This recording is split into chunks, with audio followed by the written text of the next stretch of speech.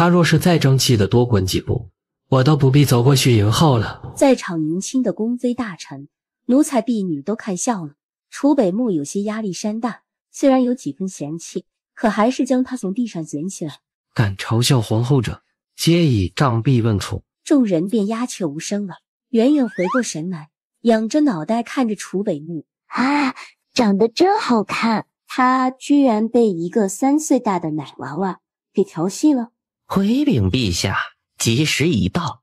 走吧，朕牵着你上太华殿，昭告天下。圆圆小，腿也短，太华殿的阶梯太长，上得格外费力。腿短，太耽搁时间了。圆圆嘟着嘴，气呼呼地看着他。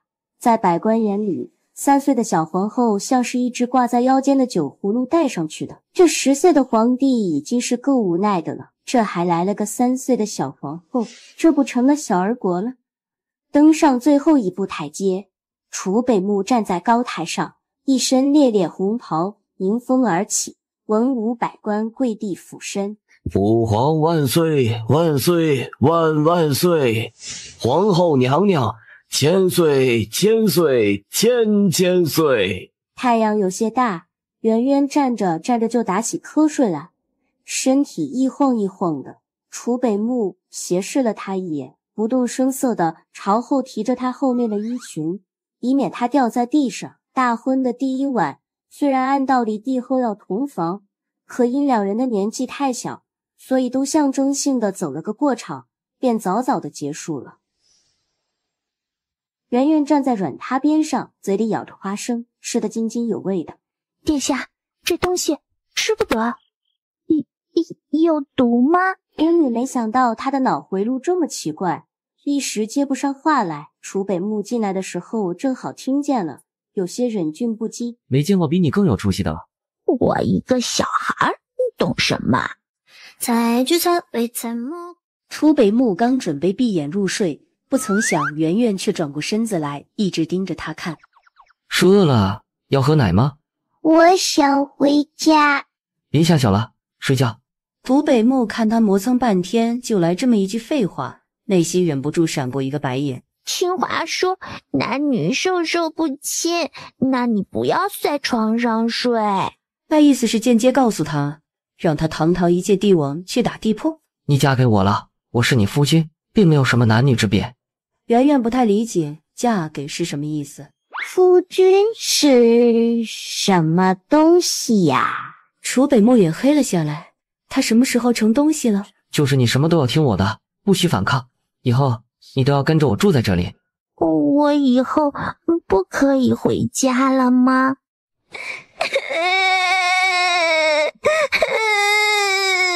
爹爹骗人，说我过几天就可以回家的。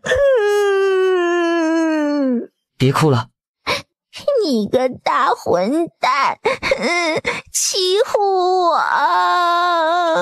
那娃娃就是事情多。楚北木觉得一个头两个大。殿外守夜的宫女听到哭声了。陛下，可是有事？没事，你们退下吧。你别哭了，你想要什么告诉朕，朕答应你便是。你不骗人？不骗人。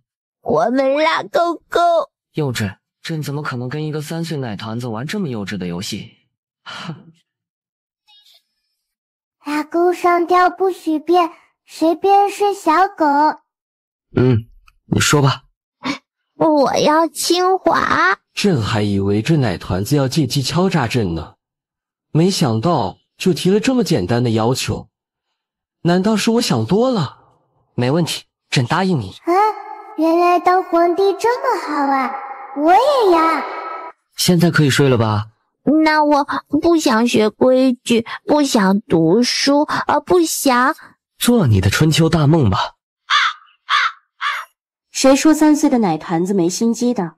凤清浅懒得理他，于是自己先睡了。要是再被折腾一会儿，等会儿可以直接上早朝了。哼，睡就睡，到明天我就回家去。趴下去闭着眼睛没多久，明幽拽了拽被子，发现自己的被子只有一小块，大部分都被这个叫皇帝的占去了。于是灵巧的一番，对着凤清浅的背咬牙狠狠一踹。要你抢我的被子！咚的一声，整个房间弥漫着诡异的沉静。明幽像是一只小乌龟似的背朝天，缩着四肢趴在榻上装睡。凤清浅的脸色黢黑无比。明幽年纪小，可却很机灵。冷飕飕的，我想回家。过了一会儿，发现没什么动静，明幽忍不住悄悄地扭头去看，正好对上他怒气冲冲的脸。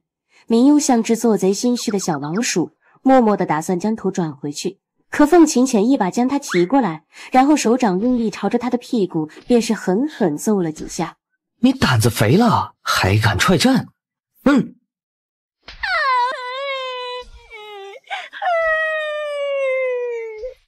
混蛋！我明天告诉爹爹，你欺负小孩子。闭嘴！你若再敢哭一下，朕今晚就把你屁股打开花。明幽倔强地看着他，正准备用力继续大哭的时候，一张嘴，鼻涕泡突然从鼻子里鼓起来。凤琴浅见状没忍住，扑哧笑出声来。可恶的小人，竟然敢嘲笑我！你敢再嚎一声，我就让你屁股开花！滚烫的眼泪像是冰冷坚硬的心，被一滴热水迅速地灼了一下。凤琴浅看他可怜兮兮的样子，心软了一下。那你还哭吗？不哭，别打屁股。以后还敢不听话吗？小样，我还收拾不了你了。明幽缩成一小团睡着，眼里含着泪，握着小拳头背对着凤琴浅。明天我就告诉爹爹，我也要做皇帝，比你还大，到时候看我怎么打你屁股。殿下，怎么了？我想回家。这儿以后啊，就是殿下的家了。这满宫院的奴才都是殿下的，都可以陪殿下玩。可我今天就想回家。家里不会有人打他屁股，更不会凶他。最重要的是，他是去告状的。明将军今儿应该去早朝了。若殿下实在想，等会儿让小顺子带你过去，远远的看看。好，去了，可就不是随便看看了。哼，我才不会傻傻听你们的话呢。我马上就可以找爹爹去了。明幽想，如果去了，他是不是可以正大光明地举报那个打他的大坏蛋了？他机灵的小脑袋瓜忽略了一件事，这不公平的事是向谁举报呢？好不容易溜到长安宫正殿门附近，可却看见一队侍卫守在外面。明幽伸着脑袋瓜子看了一眼，他该怎么过去呢？明幽咬唇看着侍卫，如果他说有坏人，他们会去抓坏人吗？最前面的侍卫看见他的个头和衣着，顿时懂了他的身份。参见皇后娘娘。娘娘是在此等陛下的吗？对呀，刚才小顺子带我过来的，可我玩了一会儿，他就没了。属下刚才看见顺公公了，早已经去了长安殿。那我去里面等他吧。明幽一溜烟的小跑着进去，侍卫长不敢阻拦，反而是看着他小跑进去的侍卫甲说了一声：队长，不拦住吗？殿下既然是时顺公公带来的，说明就是陛下的旨意。再说她是皇后，整个皇宫里还有哪个地方不得去啊？你敢拦？属下不敢。我要做皇帝，可以欺负凤七七。爹爹！明丽听到熟悉的声音，有一刻怀疑自己是不是产生幻觉了。她闺女怎么会出现在大殿里？只看见大殿门口伸着一颗毛茸茸的小脑袋。明幽哒哒哒地冲了进来，明丽眼睁睁地看着自己家的小闺女跑到自己面前。阿幽，你怎么来这儿了？我来找爹爹回家的。凤琴浅见明幽跑进朝堂，很是惊讶，内心却恨不得将这奶团子抓上来揍一顿。今天要不是有你爹在，看我不打你屁股，狠狠的打。爹爹，凤七七揍我，他故意打我屁股，他还说要打死阿幽。明幽不太知道凤琴浅的名字，只是略微听过，对于他来说有些复杂。所以继承了凤七七。八卦的气息蔓延着整个朝堂，众大臣的眼神都惊呆了。陛下打小皇后，昨晚发生了什么？好好说，不许假哭掉眼泪博取同情。哦，爹爹，可是凤七七真是打我了，我没有撒谎。他们还说以后要把我关在这里，永远见不到爹爹，见不到清华了。这奶团子不就是揍了他2下吗？人小心眼更小，至于左一边右一边的告状吗？而且最不能忍的是谁告诉他我叫凤七七的？他们只是和阿优开玩笑呢，爹爹怎么会舍得不要阿优呢？爹爹只是有事出去，让阿优跟着陛下住一段时间。我不要。哦，看来陛下是不太满意自己的小妻子。瞧瞧咱这小皇后委屈成什么样子了。皇叔说笑了，阿优不习惯新地方，有些怯生，所以朕昨晚才稍微教育了几句。皇叔没见过阿优几次，不了解阿优的性子也不足为奇。阿优要听话，不是昨儿跟清华说好做皇后不哭鼻子的吗？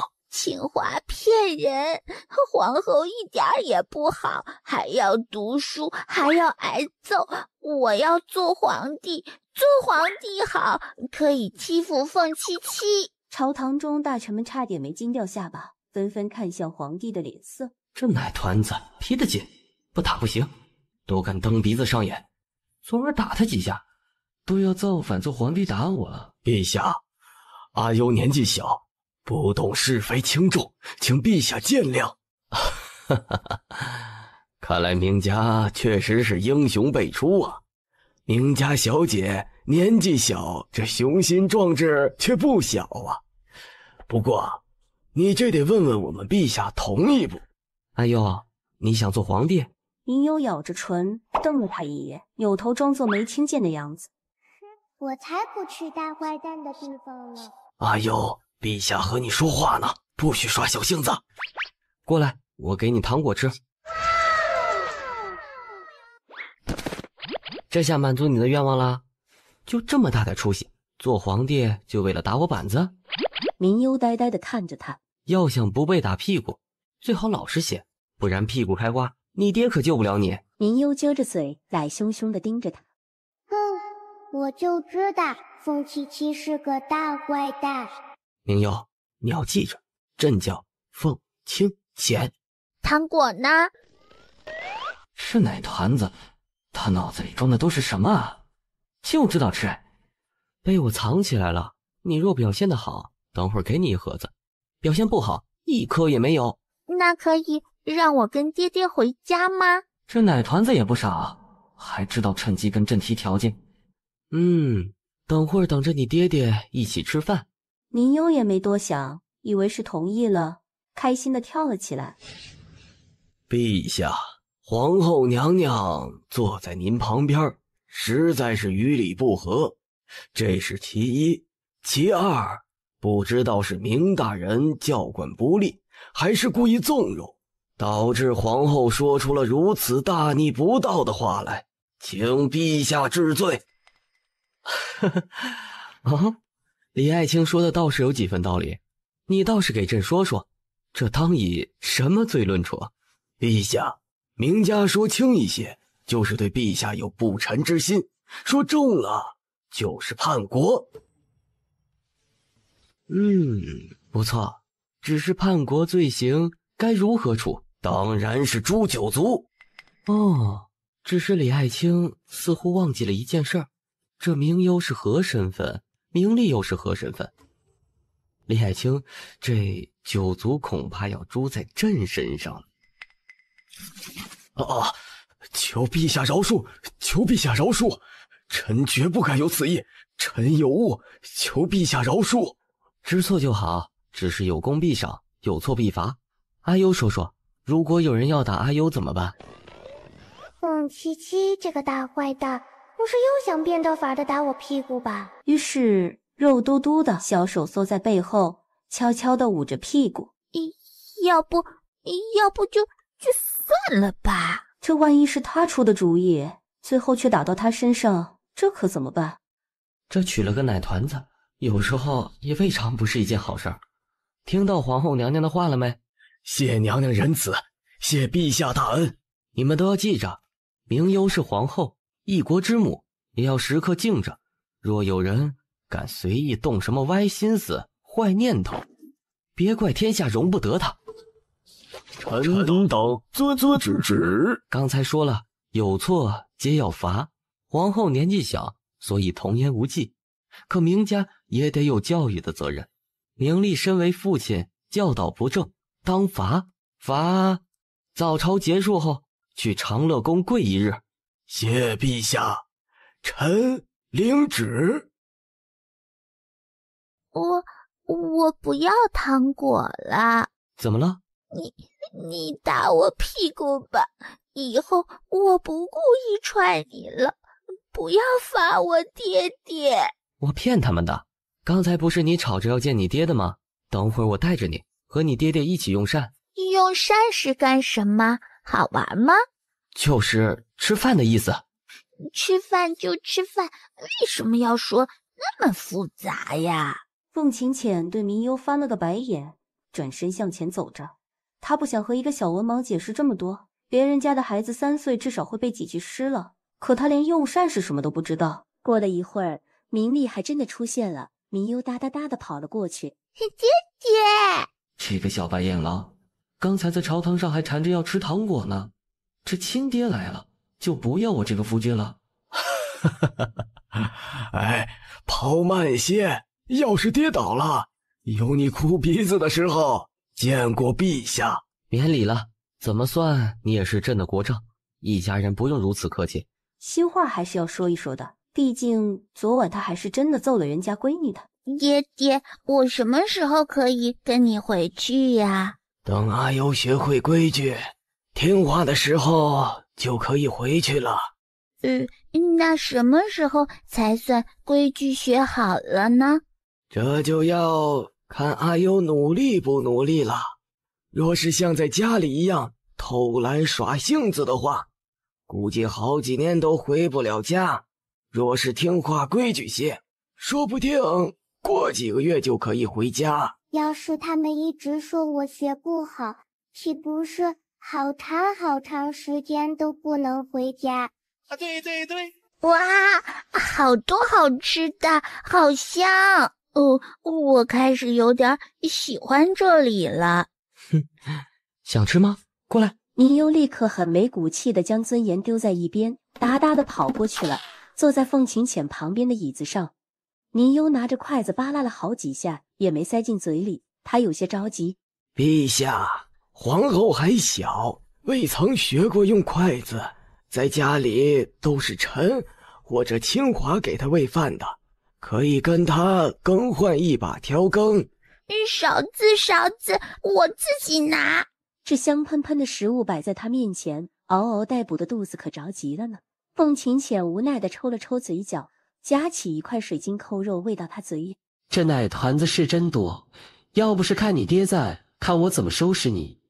唉，罢了，去给他换一把小的调羹过来。调羹是拿过来了，可明幽手里的调羹似乎长了脑子一般，非跟他唱反调。他捣鼓了半天也没吃上一口。明丽是出了名的疼女儿，若不是现在有规矩顾着，他怕早已冲过去自己喂了。凤琴浅眼看没办法，总不能在人家眼皮底下饿着人家闺女吧，只好自己吃2口喂她一口。宫里的膳食虽然豪奢精致，但是份额也很小。明幽觉着自己没吃几口就没了，眼巴巴地盯着凤琴浅。我还没吃够呢。殿下，没有了，赶明儿才有呢。宫里的规矩不许添菜的，要不奴才给您加一些肉酿团子尝尝。明幽没有说话，抬头死死地盯着凤琴浅。凤琴浅的心竟然生出一丝不忍来。去给朕重新再做一盘，皇后是吃过了，可朕还未尝过呢。还有，顺公公说刚才看到玉心湖里有一只白色的锦鲤，长着红色的尾巴，好看得很，你要去瞧瞧吗？要。唉，明将军真是坑人不带眨眼，这待会小祖宗没见到这鱼，岂不是要他的命？明将军是有话要与朕交托。陛下，明幽年纪小，还不懂事，若是有得罪陛下，得罪这宫里的事，还请陛下海涵。臣这辈子就这么一个女儿，本不想送进宫来，希望在阿优及笄前，陛下过些年肃清了这些残余孽事，请恩准阿优出宫。殿下，这不是朝臣的请求，而是一个父亲的请求。明将军是有些健忘了，她是皇后，一国之母，怎么可轻易出宫？哈哈哈，陛下也应该明白，阿优不适合宫里，她从来不是凤凰，而是一只翱翔天际的鹰。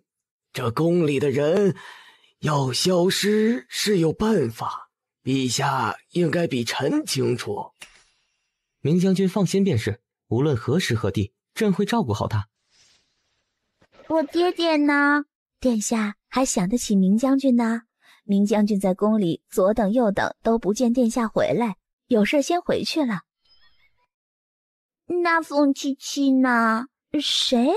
朕可不叫什么七七。殿下不能直呼陛下的名字，您得叫陛下。名字不就是让人叫的吗？随他吧，叫什么都行，只要别给朕捣乱就行。这奶团子年纪小，道理听不进去，打不得又骂不得，只好哄着些。我有一只小兔子作伴啦，它还有一对黑耳朵呢。小顺子说一会儿就可以拿来给我。不许养在长乐宫里。可是我的小兔子要和我在一起，它一个呆着多可怜呢，黑漆漆的，它会害怕的。他可不会像你这么胆小。那我自己去别的地方住。这奶团子竟然为了一只兔子抛弃我堂堂帝王竟然还不如一只牲畜。凤琴浅的心有一丝不悦，可转念一想，这样晚上不就不会折腾他了吗？那你就带着你的兔子去未央殿吧，不过可不许闹，要听如意的话。好。转身就催促着如意去接他的兔子回去了，连头都没回一下，凤琴浅莫名生出不高兴来。哼，你这个小白眼狼。月色朦胧，凤琴浅在软榻上侧身躺着，不经意嗅到奶团子身上淡淡的甜香。也不知道那个奶团子睡得好不好，这丫头肯定有无数的主意闹着了。这要是像昨晚一样不折腾到半夜，根本不能安静。这万一要是哭狠了，我要不要去看看呢？凤琴浅平躺下来，刚闭眼，耳边又响起明幽奶声奶气的哭声，低咒了一声，爬了起来。凤琴浅是悄悄进去的，她进去时，守在宫门口的小宫女还在打瞌睡呢。内殿也很安静。难道这小奶团子躲在被窝里偷偷的抹眼泪？借着月色走过去，瞧见明幽缩在小被子里呼呼大睡呢。奶团子的行为无一不告诉他一个现实，是他自作多情，怕打脸了。而且从另一方面来说，明幽自己睡是很乖的，而跟着自己却哭闹，说明什么？说明人家根本不想和他睡在一起。凤琴浅忍着想将他恶意摇醒的冲动，回去的时候一路上丧着脸，刚好听到小顺子换班时候洋洋得意地说着话。哼，笑话，还有我搞不定的事情吗？殿下不是认床吗？我今儿下午特意派人跑了一趟冥府，就差点把冥府搬回来。这吃穿睡的都是按照冥府准备的，殿下当然能早早的睡觉了。很好。第二天一早，小顺子来门口伺候的时候，发现凤琴浅看他的脸色不太好，心想是哪个这不开眼的东西惹怒了陛下。朕怎么以前没发现你有这么贴心的时候？小顺子愣了一下，随后欣喜道：难道是陛下发现了昨儿他贴心机灵的给陛下解决了一个心头大患，要赏他了？嘿嘿，想不到他也有转好运的时候。为殿下操心是奴才的本分。很好，朕想想该好好奖励你些什么。小顺子的心都开始飞扬起来了，白珍珠、金元宝、青玉翡翠，哇，那么多好东西，发财了发财了。小顺子觉得自己即将在15岁的时候走上人生巅峰呢。就奖励你将御花园的杂草除了吧。啥？这就是他的奖励？这不是惩罚吗？有问题？没有，奴才谢陛下赏。到底是哪里得罪了陛下，才惹得陛下这般收拾他？明幽一直在长乐宫附近眼巴巴地等着，可能是他人小，凤琴浅远远的便看见了他。喂，你在东张西望干什么呢？我来找你呀，我一个人好无聊啊。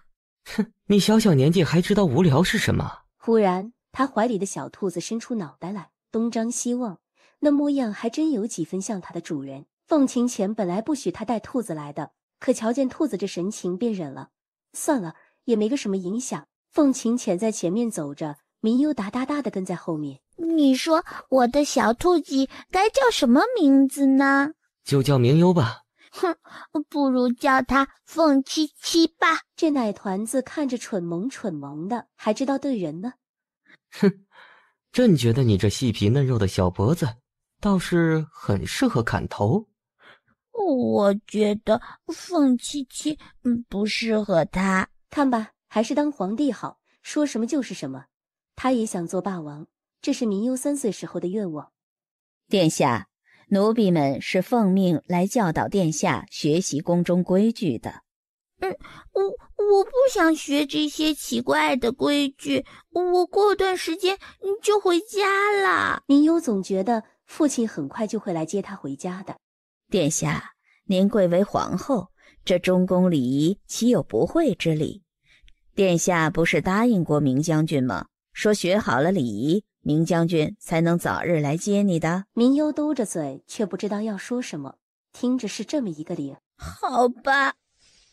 双肩平齐，腰板直起来，眼睛不要朝下看。明幽被他左一句右一句的弄得有些手足无措，然后一慌，哐当一声，碗就掉下来了。飞玉姑姑，我不是故意的。殿下是皇后，就是故意的，奴婢也不敢怎么着。只是这规矩学不好，丢的是陛下，是整个南幽的脸。明幽低着头，捏着手指不说话。他真的不是故意的，他也想快点学好，可以回家的。哼，陛下说了，要是学不好，殿下就在这儿跪着。哼，我就不学了，有本事你把我赶出宫去。明幽的倔脾气也来了，像是一头发怒的小牛。明幽哒哒哒的就跑了。绯玉，殿下年纪小，性子贪玩是正常的，也不必过于严苛。他始终觉得绯玉有时候是故意针对皇后的，可却想不出他故意针对一个小孩子干什么。皇后年幼先不说，你即便不看她的身份，也该看看明家的面子。若明家知道这个情况，明将军恐怕也不会饶过你。我的责任就是教导后妃懂礼仪、守规矩。咱们也算是宫中的老人了，这教导过的上到公主妃子，下到宫女儿，有哪个像她这般顽劣不堪的？我只是身在其位谋其职罢了，即便是陛下说，我也不怕。我要收拾东西回去了，我要回家。殿下，这好好的，怎么突然要回去呢？昨儿不是还说好了，晚上让小顺子带着您去捉蛐蛐的吗？哼，冯七七这个大坏蛋还想罚我跪着。陛下什么时候说过这样的旨意了？莫不是有人传错了？立即吩咐了宫女去请陛下。好，殿下说什么就是什么，东西又多又杂的，奴婢帮您收拾可好？想到这1个月以来，如意对自己也挺好的。虽然他是大坏蛋的人，姚晨妥协了，眼看就要用午膳了。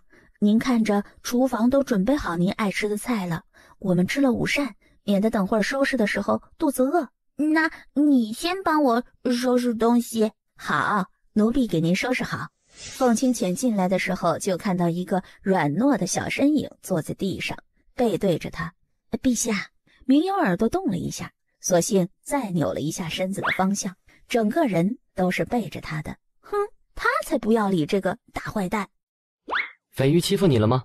朕这就叫人把他拖下去，砍了他的脑袋。明幽眼巴巴地盯着他，眼神里都是哀怨。是不是欺负我的都要砍头？当然。那先把你的头砍了吧。哎呀，我的个乖乖，皇后娘娘可真敢说，还敢企图砍陛下的脑袋呢！这脑袋没了，谁给你好吃好喝的？凤清浅有些恼，却没有怒。欺负你的人是翡玉，你倒是算计到我身上来了。可是你说让我罚跪的，让我滚回去的，我可滚不回去。路那么长，怎么能滚回去呢？我可没说，是你记错了吧？怎么会？我记得清清楚楚，翡玉还说我丢脸，就是昨儿说的。凤清浅看了一眼小顺子，小顺子立刻明白了，躬身便出去了。这是怎么弄的？是昨天水洒到身上了，我没站稳。如意即刻拿了药膏过来，凤清浅又小心翼翼地给他擦了药。去告诉翡玉，殿下累了，这几天就不用学了。他有些怀疑是有人刻意而为。长乐宫里，凤清浅站在院里的树下。怎么样了？只是有些眉目。殿下2次受委屈，都正好是翡玉姑姑在。可翡玉姑姑是老人了，按理来说，查查翡玉最近和哪些人接触，家里可有什么异常？翡玉和明幽没仇没怨的，怎么想着不动声色地为难他呢？明幽跟着小顺子拿着蛐蛐笼，蛐蛐没抓到，倒是弄得一身脏兮兮的。你小顺子，你可快点哦！要是抓不到，等你回去就打你板子。小祖宗，您才入宫这么些时候，都学会打人板子了。明幽手都有些提酸了，于是想把蛐蛐笼找个地方放着。哪里来的小乞丐，敢把这脏东西放在我凳子上？你再乱说，我就对你不客气了哟！奴才见过公主。醉心走过去踢了小顺子一脚，故意将明幽装蛐蛐的小笼子扔在地上。这是本宫的地盘，敢闯本宫的地盘，你找死啊！醉心只有7岁，可却十足十的公主做派，比公主的排场还要大。哎呀，使不得呀！公主，殿下是皇后娘娘。哼，本宫倒是不知道什么时候宫里有了皇后，还是个奶娃娃。哼！哎呦，我要叫父王来割了你的脑袋！哼！这是闹什么？今儿出门不利啊，都是遇上些吃人不吐骨头的主儿。见过王爷。父王，他都害得女儿的脸毁容了。这不是那小子养的奶娃娃吗？明幽倒是不惧怕他，对上他的目光直勾勾的。倒是个不错的，模样清秀，眉眼伶俐，看着是有几分像他娘的样子。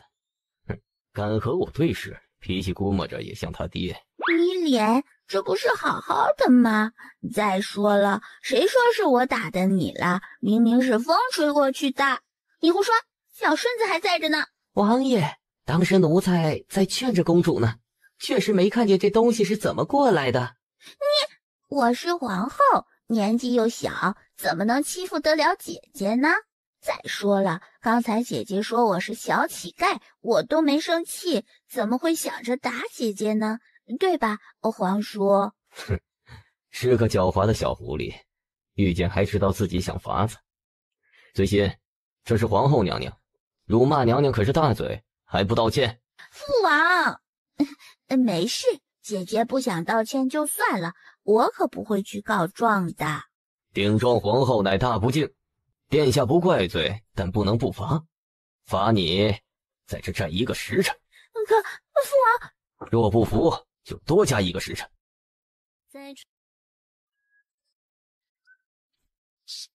殿下，你胆子可真大，这南宣王还是少得罪。你们不是说我是皇后，只有我欺负别人的份儿吗？小顺子愣住了。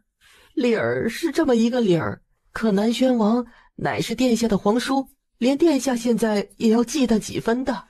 您这样公然得罪他们不好。哼，我才不怕呢！我爹爹说了，谁欺负我，就让我往死里打，打不过他，提着剑来。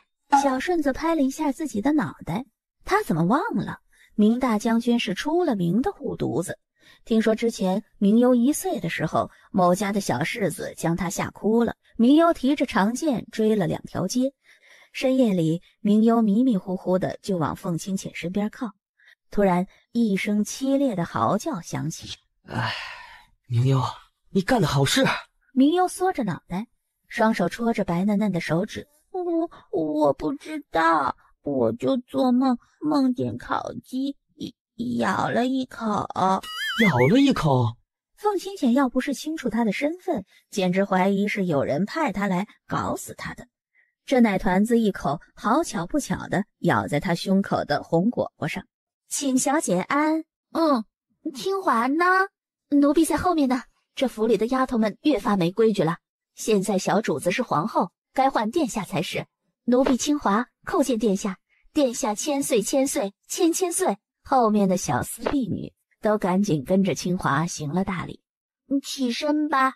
谢殿下。明幽闻到熟悉的气息，瞧见府里一切熟悉的摆设，心思马上就活了起来，小跑着去了，交代如意。看好我的小兔鸡。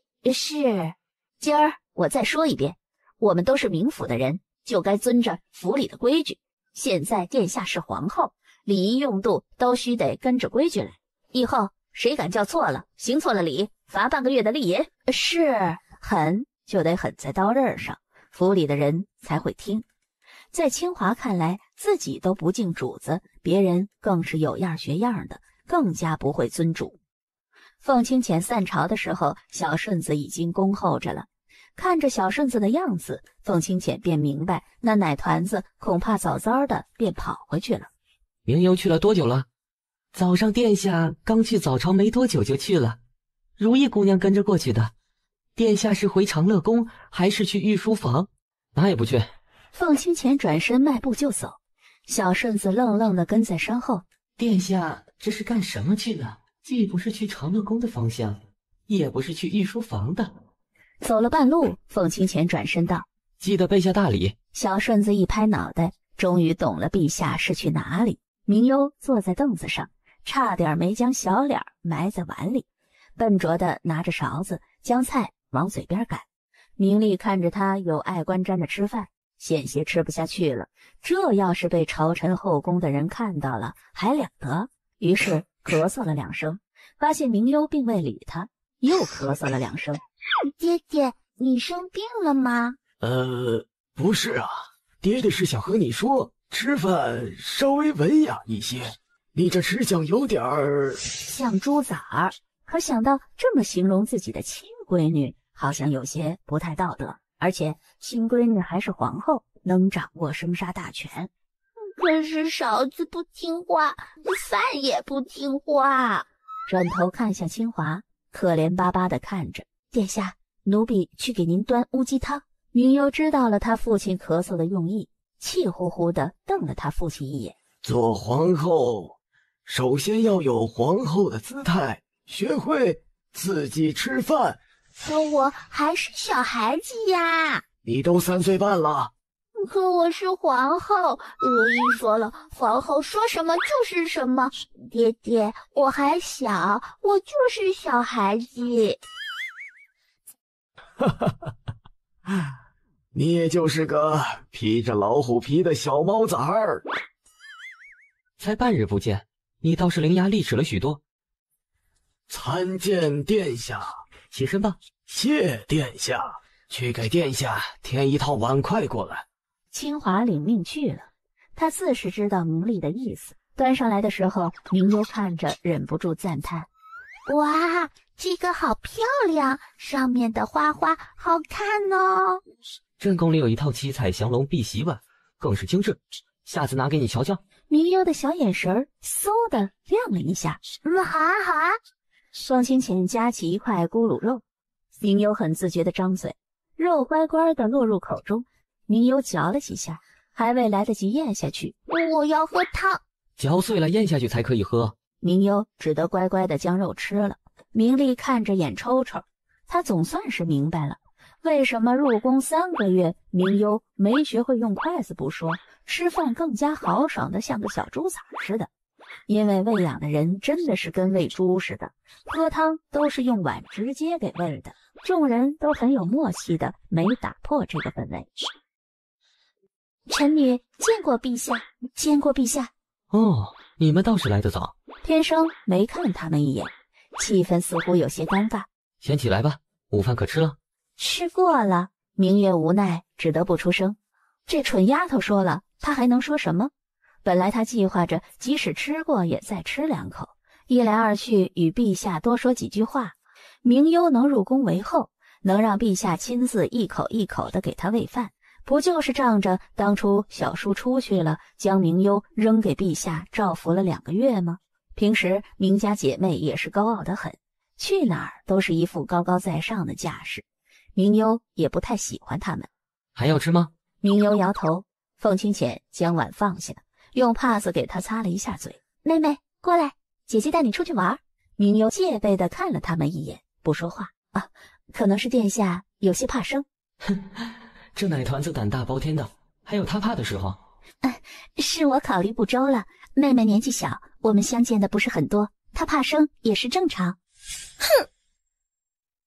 虽然说明幽不太想和他们玩，可清华也不能表现得太过了。啊，听说宫里的2位公主也来了，2位公主的年纪和2位小姐差不多，性子肯定更和一些。既然公主来了，她去多走动走动也是好的。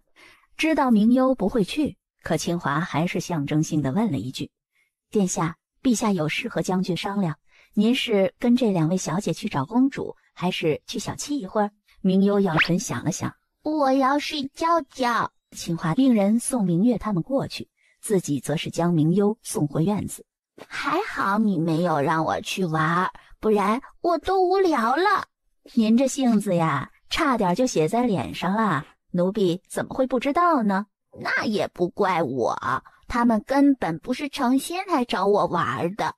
以前见到他们，见到我都是不太说话的。是这个脸儿不错，不过您知道就行了，别说出来，这往后多的是这种人。明幽闹腾了一会儿就睡着了。凤清浅在明府后厅转悠了很久，长风默默蹲在暗处，但经过他许久的观察，发现凤清浅逛得毫无目的，像一只四处乱窜的苍蝇。他正奇了怪呢，看到清华的身影出现后，凤清浅直奔明幽的住处。长风总算是明白了，默默地翻了一个白眼儿。这陛下年纪不大，性子可是够傲娇的，明明就是想去找小皇后，还不想给人发现。哼，明大将军福气好，女儿才3岁便轻而易举地做了皇后。谁说不是呢？儿女各有自己的造化，福气好的可不是什么阿猫阿狗能挡住的。他知道在帝后大婚前，明鹤暗中想了多少见不得人的法子，拆穿这亲事的。明将军今天气色格外好。见过大王爷，王爷取笑了，里边请。咱们的殿下可来了。哈哈哈，许是一会儿就到，请大王爷先喝些茶水。明鹤没站得好，也不太好明显的针对他，便转身和凤九心一起进去了。多注意明鹤的一举一动，照顾好阿优。天色渐渐暗下来的时候，凤清浅也牵着明幽的手出来。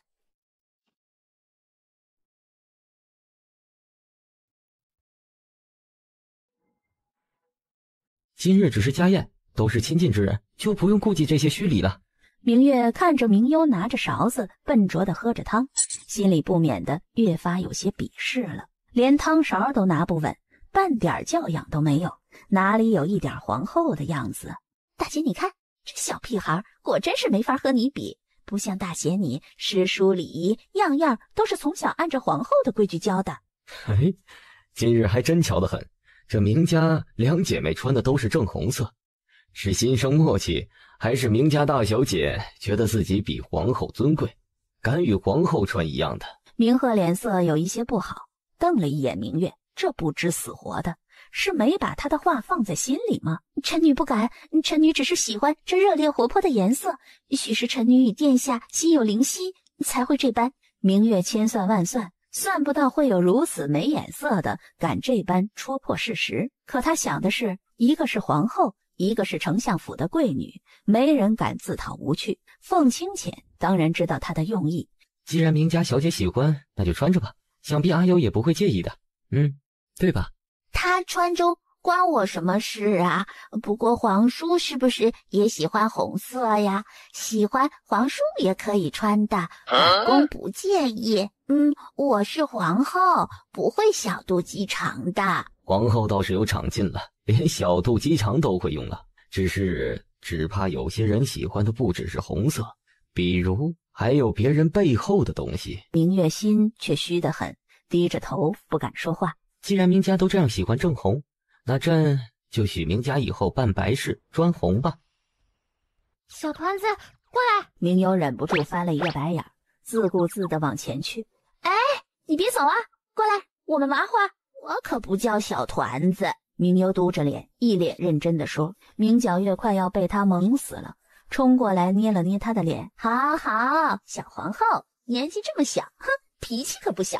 明优脸被扯得有些疼，挣扎着从他的魔掌中出来。哎，我带你偷偷出去玩吧，外面有好吃的糖葫芦。不要。为什么啊？这小屁孩居然不馋东西吃，居然不对外面好奇。糖葫芦我已经吃腻了，你枣糕、炒栗子、山楂水、糖人我都吃了不下800次了。你以为我跟你一样没出过宫，没见过世面吗？她堂堂一个12岁的公主，居然被一个3岁的奶娃娃鄙视了。你小孩子家的懂什么？知道什么是世面吗？李太放。明优觉着自己口水都被他扯出来了。知道错了吗？快给姐姐道歉。明优选择宁死不屈。正在挣扎中，一双从天而降的大手解救了他。凤七七，怎么看到朕都感动的说不出话来了？陛下，你怎么亲自来了？糟了，刚才不应该那么恶意的报复他的小皇后的。这凤清浅从小看着性子冷，可接触过的人都知道他超级小气记仇，超级护短。不亲自来，怎么知道四皇姐有这闲情雅致，喜欢逗弄朕的妻子呢？我跟小皇后开个玩笑呢，我可喜欢她了。嫩嘟嘟的小脸似乎都掐得出水来。喜欢掐她的脸？凤皎月脸上堆着无辜的笑，这小滑头怎么知道的？陛下怎么会这么想我呢？我可是单纯的很喜欢小皇后呢。这点心思他能看不出来吗？皇姐，天色晚了，你一个女孩子不安全，朕派人送你回去吧。不是，陛下，你听我说，陛下。明优直愣愣地看着凤清浅，凤清浅忍不住地轻轻碰了一下他的脸。疼吗？明优摇头，然后下一秒，凤清浅也恶趣味地捏了捏他的脸蛋。确实很好摸。姓凤的都是大变态，喜欢捏小孩子的脸。捏了几下，凤清浅的心情好了很多，看着明优敢怒不敢言，愤怒委屈的像是只炸毛的小猫咪。凤清浅觉得娶个奶娃娃作伴没什么不好。明优看了他一眼，突然掉头哒哒哒的跑了。凤清浅有些莫名其妙，这捏了他的脸，真委屈成这样？平日也不这样啊。我不要回去，我要和爹爹在一起。清华，救命啊！你的小心肝要没了。陛下，你这样和屠夫杀猪的时候猪被宰没什么区别。意思告诉他别哭了，他们都知道这是在假哭博同情呢。清华，你变了。眨眼突然道，你是说凤七七是屠夫？清华似乎感受到了来自凤清浅的杀气。奴婢没有这样的意思，殿下您可不能平白甩锅给奴婢。爹，你难道不要你的乖宝宝了吗？去吧，早些回去吧，别折腾老爹的身子骨了。恭送殿下。明优没得逞，只好抗议。你别提着我，你放我下来。腿短，走得慢。你说谁呢？我是小孩子，矮一点是正常的。凤清浅将他放下来，伸手比了比他的身高。你好像是不太了解3岁孩子的正常高度，而且你马上就快4岁了，赶明儿让朝中家臣的幼子带进宫来给你看看，2岁多的都有你高。明优握着萌萌的小拳头，突然捶了一下凤清浅的腿。凤七七，你个大坏蛋！凤七七，你个大坏蛋！你这是在给朕挠痒呀？凤清浅不顾3七21，提着他上了马车。你再敢淘气，朕就打你屁股。你刚才说过让我今天乖乖听话，不说你的坏话，以后不再打我屁股啦。哦，有吗？我说的以后是今天的。明幽哇的一声嚎哭出来，嘴里哭诉着凤七七是个大坏蛋、大骗子，他怎么会那么苦？小小年纪就要受大坏蛋的虐待。明幽在洗澡的时候，嘴角一直在偷偷的笑，眼里怎么也藏不住的得意。如意觉得这笑容怎么像是刚偷鸡回来的小狐狸，可爱，可却觉得藏着狡诈呢。如意只得自我安慰，小殿下就是比寻常小孩子古灵精怪了些，许是自己多想了。凤清浅睡眠本就浅，睡梦中觉得自己身上有些痒，睁眼瞧去，只见手臂上出现了一些红疹子，脸上立刻不好了起来。长风，传太医。殿下放心，这红疹子只是碰到了什么奇怪的东西导致的，看着像是过敏，却不是。少废话，你直接配7阳粉的解药便是。太医不敢多说，躬身就去配药。殿下，是属下给您擦，还是给您找小顺子来？去将那奶团子抓过来。殿下怕都休息了。哼，他还有脸睡？自己闯的祸自己来收拾。你别碰我，我要睡觉。你心思倒是宽，还敢睡？幽冷的声音传到明幽耳朵里，明幽觉得有些熟悉，还有些可怕，迷迷糊糊的睁眼，瞧见凤清浅那张放大版的帅脸，啊了一声，立马慌张地坐起来，准备跑路。奈何凤清浅手长眼快，一把将逃跑的明幽提了过来。明幽做出一副很无辜的样子，我一定是梦游了，陛下，我得赶快回去。几个月的相处，凤清浅和明幽都大致明白了双方的一些性子，比如明幽很认真地叫陛下的时候，那么一定是他心虚做错事情的时候，不然一般他都是直呼凤七七的。你敢挪一下，朕就把你的小狗腿打断。明幽咬着唇，一脸无辜，一副我是乖宝宝，为什么还要欺负我的委屈样。明幽，你倒是越发长本事了，敢算计到朕的头上了。我什么都不知道。打死他也不要说，说了岂不是屁股要被打开花了？这是什么？红点点，这是被蚊子咬的吗？明幽睁着眼睛说瞎话，凤清浅差点没被他气死，身上痒的难受，他一直忍着没下手抓。这7阳粉是从哪里弄来的？我不知道。凤清浅提着他放在自己的腿上，明幽慌了，想爬起来，却被按着动弹不得。不要打我，我知道错了。凤清浅无奈，他这都还没下手呢，怎么还先哭上了？想好了再说。这7阳粉是哪里来的？你家里拿的。长本事了是不是？敢拿7阳粉来对付朕了？凤清浅最终还是力度适当的拍了他的小屁股2下，以示惩戒。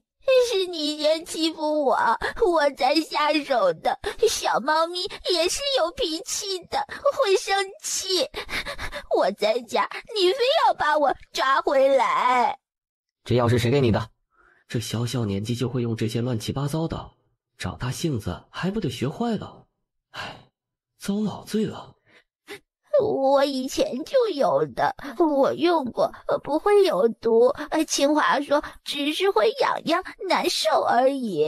凤清浅实在没性子和他一句一句的来。你自己犯的错，自己来弥补，把药给朕擦好了，不然当心你的小狗腿。明幽看着他身上的红点点，不想给他擦。狗腿不要了。明幽撇撇嘴，没敢出声，默默地将药一点点地涂到他的背上，边擦边给朕吹。不是说小屁孩才呼呼的吗？明幽立马老实了，一边擦着药，一边认真的给他呼呼。软糯带着凉意的手指似乎比药膏更管用，时不时他呼过的气息让凤清浅的手臂不自觉地起了一层鸡皮疙瘩。明明没那么凉，可这气息和指尖的触感却随着皮肤渗透到血液，一直渗进他心底。明幽忍不住困意，开始小鸡啄米起来。凤清浅没感觉他的手指在擦药，转身看去，明幽手指还搭在他的背上，眼睛却已经闭起来，小脑袋一点一点的。凤清浅觉得于心不忍，索性放弃了让他继续擦药，将他放下去睡着，细心地给他拉来了薄被，小心翼翼的举动连他自己都没有发觉。看他年纪小，就算给他长个教训，免得苛刻了他，到时候又和明丽那护闺女的老家伙难交代，纯粹是看明丽的面子而已。看着他的睡眼，那粉嫩的小脸上尽是童真可爱，看着还真挺像小猪的。接下来的2、3天，凤清浅的药都是明幽一点点的给他擦的。仔细点，要是擦不好，再让你擦7天。明幽小手一颤，没吭声，可动作却认真了很多，时不时的还要俯身给他呼呼。如意看在眼里，笑在心里，这小祖宗还是得靠陛下才能收拾得了，可真是一物降一物啊！可以了吗？我手酸。就是断了，你也得给朕忍着。闯祸的时候怎么不想这么多？明幽气短心虚，便不敢出声了，扑哧扑哧的像一只小牛，勤勤恳恳的干活。一连3日，凤清浅上朝都是隔着纱帘的，对外只说偶感风寒，见不得风。明丽隐约觉得不对劲儿，也未当面问。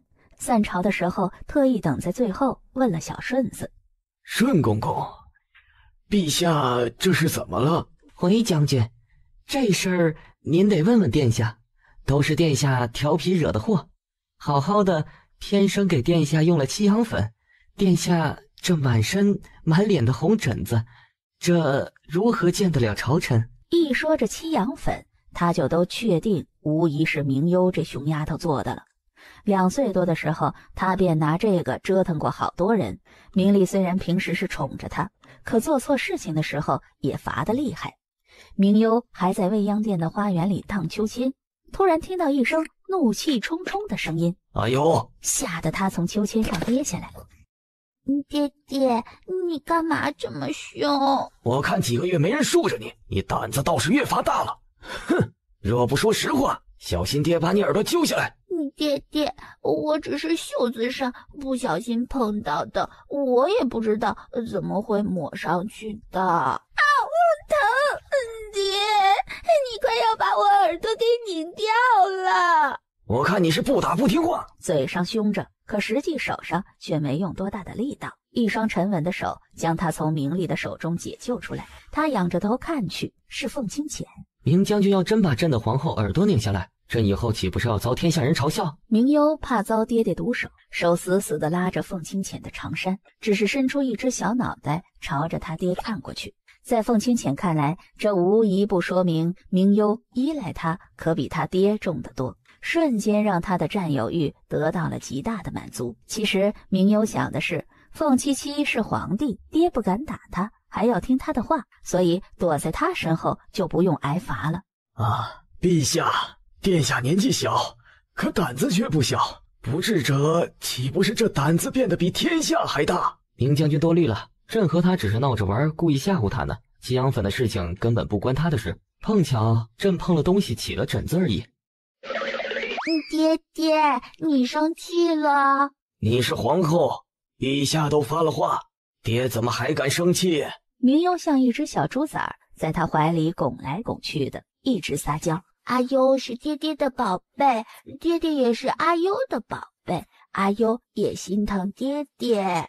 明幽的嘴甜，哄得明丽哪里还有脾气，可看在凤清浅眼里却不是那么顺畅了，心里鄙视了他好几番。这奶团子就是一棵墙头草，哪边风大就往哪边走。回去的时候，小顺子瞧着凤清浅那阴沉的目光，顿时就给下跪了。奴才知错，是奴才多嘴，你倒是有自知之明。是奴才脑子笨，一心给陛下办了坏事。奴才原先想着殿下的身份尊贵聪明，陛下新人又舍不得责罚，这才打算请将军去说道说道。你要记着，她是朕的皇后，也是朕的嫡妻，就是你的主子。别说在朕这儿，即使朕不在，你也得掏心窝对他，事事为他着想，事事为他周全。你既然是朕的人，就该如此。转眼便已入了深秋，离着中秋佳节还有2日的时候，宫外的礼物已经陆陆续续送进宫里了。看着满屋子的东西，如意，你说等我过生日那天，礼物会堆满屋子吗？殿下，您年纪小，财迷心思却不小，这东西再富贵，也比不上咱们未央殿里的呀。明幽将盒子掀开，抱着一个成人拳头大的夜明珠。宝贝当然是越多越好啦。这夜明珠有些大，他抱着都有些吃力。殿下，小心砸到脚。放在我屋子里，晚上发光，肯定好看。中秋节那天一大早的，明幽就被凤清浅提起来，让如意拉着洗漱一番。等会儿去敦煌太妃处一趟，朕就带你回冥府。明幽的睡意全无，十分高兴地配合着如意。明幽歪着头看着镜子里的鹿角，时不时地用手摸摸，似乎欢喜得很。快走，小小年纪的倒是爱臭美。福月宫内，太后走得早，除了太后，位分最高的便当属敦煌太妃了。凤清浅到的时候，正殿里已经坐满了人。太妃宫里今日倒是很热闹。陛下来了，众人也起身相迎。明幽跟着进来，悄悄打量了大家一眼。小不点儿，你真是太可爱了，快给姐姐捏捏。明幽瞧见他的魔掌，心有灵犀的将脸藏在凤清浅的袖子后面。我有那么可怕吗？明幽露出脸来，朝着他做了一个鬼脸。皇后年纪小，可不许这么和皇后开玩笑。凤皎月也不是生气，回了一个鬼脸。今日还是我们的皇后漂亮，瞧这模样，这日后长开了，一定是个十足的倾国倾城的模样。谢谢太妃。皇后是有些不习惯宫里的生活，还是宫里的奴才伺候不尽心呢？没有，凤七七对我可好了。若是皇后被陛下或者其他人欺负了，受了委屈，就来找我，我呀定会为皇后出气的。谢谢太妃娘娘。怎么样，我说的好吧？是不错。那你答应给我1盒子的糖果。别急，若去了冥府，你表现也能这么好，晚上回去就给你。我一定会好好表现的。殿下呀，您能不能长点心呢？前儿个您还哭着说陛下揍了您，您要去告状呢，怎么今儿为了1盒糖果就变卦了呢？爹爹，小丫头，几个月不见，倒是长重了不少。爹爹，不可以说女孩子胖，说重也不行。你倒是越发能说了。阿幼在宫里可还好？可有人欺负？很好，只有我欺负别人。除了凤七七这个大坏蛋，明幽在心里脑补了一句，正在犹豫要不要告凤七七的状，听到凤清浅咳嗽的声音，想到那满满的糖果，愣是把凤七七的罪恶埋藏在了心里。算了，等他拿到糖果的时候再回去告状。小奶团子还挺识相的，果然小孩子最好哄骗。8月15的习俗，家家户户都是早吃了晚饭，然后一家出去城里城外放河灯。我们快点吃，吃好了出去玩。你把碗里的米饭都吃完，把汤喝了我们就出去。这一举动让明丽有些意外。凤清浅年少，虽然做事格外的老成有主见，可始终年纪不大，但她却像是自己哄女儿一般的哄明幽。这天上的月亮是圆圆的，我的是瘦瘦的。那你知道为什么天上的是圆的吗？当然啦。这奶团子大字不识2个，还认识这个。的时候就是圆圆的，肚子饿的时候就是弯的呗。凤清浅无言以对，就知道这货说不出来什么有用的。我说的不对吗？对，说的都对。他这话要记着，等着奶团子知事的时候再拿出来嘲笑他才好。大街小巷的行人便多了起来。明幽本就矮，被人推来推去的，有些手足无措。小矮子，我才不是小矮子！凤七七，你欺负人！长风跟在他们后面，心里略微鄙视了凤清浅一下。陛下，您的英明神武，不禁生人的气势去哪里了？怎么斗起奶娃子来了？哼，我说的是事实。明幽看着他一脸坦然淡定的，越发气急了。尖尖利利的乳牙碰到凤清浅的皮肤，带着一些轻微的疼痛感和痒痒麻麻的感觉。凤清浅身体呆滞了一下，这触感蔓延到四肢。放开，不然我就把你的牙给拔了。明幽听到他的话，迅速的松开来。你不会真的拔了我的牙吧？凤清浅看了明幽一眼，却未多说一个字。长风恍若看见凤清浅的耳朵红了一下。哎，莫不是我看错了？凤清浅的肩膀被撞了一下。公子抱歉，是否有伤到你？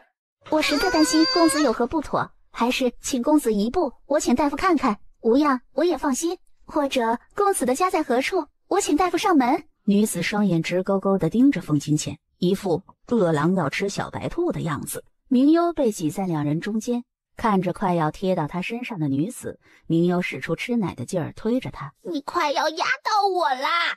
他虽然个子小了些，可还不至于被忽略吧？不好意思，公子，我没有看到令妹，我可不是她妹妹。你看我们长得像吗？抓了抓凤清浅的袖子，抱我。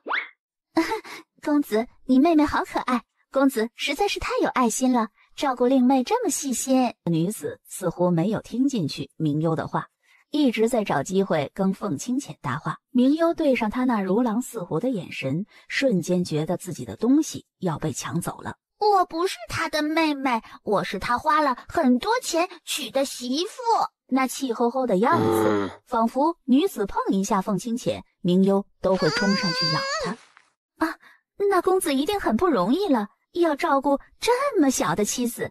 公子可考虑过娶另外的妻妾？在明幽看来，娶就是要让凤清浅花很多钱去给别人买好吃的好玩的，这怎么可以呢？他没钱，而且你长得丑，他不喜欢你。你说我长得丑？女子似乎受了很大的打击，睁大眼睛，不可置信。明幽点了点头，关键是凤清浅也认真的点头。凤清浅这一动作，无疑是压死骆驼的最后一棵大树。女子哭着便跑了。我闯祸了吗？其实她长得挺好看的，她就是故意说说气她一下的。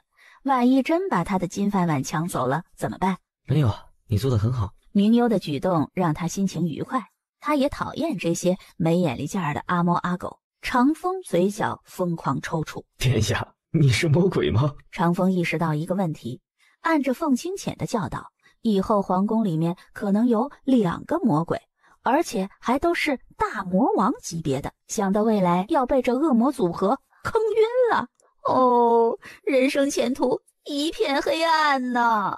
我带你去高处赏月吧。那儿吗？凤清浅提着他一跃就上了屋顶。明幽吓得啊了一声，紧紧地抱着凤清浅，看了一眼闭着眼睛怂得要死的明幽。你打算闭着眼睛赏月？明幽偷开一丝缝，小心翼翼地看了一眼。哇，好高啊！明幽虽然个子小，可踩在上面也会发出咯吱声。凤清浅抓着他的手，你这么重，若是漏下去，我可不捡你。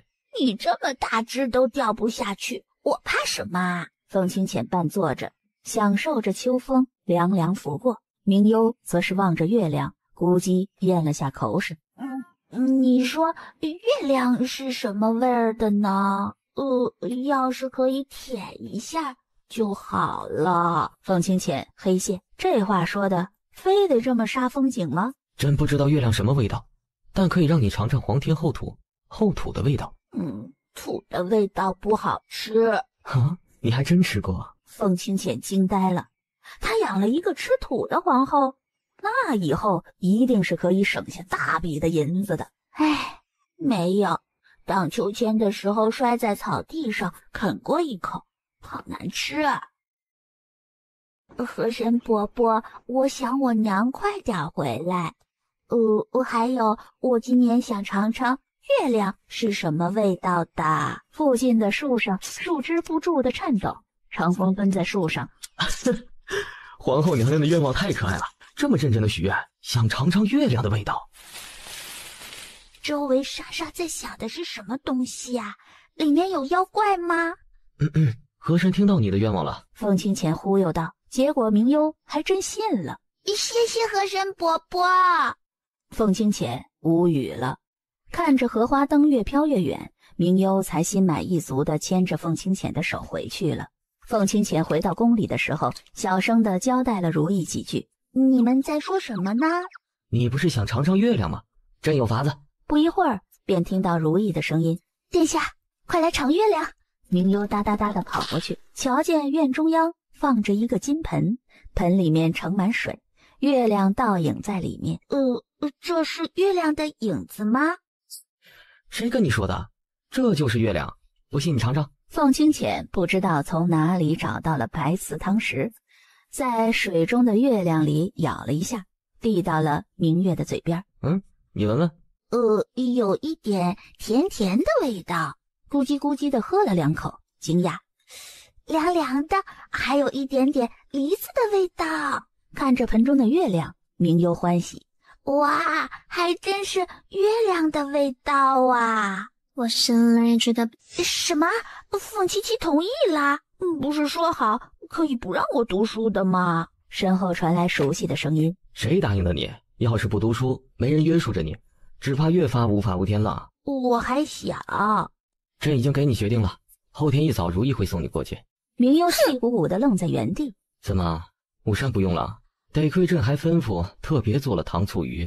明幽本来想狠狠地拒绝他的，他要用绝食来抗议，可下一秒腿不由得跟着过去。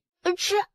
你若好好听太傅的话，好好学，想吃什么朕都答应。咕噜肉、红烧凤鲈鱼、蜜汁鸡腿，我通通要。小顺子跟在后面，心里嘀咕了一声，照着殿下这个吃法，本就珍惜的东西越发要灭绝喽。明幽去的时候，国学院的学生已经三三两两的到了，他来得晚，所以位置被安排在了最末尾。殿下，这慕容太傅是出了名的脾气倔，您可少惹他。好。如意看着他这样，也不确定他听进去了没有。凤皎月过来拍了一下如意的肩膀，你放心吧，这不还有我罩着他吗？唉，真不明白凤七七为什么非要我来读书。瞧见明幽发呆，轻轻咳嗽了一声。明幽回神看见他，立马换上一副小无辜的表情。太傅，我还小，听不懂。那些对你而言确实是太高深了，所以我会教殿下一些简单的字，以供殿下练习。啥？明幽差点以为自己听错了。嘿，殿下不必忧心，欠缺的知识我都有信心给您补上。喵喵的，怎么和我想的不一样？慕容太傅极其耐心地写了几个简单的字。殿下，您就看着这些练习吧。散学的时候一共交20张过来。我不会写。没事，我有耐心教会您。明幽飞快地摇头，挤出笑容来。不劳烦太傅了。明幽看着那白白净净的纸张，内心涌出一番灵感来。10张，那他努力把字画大一些，1张1个字儿，岂不就是？殿下不要松懈取巧，每张纸至少要写20个字，写的要规矩整齐。明幽想鄙视他，你是我肚子里的虫虫吗？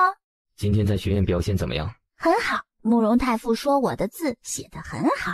哦，是吗？当明幽说慕容太傅格外夸他的字好看的时候，凤清浅便知道了慕容的意思了。看着凤清浅诡异的笑容，明幽觉得怪怪的，可却说不上来。夸他，凤清浅好像不是那么激动高兴嘛。一连着练习了5、6天的字，慕容太傅终于改让他读书了，只是简单的背些三字经。可半天早上，明幽愣是没背下什么来。慕容太傅的戒尺晃悠晃悠的，明幽的小心肝忍不住颤了那么一下。慕容太傅，你打的是皇后的手心哦。殿下，我知道，整个天下都知道的事情，我还没有那么孤陋寡闻。哼，这个小丫头，年纪这么点大，倒是精灵得很，知道用身份来压人了。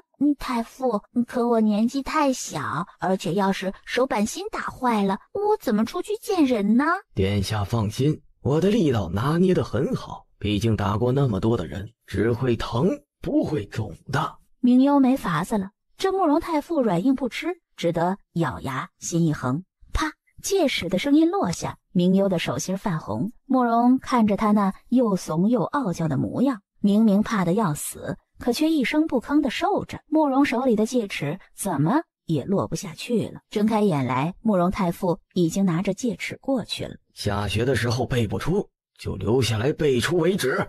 明幽本来松了一口气的，可听到他的话，小脸垂了下去。那还不如一次性把手板心打完，放他回去呢。凤七七，你终于来接我了。我的手板心好可怜呐，都被太傅打哭了。凤清浅看去，只是一片白嫩嫩的手心儿。慕容太傅，快到宫里晚膳时辰了，要是皇后未回去，耽误了用膳的时辰，御膳房还得重做，这劳民伤财，1年下来也是一笔不小的花销。恭送陛下。凤清浅抓着他的手便出去了。凤七七，还是你厉害，要不以后下学的时候你都来接我吧。凤清浅勾唇并不出声。小顺子默念道：得了，这下养的不是童养媳了，是闺女。晚膳的时候，菜品格外的丰盛。明幽激动地拿着勺子，等待凤清浅给他夹菜。凤清浅没动筷子，只看了一眼菜。我听太傅说，今儿没认真背书。明幽暗道不好，凤七七打算秋后算账。凤七七，我饿了，我们先吃饭吧。小顺子，把这道荷叶手撕鸡撤下去。小顺子不解，只得照办。还有这道凤尾鱼翅，玛瑙糕也撤下。不许不许，都是我爱吃的。以后若再学不好，朕不罚你。每次书背不好啊，撤一道肉菜。等你什么时候背好了，什么时候再吃肉。殿下，您最近2日好像都萎靡不振的呀。萎靡不振是什么？如意无奈，他总算是知道了陛下为什么可以纵容他不学规矩，但是一定要读书识字了。好久没吃肉，本宫感觉全身无力，想吃肉。宁幽馋滋滋，有气无力地看着蓝天白云发呆。这凤七七太过分了，不给吃肉，只能吃素就算了，还通知御膳房和未央殿的一律不准给他吃肉。他现在能看见的肉就只有自己和黑耳了。黑耳似乎感受到了他火狼般的注视，噌的一蹬双腿，滋溜滋溜地逃跑了。我只是看看，又不会真的吃了你。他一个皇后，居然沦落到看着兔子解解馋了。还在愣神中，突然闻到烤鸡翅的香气，好香，鸡翅的味道。哼，你倒还真是狗鼻子。身后小顺子毕恭毕敬地端着一个小食盒，明幽也不恼，装作没听见，翻身不理他。不吃鸡翅了？那朕让人丢出去喂你的兔子了。兔子不吃肉的。哼！以后朕每天教授你一个时辰的功课啊，学好了每天都有肉吃，学不好以后你就改吃素吧。凤清醒的话似一瓢冰冷的凉水，浇醒了明幽的侥幸。把之前慕容太傅教习你的温习一遍给朕听。人之初，性本善。后续大多数的字都是不认识的，凤清浅将他不认识的字都挑了出来，一遍一遍地教他。狗，我记得狗不是这么写的呀。哎呀，你说的那是旺财来福，不是这个狗。这个狗是指如果，大致便是如果从幼时便不好好教导，人性的善良会变成邪恶。殿下的性子都给这小丫头磨好了，这真不是养媳妇，是养闺女。殿下的漫漫养妻路才开始第1步。明幽为了吃肉，只得认认真真地学着。在慕容太傅的耐心严厉教授下，凤清浅每天给他开小灶，明幽终于是断断续续地学会背三字经了。明幽给凤清浅抽查了一段，期待地看着凤清浅。还行。明幽闪亮亮的小眼神盯着他。不是说我学好了，吃饭的时候就可以像以前一样有很多肉肉吗？朕可没这么说过，偶尔加个鸡翅鸡腿的还是可以的。乖，你在长身体，多吃些青菜白菜对身体好。你个大坏蛋！明幽气得跺脚转圈。明幽气了半天，发现他真的奈何不了凤七七这个大坏蛋。他终于理解了如意那句官大一级压死人的道理。他可以欺负任何人，但是除了凤七七。果真，做皇帝还是最好的。找不到欺负凤七七的方法，明幽小脑袋里的唯一能想到的是抗议这个大暴君的恶行。所以他偷偷的密谋了一个计划。明幽在店里转悠了2圈，便借着散步的名义出去踩点了。以前便听长风说，这僻静荒废的宫院里常有野狗野猫打的洞，他完全可以钻出去的。转悠了许久都没找到印象中的狗洞，仰着头看着高高的宫墙，他也没法子像是长风凤七七那样飞过去呀。殿下怎么独自一人？如意姑姑呢？没有，我和如意在玩捉迷藏呢。你们看见他藏在哪里了吗？侍卫队长摇摇头，属下等没有见过姑姑。那你们轻声点儿，快点过去，不然等如意发现了我就打你们板子。看明幽的样子，侍卫队长便不以为奇了。嘘，都小声点，别碰到什么东西了。明幽看着他们缩着脑袋的猥琐样，乐不可支。这群笨蛋！哼，凤七七，你不可以告诉别人我钻狗洞卡住了，不然……明幽还在想着该怎么威胁他比较有用。陛下，知道挖开吗？明幽脑子懵了一下。还有别人？很多人，未央殿的人也在。明幽的脸涨红，有羞有恼，使劲的蹬了一下腿儿，哇哦一声哭了出来。这回他真的是没脸见人了。凤七七是大坏蛋，你们都欺负人！凤清浅无奈，这可是你自己钻进去的。言外之意是关他什么事情啊？怎么他又成了坏人了？你居然还带他们围观，你这是往井里丢大石头！那是落井下石。恶劣的用手指戳了戳他的脑门。你还要出来吗？不出来就不出来！哼！明幽现在脸都丢光了，还出去干什么呀？凤清浅做事起身，那回去吧。小顺子也是有个眼力劲儿的，摆架回宫。然后一干人真的走了。明幽抬头看去，真的一个人也没有了。凤七七，如意，你又是个最可怜的小姑娘了，想回家回不去，还要被迫和大坏蛋住在一起。等过2天饿死了，身体上就爬满小虫子。想着想着，又忍不住泪水连连的，自己的结局太可怜了。凤清浅就一直坐在墙头上，看着他戏精。听到他说自己是最可怜的小姑娘时，忍不住嘴角动了一下。他哪里可怜了？吃的是最金贵的，穿的用的无一不是最好的。关键是整个宫里谁敢给他气受啊？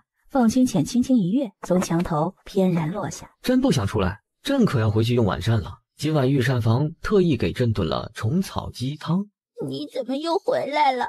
你也迷路了吗？哼，朕可没你这么蠢。凤清浅拉着他的腰，轻轻试探了一下，发现卡得很死。他真怕一用力把他的小身板撕成2段了。脑补了一刻，他已经能想到明丽提着他的长剑满天下的追杀他了。从自己的腰间找出一把精致的匕首来，一点点地抠着宫墙上的土。好慢呢，我什么时候可以出来？这个小惹事儿精，人多嫌丢人，人少就嫌慢。你再敢多说一句，朕就让你在这自生自灭。明幽识相的闭了嘴，人在屋檐下，不得不低头啊。凤清浅将狗洞扩大了好些，才将他拉出来的。明幽起身的时候，身体都是发麻的，别说走路，站立都困难。凤清浅蹲下身来，上来，朕背你回去。明幽这才心里稍微平衡了那么一点，反正他有的是办法报复。明幽趴在他的背上，看着比早上整整大了1圈的狗洞，心思活络了起来。别瞎想了，等会儿长风就将这狗洞堵上，绝了你这心思。哼，朕看你这3年没长记性，本事倒是长了不少。朕不是告诉过你，好好的待着，别惹乱子。就不要，就不要！明幽的情绪突然剧烈了起来，气鼓鼓地看着凤清浅。凤清浅也怒了，提着他放在自己腿上，巴掌接二连三地落了下来，接连打了10几下。明幽已经哇哇大哭。凤七七，等我长大了就饿死你，不给你吃饭。朕看你是被养皮实了，3天不打，上房揭瓦。凤清浅看着他哭得可怜，可这火着实消不下去。这狼心狗肺的小东西，虽然是奶娃娃大小进攻，可这些年不是事事给他操心，明里暗里的保护着他。他倒好，只记着我的凶，还敢说我是大坏蛋，还敢私自逃跑。哼，今日的事索性只是闹出了乌龙，若被有心人知道了，指不定怎么拿他做引子挑事儿呢。凤七七大坏蛋，我要回家！你们都是骗子，凤七七是，如意是，爹爹也是。说好过几年我学会规矩就接我回家了，我一直等，一直没有人来接我，爹爹也不要我了，凤七七总是欺负我，我要去找我娘。怎么不打了？你打死我，我也要回家的。凤清浅无语了，大概明幽唯一从明丽上遗传过来的就是这个倔脾气了。朕打累了，稍作歇息。凤清浅适当的给他找了个台阶下，可明幽是谁呀？能这么顺利下台阶，那就不是他了呀。哼，有本事你就打死我吧，不然一会儿我还得回家。气得凤清浅肝疼。不是，让小顺子招呼板子来打。明幽的小身板忍不住轻颤抖了一下。哦，早知道就不嘴硬了，这手掌打屁股都这么疼，那板子岂不是真要把屁股打开花了？凤清浅的手不仔细碰到了她的裙子上，明幽忍不住低低的哼唧了一声，声音小，可凤清浅却听得很清楚。糟了，这么些下，手下的力道是比往常重，该不会真把他的屁股给打开花了？想着就扒开他裤子看，明幽则是誓死捍卫自己的裙子。凤亲戚，你怎么能脱一个姑娘家的裙子？你个老流氓！凤清浅将她裙子撩开，果真瞧见2片白嫩的屁股蛋上青青紫紫的，心里便有了懊悔之意。果真是被这小丫头气疯了。这小丫头未免也太娇嫩了，这不过是用手心打了10几下而已，还没动用板子呢。若真用了板子，不得打废了？明幽发现凤清浅不止脱了她的裙子，还看了她的屁股，于是又羞又恼的：“你个王八蛋，老流氓！我的清白没了！”凤清浅听到他这句“我的清白没了”，又气又好笑，轻轻拍了他屁股一下：“从哪听到这些乱七八糟的？你不过是一小丫头，能有什么清白？再者说了，朕是你夫君，看看……”凤清浅忽然住了嘴，本来想说的是看看怎么了，可随即一想，这话是不是少儿不宜？哎，算了，和这个什么都不知道的小丫头计较什么？凤清浅没说话了，只是将药膏轻轻地给她涂抹上去。明幽忍不住动了一下，轻轻地哼唧了一声：“别动，板子没挨够。”明幽只得含泪趴着：“我的清白没有了，好可怜。”凤清浅差一点一口老血吐出来。哎，这小丫头脑子里想的是什么？真想打开这丫头的头盖骨看看，一个小丫头能有什么清白？你个老流氓，我不想看见你。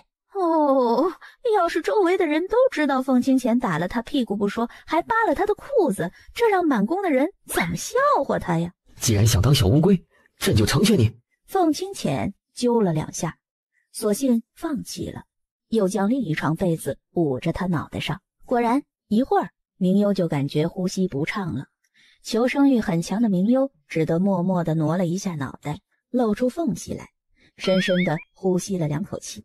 如意，既然皇后喜欢，再去加2床被子来。明优一听，别，好热啊，我累了，要睡觉。于是扭头不看他。皇后既困了，那今晚的晚饭夜宵一切吃食便免了吧。明优被气得头晕眼花的，看着凤清浅昂首阔步地走了出去，走到门口不忘记吩咐人给朕准备晚膳。明优听到这句，肚子不争气的咕噜咕噜叫了起来，肠子都悔青了。早知道还是吃了饭再闹别扭吧。躺在床榻上翻来覆去的都难以入睡。如意，我肚子饿。殿下忘记了吗？陛下说今晚的晚饭宵夜一切吃食都免了的，殿中的糕点果品小顺子也特意撤走了。凤七七，明优磨牙，气得半死。哼，皇帝了不起呀，总有一天他要让凤七七这个大暴君大坏蛋跪着叫他女王大人。太好闻了。凤清浅听到他的脚步声了，可不知为何，短短几步路，他磨蹭了半天也未过来。难道香味不够重，引诱不了他？紧接着就把烤鸡离的炭火盆近了一段距离，让烤鸡的香味散发的淋漓尽致。我能吃一小口吗？明优暗自决定，要是凤七七真不让他吃，他就多吸几口再回去，因为这个烤鸡真的是太香了，吸引得他都走不动道了。凤清浅故意傲娇了一刻，出息！这小馋猫终于是上钩了，我手都举酸了。明优看着，默默地咽了一下口水，恨不得将自己的鼻子贴到烤鸡上。你真的只是吃一口？明优眨眼，一副鬼灵精的样子。如果你吃不完，我可以帮你吃一点。我爹爹说了，浪费食物不好，可你刚才吃了晚膳，一定吃不下这么多的。你倒是长进了，还知道用话来堵人。撕下一只鸡腿递给他，吃吧。明优嗖地接了过来，立马往嘴里塞，狠狠地咬了一大口，然后哇的一声哭了出来。凤七七，你个大坏蛋！这鸡腿把我的牙齿割掉了，我没有牙齿了。凤清浅这才反应过来，他凑过去仔细看，鸡腿上卡着一颗白色的乳牙。鸡腿上还有你的牙印呢。明优看到凤清浅居然还嘲笑他，哭得更加伤心了。凤清浅无奈，这是到了换牙期了，这牙松动了，刚好卡在鸡腿上，这可不是朕故意捉弄你的，每个小孩子都会换牙的。那能粘上去吗？我没有牙齿吃东西会被人嘲笑的。明优更加担心了，他以后在外面都不能张口，也不能笑了，去国学院不得遭人笑死啊！凤清浅又气又好笑，气的是每次有什么坏事儿，这个丫头总认为是自己故意欺负她的；好笑的是，她居然认为长不出牙来了。好了，过段时间就长出来了，会长出新的牙齿的。真的会长出来吗？会的，朕小时候也换过牙，不过你若是现在不忌口，一昧吃糖的话，你很有可能长出像黑尔一样的门牙来。明优啊了一声，脑子里想象了一下他的牙齿长得像黑尔的门牙。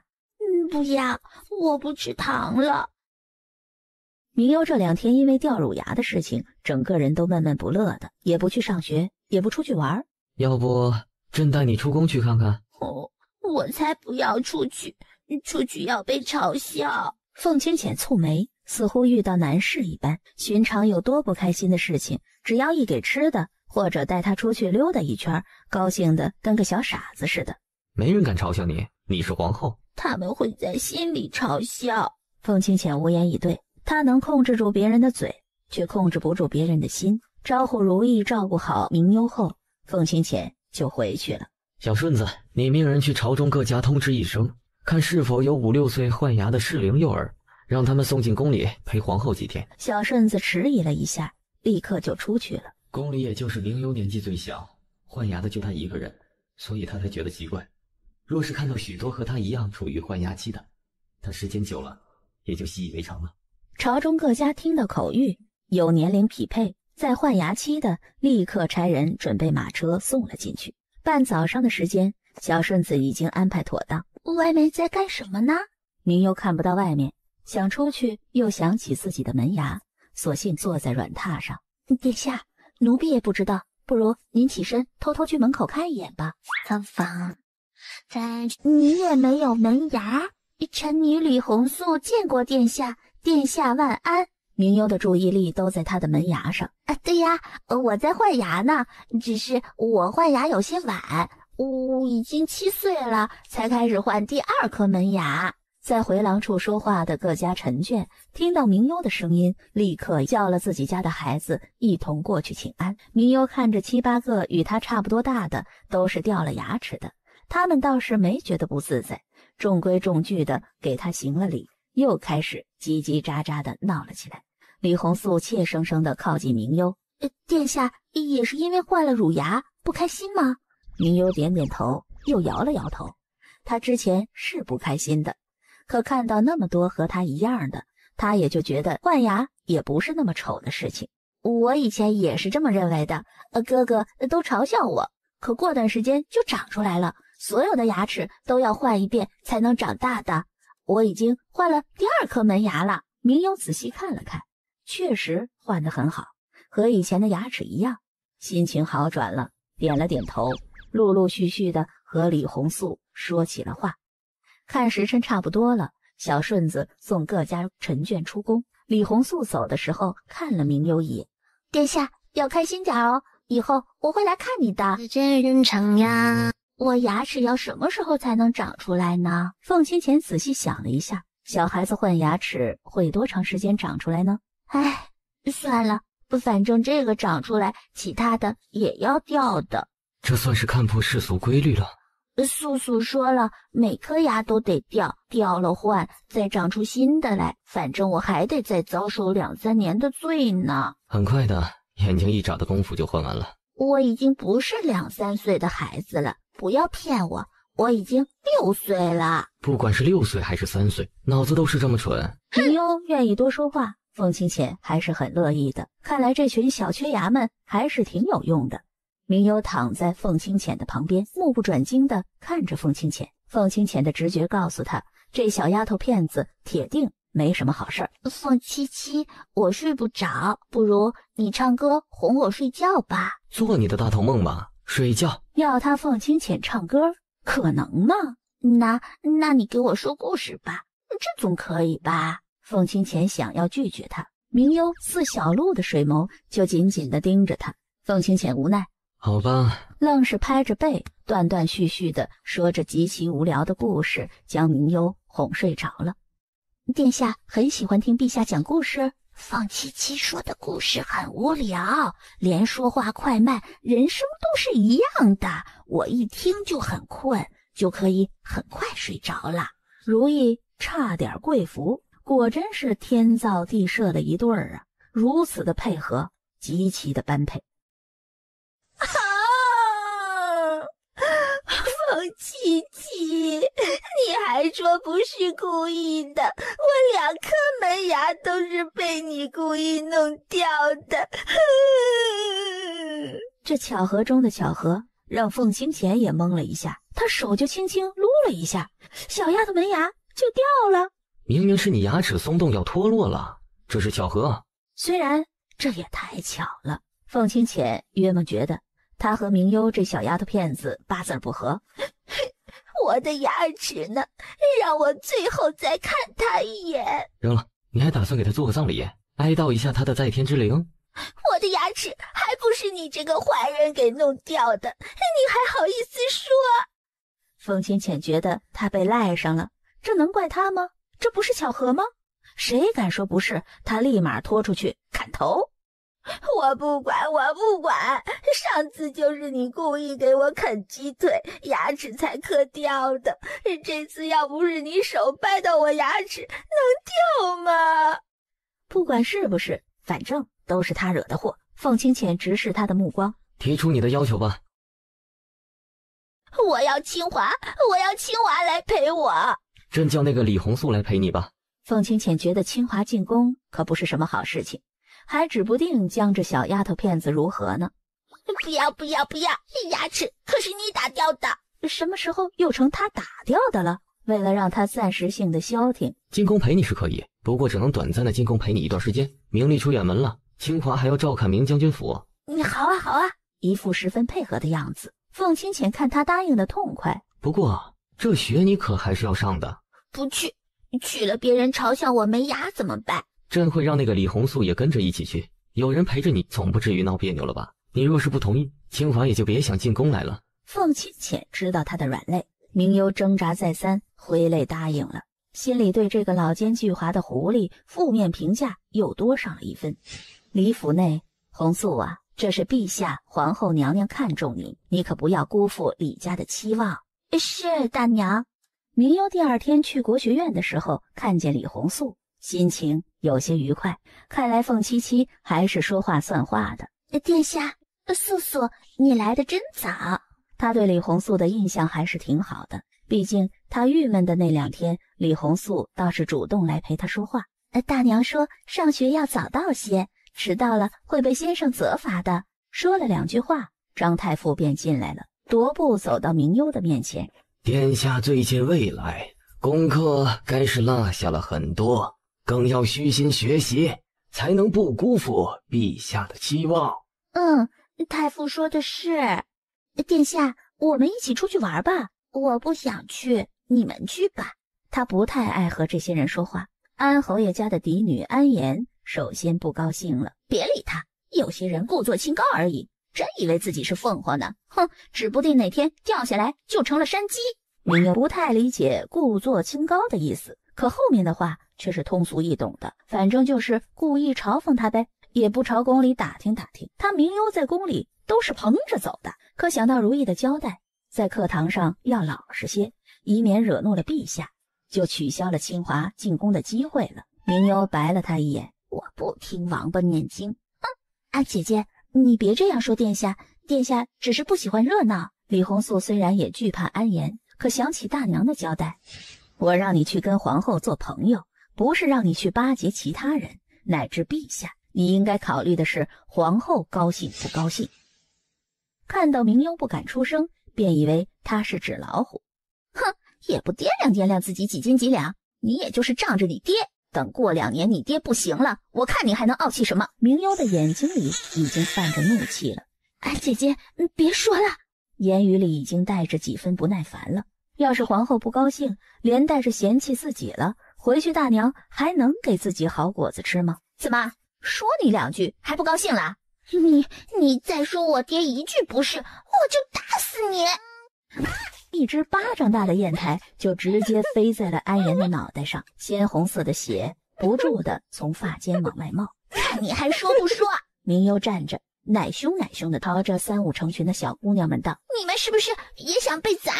凤清浅正在看着奏折，听到小顺子的回禀，一闪的功夫就出去了。等小顺子回神已经没有了凤清浅的影子了。手扔砚台疼了没有？那砚台可不轻，手酸不酸？张太傅无言以对了。陛下，是殿下出手拿砚台砸的安郡主。明幽趁机撒娇，想多讨要一点好处。砚台可重了，凤七七，你都不知道那安言是怎么奚落你的，说你依靠我爹才让你当皇帝的，等我爹不行了，你就当不成皇帝啦。殿下，安姐姐她没有对您不敬，只是与殿下开了几句玩笑，这不是真的。凤七七说了，皇帝和皇后本就是一体，这么说我不就是在说凤七七吗？殿下，您可真是睁着眼睛说瞎话。安泰臣在。你说呢？帝后是否本为一体？是。安泰额头上已经有隐隐的虚汗出来，他这说是或者不是都得死啊。很好，既然如此，那安太侯之女安言藐视皇恩，诋毁诅咒君主，处于杖毙，以儆效尤。安太侯府不知管教，博取安太侯爷1爵位。安泰听到杖毙时脸色发白，嘴唇哆嗦着。陛下恕罪，陛下恕罪，是臣管教子女无方，请陛下开恩。明幽也吓了一跳，他已经狠狠教训过安言了，这要是被板子打死，是不是有点残忍了？死命地拉着凤清浅的衣袖。凤清浅看到他眼里的急切，示意他不着急。哦，安太侯知道自己有错了，那就免了安言的死罪，包去安侯府之衔，安言郡主之衔。陛下，这安家的侯爷爵位乃是先祖就封赏的爵位，一向都是臣家一脉相承的。臣100年之后如何向先祖皇帝和先父先祖交代呀？哼，你还是先考虑一下怎么向朕交代。晚上有肉肉吃吗？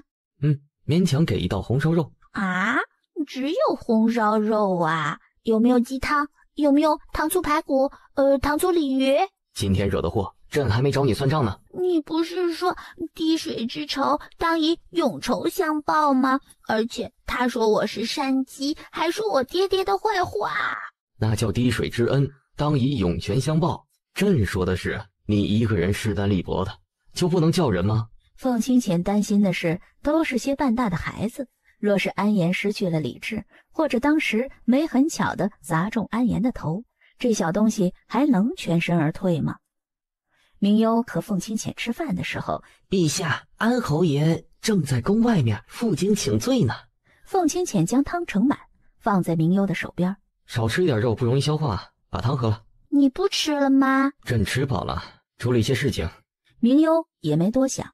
之后凤清浅在书房和安泰谈了1个多时辰。安泰出去的时候脸色满是轻松，却又带着不安，一路摇头叹气。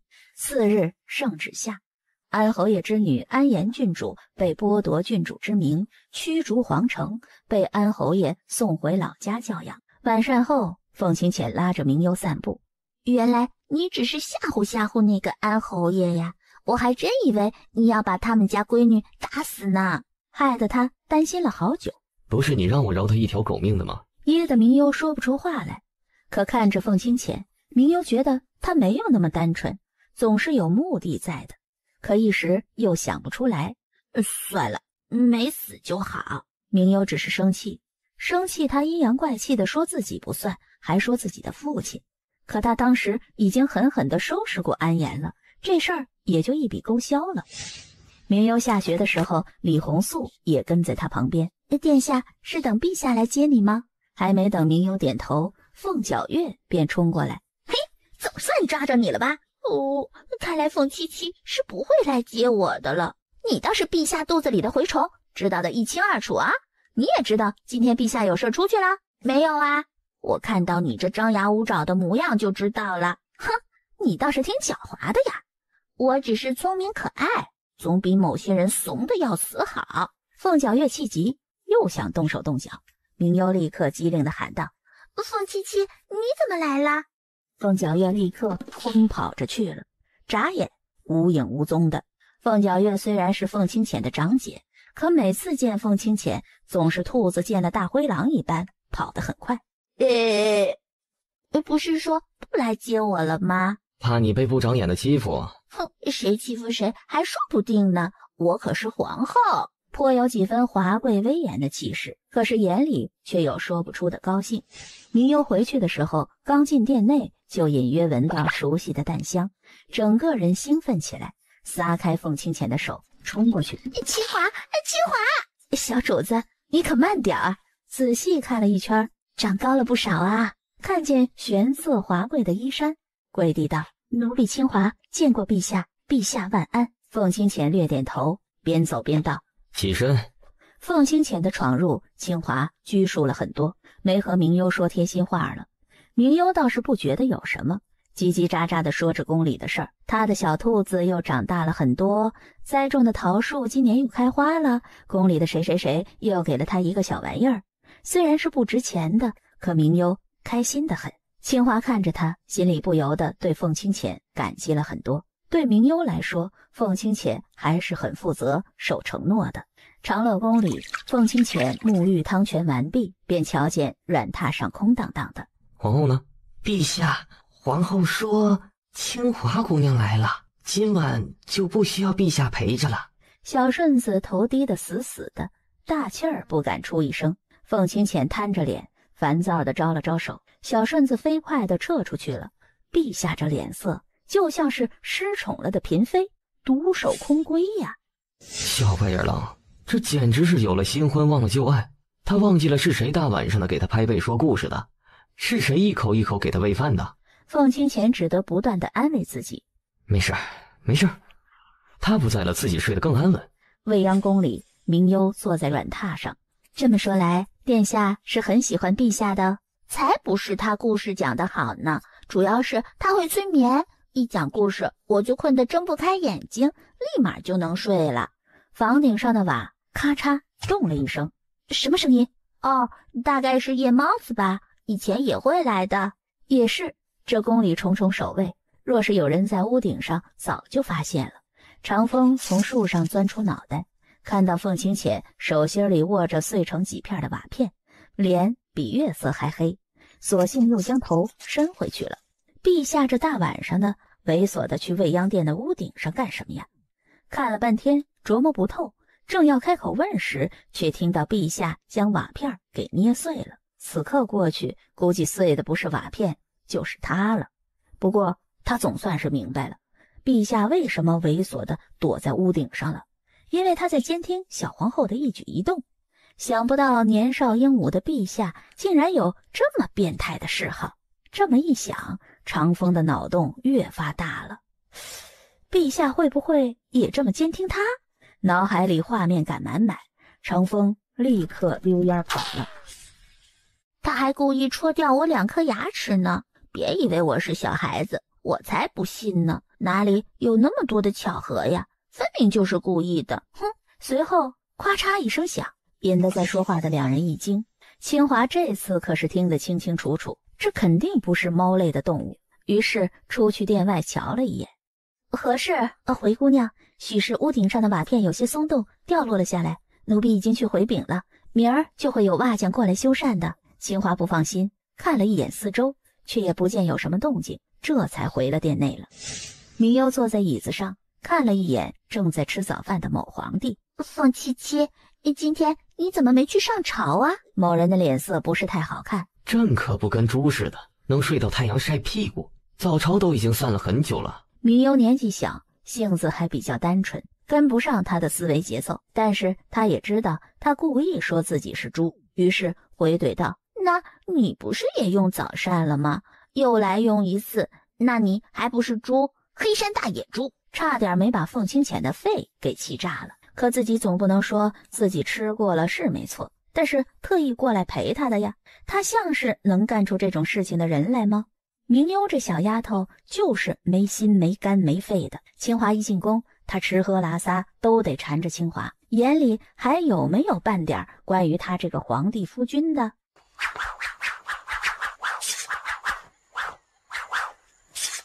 长风，朕的剑法可有长进？陛下的剑法日益精进，相信过些年一定会所向披靡的。凤清浅很认真地点了点头。很好。今天御厨房有没有给我做咕噜肉啊？这您得亲自问陛下了，陛下等着呢。奴婢哪敢张望有什么菜呀？殿下是皇后，不能整日沉迷这些吃食上。清华，你这样说一个小孩子好吗？小孩子吃得好才能长得高。清华无奈，心里叹：哎，人小鬼大，当着这么多的人也不好说什么啊。是，殿下说的都是对的。凤清浅坐在桌边，未见到人，倒是先听到明幽轻快带着甜意的笑声。凤七七，你来得真快。明幽见是他，哒哒哒地跑了过去。玩疯了，用膳都不记得时辰了。瞧见有自己喜欢的咕噜肉，眼睛都直了。凤七七，你真好，今天果真有咕噜肉，我要吃一大碗。不许多吃。凤清浅知道他的脾性，肉食动物，不太爱吃蔬菜，自然要遏制他。明幽用筷子很笨，基本夹不起东西来。凤清浅拿了勺子给他，一边用勺子给他投喂。明幽时不时的还要指挥一下，多夹一点肉，少点菜。清华，手好酸啊，阿尤好可怜呐，我感觉手都肿了，要是爹爹知道了，可要心疼坏了。清华是谁呀？从小看着他长大的，对他性子知根知底的，当然知道这些苦肉计卖可怜的。你才夹了一炷香的，少装可怜，我不信。明优垂头丧气地趴在桌子上，哼，清华也是大坏蛋。你是皇后，都6岁了还不会用筷子，若传出去，别人还指不定怎么笑话呢。哼，谁敢笑话本宫，本宫打他板子。哦，你打过谁板子吗？明优噎住了，他还真没打过谁的板子，不像凤七七这个大暴君。我好像真没有，倒是凤七七经常打我屁股。清华无语了。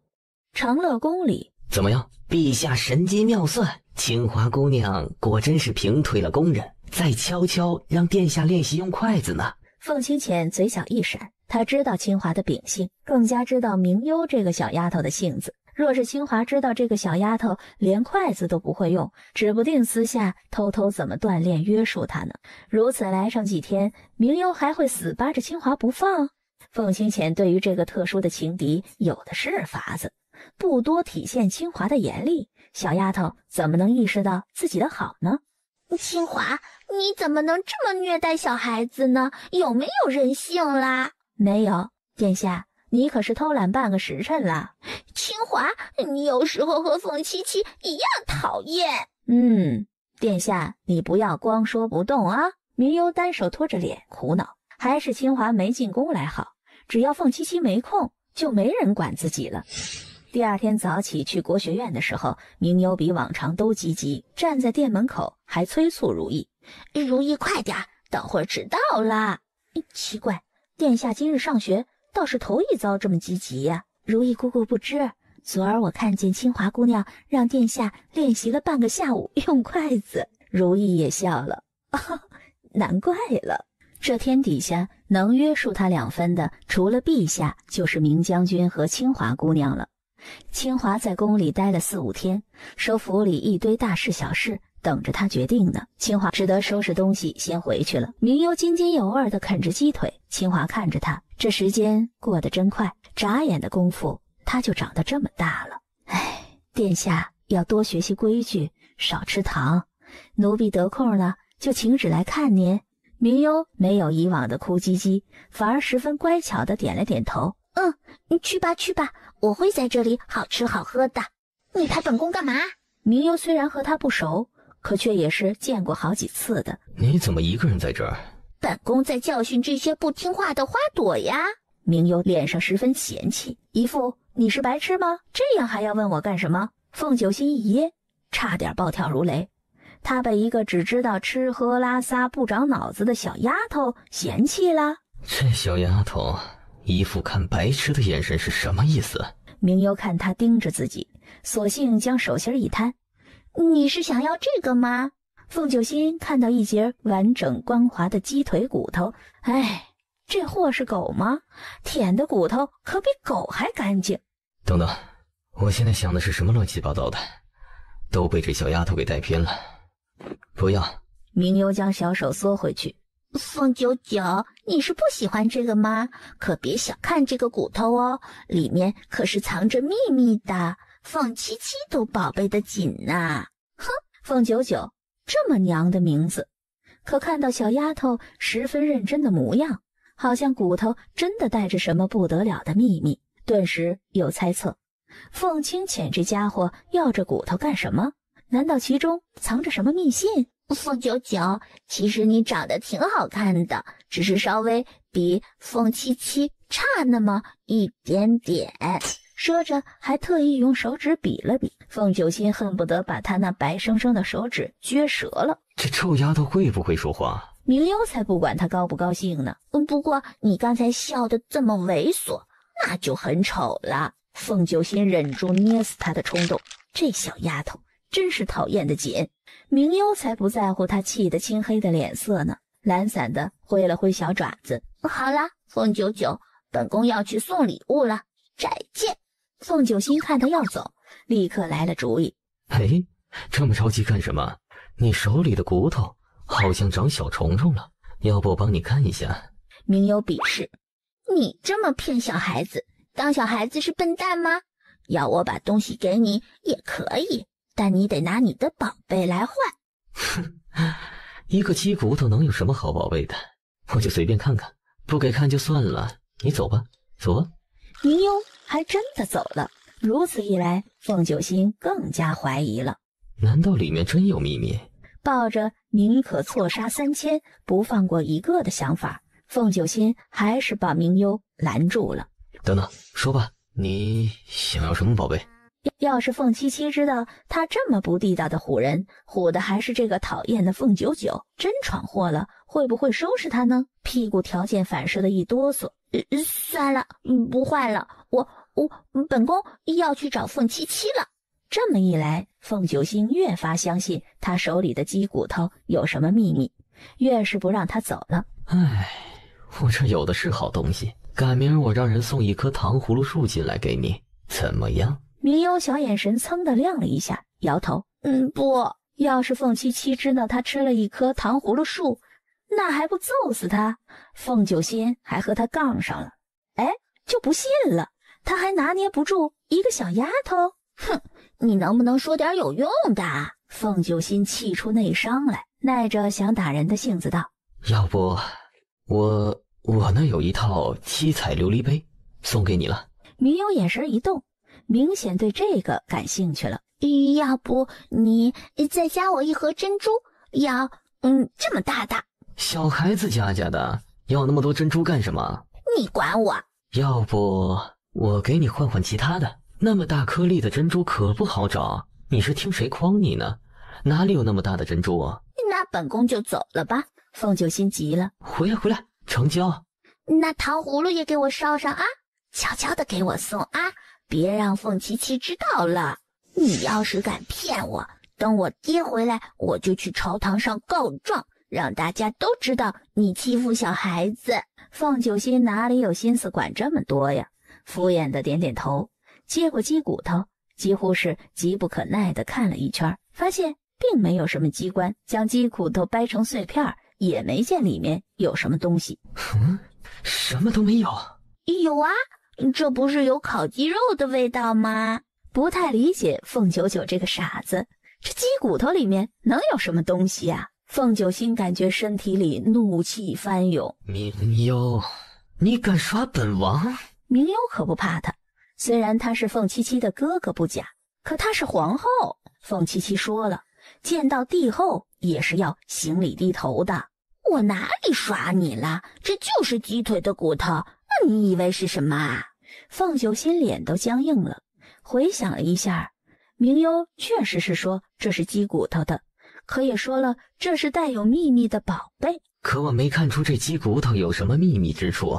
明优小眼神滴溜溜的转，立刻笑道：对小孩子来说就是秘密呀，你是老年人，当然不懂啦。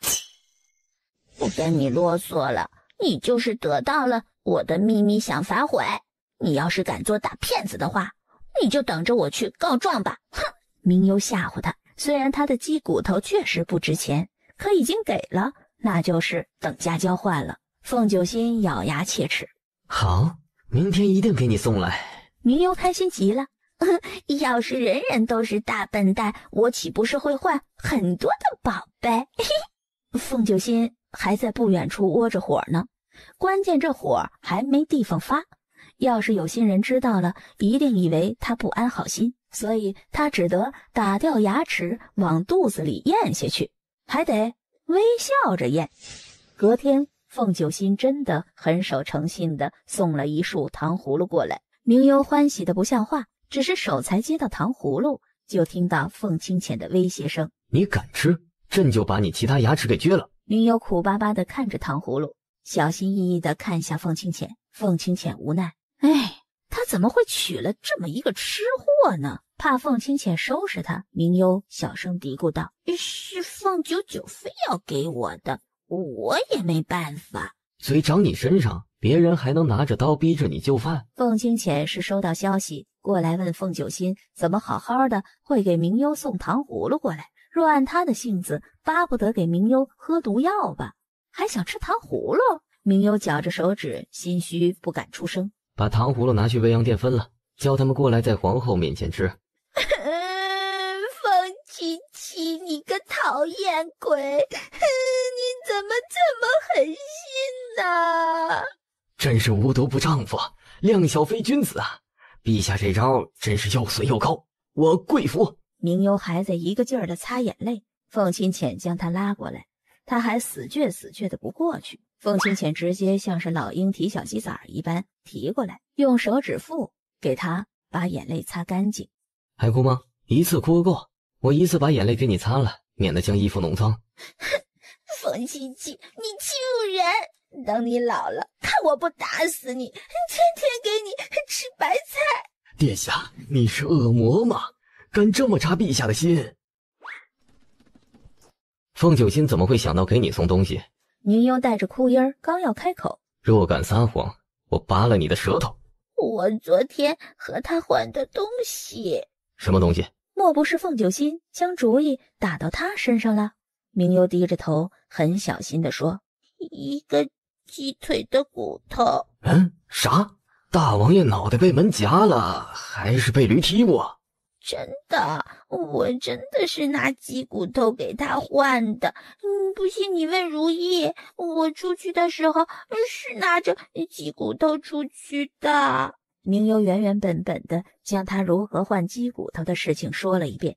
我本来不想换了，可他给了我许多宝贝，只是他拿到鸡骨头，仿佛有些不高兴。凤清浅脸色异常严峻，对于凤九心的心思可是心知肚明。他当时应该以为明优拿的鸡骨头里许是有什么密函藏着，才会这般下血本换。凤九心这个人最大的毛病就是痊愈和疑心病过重。明优怕凤清浅又想着什么法子收拾他。我知道错了，那我不要不成吗？谁知道凤九九那么傻呀，我随便哄两句他就信了。他还有什么没送来？一大盒珍珠，还有7彩琉璃杯。明优戳着小手指，小心地看他脸色。哼，收？怎么不收？天下的东西都是真的，这拿回自己的东西有什么好奇怪的？你刚才可不是这样说的。哼，翻脸比翻书还快。明优小声嘀咕。你说什么？明优摇头，一副乖巧样。没有啊。朕听到了，你说朕翻脸快。明优在心里吐槽，听到还故意问：以后离他远一些，他送的东西别吃，别亲自伸手拿，指不定上面沾着什么不干净的东西。明优听得一知半解，愣愣的点头。我去，陛下果真是最狡猾的狐狸呀！所以他刚才将那糖葫芦全都给宫人吃了，就是为了确认这所有的糖葫芦里到底有没有毒药。下午些的时候，凤九心果真将剩下的东西送过来了。这凤九九还真有钱。殿下，您可别打坏主意了，若是陛下知道，指不定怎么罚你呢。哼，我什么宝贝都不会分给他的。明优还记着早上的仇呢，这凤七七总是欺负他，等他过2年再大些，他一定要奋起反抗。殿下，仔细看看，看完了属下就送回陛下那边去了。感情这东西就是让他过个眼。这是我的，凤九九送我的。殿下忘记了，天下的东西都是陛下的。长风将东西收起来，晃晃悠悠的回去了，抛下一句：对了，殿下，7彩琉璃盏已经被陛下用着了。明优翻了一个白眼，若不是他年纪小身体好，只怕要被凤七七这个混蛋气死了。明优觉得凤清浅太恶劣了，他以后不要跟凤七七说话了，永远都不要。可下一刻想，永远是不是有点太长了呢？那万一要吃凤尾鱼呢？要不改一改？从心里默默地将永远擦掉，记上10年。等等，10年是不是有点稍微长啊？算了，那就3天吧。小祖宗，您可真有骨气，这10年眨眼就变成3天。别说3天，依着他这个性子，估计3个时辰也难。果不其然，小顺子来叫他吃鱼的时候，明优跑得比兔子还欢快。殿下，您刚才可还发誓呢，说至少3天不理陛下呢。明幽眨眼，是吗？哎，管他呢，反正是刚才的我说出去的，又不是现在的我说的。昨天已经试了3次了，今天怎么还要试啊？殿下，这可马虎不得。帝后的衣裳都是南幽国的体面，若帝后不体面，影响的便是整个南幽国的脸面，面子又不能当饭吃。那是谁平时当众被陛下打了屁股，就气得闹别扭好几天了？那是疼的。殿下，您走慢些，可别摔了。您一摔，估计整个天下要笑到明年了。谁让你们弄的衣服又重又长的？陛下，皇后娘娘到。凤清浅迈步过来，牵着他的手，一路从太和殿走出来。参见陛下，陛下万岁万岁万万岁！参见皇后娘娘，娘娘千岁千岁千千岁！起身。明幽看着3355的使臣后面满满当当的礼物，明幽便有些好奇，你说他们里面装的是什么宝贝呀？瞧你那点出息。我这不是干站着没事儿干吗？你可得站老实了，等3跪9叩完就可以回去了。明幽懒洋洋的道。好。站了好一会儿，明幽都有些瞌睡了。不许瞌睡。明幽嘀咕，谁知道他们3跪9叩还一批一批的来呀？如此慢悠悠的磕头，那得磕到什么时候啊？浩浩荡荡的近半个时辰，总算是结束了。殿下，您要注意仪态。腿都快没啦，还要什么礼？明幽走路都有些腿软了，一想到下午还有接受朝拜，整个人都不好了。殿下，多休息一会儿吧，下午的时候还有使臣家眷参拜呢。令明幽还有一点安慰的是，下午可以坐着，可一坐几个时辰也是不易呀。没事儿，殿下，奴婢们会把垫子准备的软软的，保证舒舒服服的啊。未央殿内，参见皇后娘娘，娘娘千岁千岁千千岁！起身赐座。原来南幽喜欢让小孩子做皇后啊！听说南幽选皇后一定要选身份最尊贵、祥瑞的。娘娘的父亲一定很厉害吧？听说娘娘出生的时候有火烧云化作凤凰。本宫的爹是当朝将军。哦，只是将军呢。其中嫌弃的意味不要太明显。百色一个附属小国，本宫爹爹是号称天下第一的战神将军，很多年前就3次把百色打得落花流水。本宫记得家里还有你们百色大王跪求和谈的胜利品呢。你这个什么洛，你若不服，本宫爹爹会再把你们打服气。皇后娘娘恕罪，圣女不是这个意思。这别人说这话或许是开玩笑，这出自掌握天下生杀大权的帝后之口就不是玩笑了。公主，您虽为圣女，可忘记了王后先前的交代吗？他们是来求和的，不是来发动战争的。阿离洛不懂事，请皇后娘娘见谅。明幽哼了一声，倒是没理他了。这个阿离洛，他这仇记下了。皇后娘娘不要生气，小国一向都是井底之蛙而已。阿离洛的事情弄得未央殿里的人都不太高兴，没说几句话，明幽就把他们都遣散了。殿下感念在座各位舟车劳顿，不辞辛苦，所以先请各位贵人回去休息吧。女尊王朝的使臣倒是留在了最后。夫人似乎有话说，臣妇前来收到姑姑的嘱托，来看看北冥世子。只是臣妇是女尊人，若是贸然去见，恐怕引起不好的猜忌。所以，请皇后娘娘帮忙，请北冥世子入宫一见。明幽点头，2日后会有晚宴，陛下会感念女君的情深意重的。如此，就多谢陛下和皇后成全了。哼，他倒是会想法子。他总是为了避嫌，而是去了也见不到的北冥然。秦王府一向是最忌惮女尊王朝的人，他不敢直言向朕说，就转道来了你这边。可那叛情不是北冥世子的义母吗？救命恩人吗？明幽仰着头，不太理解。北冥世子的生父死得早，有传言说这叛情不是他义母，而是他亲生母亲。明幽听得津津有味儿。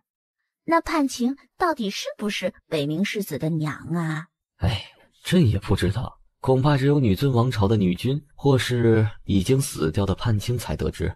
果真是有女皇帝哟，真好，我也想当女君，天天打某些人的屁股。朕看你是皮痒了，你能不能当女君朕不知道，但你这屁股肯定是要挨揍的。明幽一惊，生怕他真下狠手，溜烟跑了。2天后的宫宴是定在长歌台，明幽比凤清浅来得早。参见皇后娘娘。明幽点头，你们继续。明幽年纪小，又是皇后，在场的无一敢与之交谈。倒是明鹤的嫡亲妻子明李氏先开了口：殿下现如今贵为皇后，果然不一般了。这凤凰步摇果真是华贵无双啊！明幽不太喜欢自己家族里这个大伯母，她的眼里常常透露着一股算计，说起话来也十分刻薄。夫人是喜欢凤凰步摇？殿下说笑了，臣妇怎敢有僭越之心？只是觉得这凤凰步摇甚好，甚合殿下的身份。是呢，夫人是丞相的嫡妻，丞相又是陛下的肱骨之臣，夫人自当与丞相大人为一体，忠君不二，为帝后效命，又怎敢有僭越之心呢？清脆的声音不卑不亢，可却带着十足十的嘲讽。清华，奴婢参见皇后娘娘。陛下说，为了防止某些小人故意暗地里耍些见不得人的心思，故而叫奴婢来伺候皇后娘娘。明李氏的脸色很难看，却只得隐忍不发。殿下，那人嘴拙不识得大体，定是想着明家的亲眷关系，才言不达意，还请殿下恕罪。意思就是指明幽成了皇后，便不敬重长辈了。丞相忘记了，明将军府和明丞相府不是一家，这是整个天下都知道的事情。明鹤脸一白，这话说的好像他强行沾亲带故似的。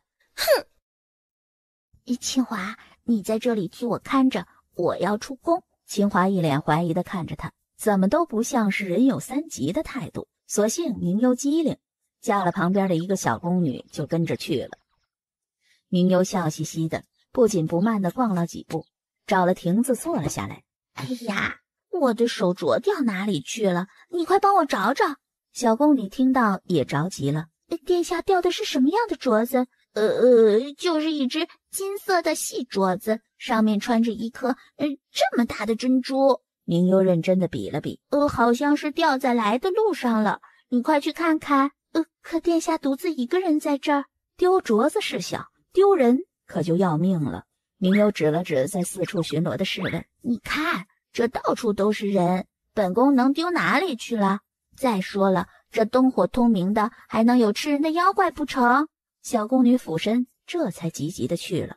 明幽看着她走出几步，嘿嘿一笑，深深的嗅了一口新鲜的气息。还是外面自由，里面闷死了。快走，有人吵架呢，我们去看看。谁敢这么不要脑袋了，敢在宫里喧闹？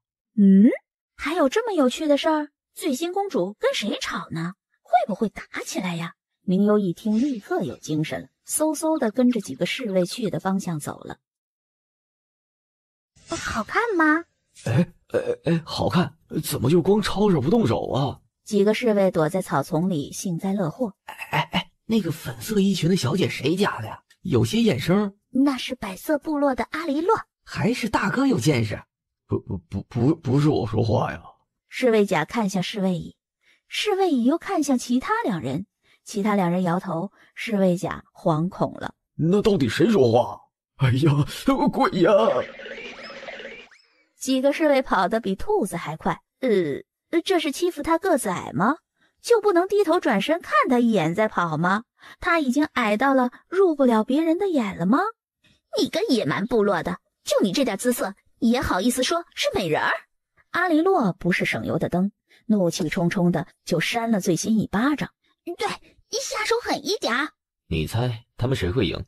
明幽听到声音，一惊，环顾四周，发现什么都没有。正奇怪呢，就瞧见一个少年从树上跃下来。你是谁？明幽印象里没见过他。本世子北冥然，你就是那小皇后吧？明幽眼里闪过一丝惊讶，他就是北冥然。转身去看醉心和那个阿离洛打架了。要不我们来赌一把？我倒是觉得那个醉心公主有胜出的可能。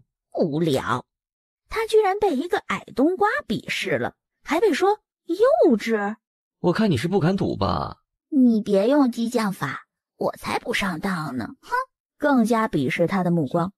北冥然气急，恨不得敲诈他的小脑袋。这小皇后怎么这么惹人讨厌呢？一点都不可爱。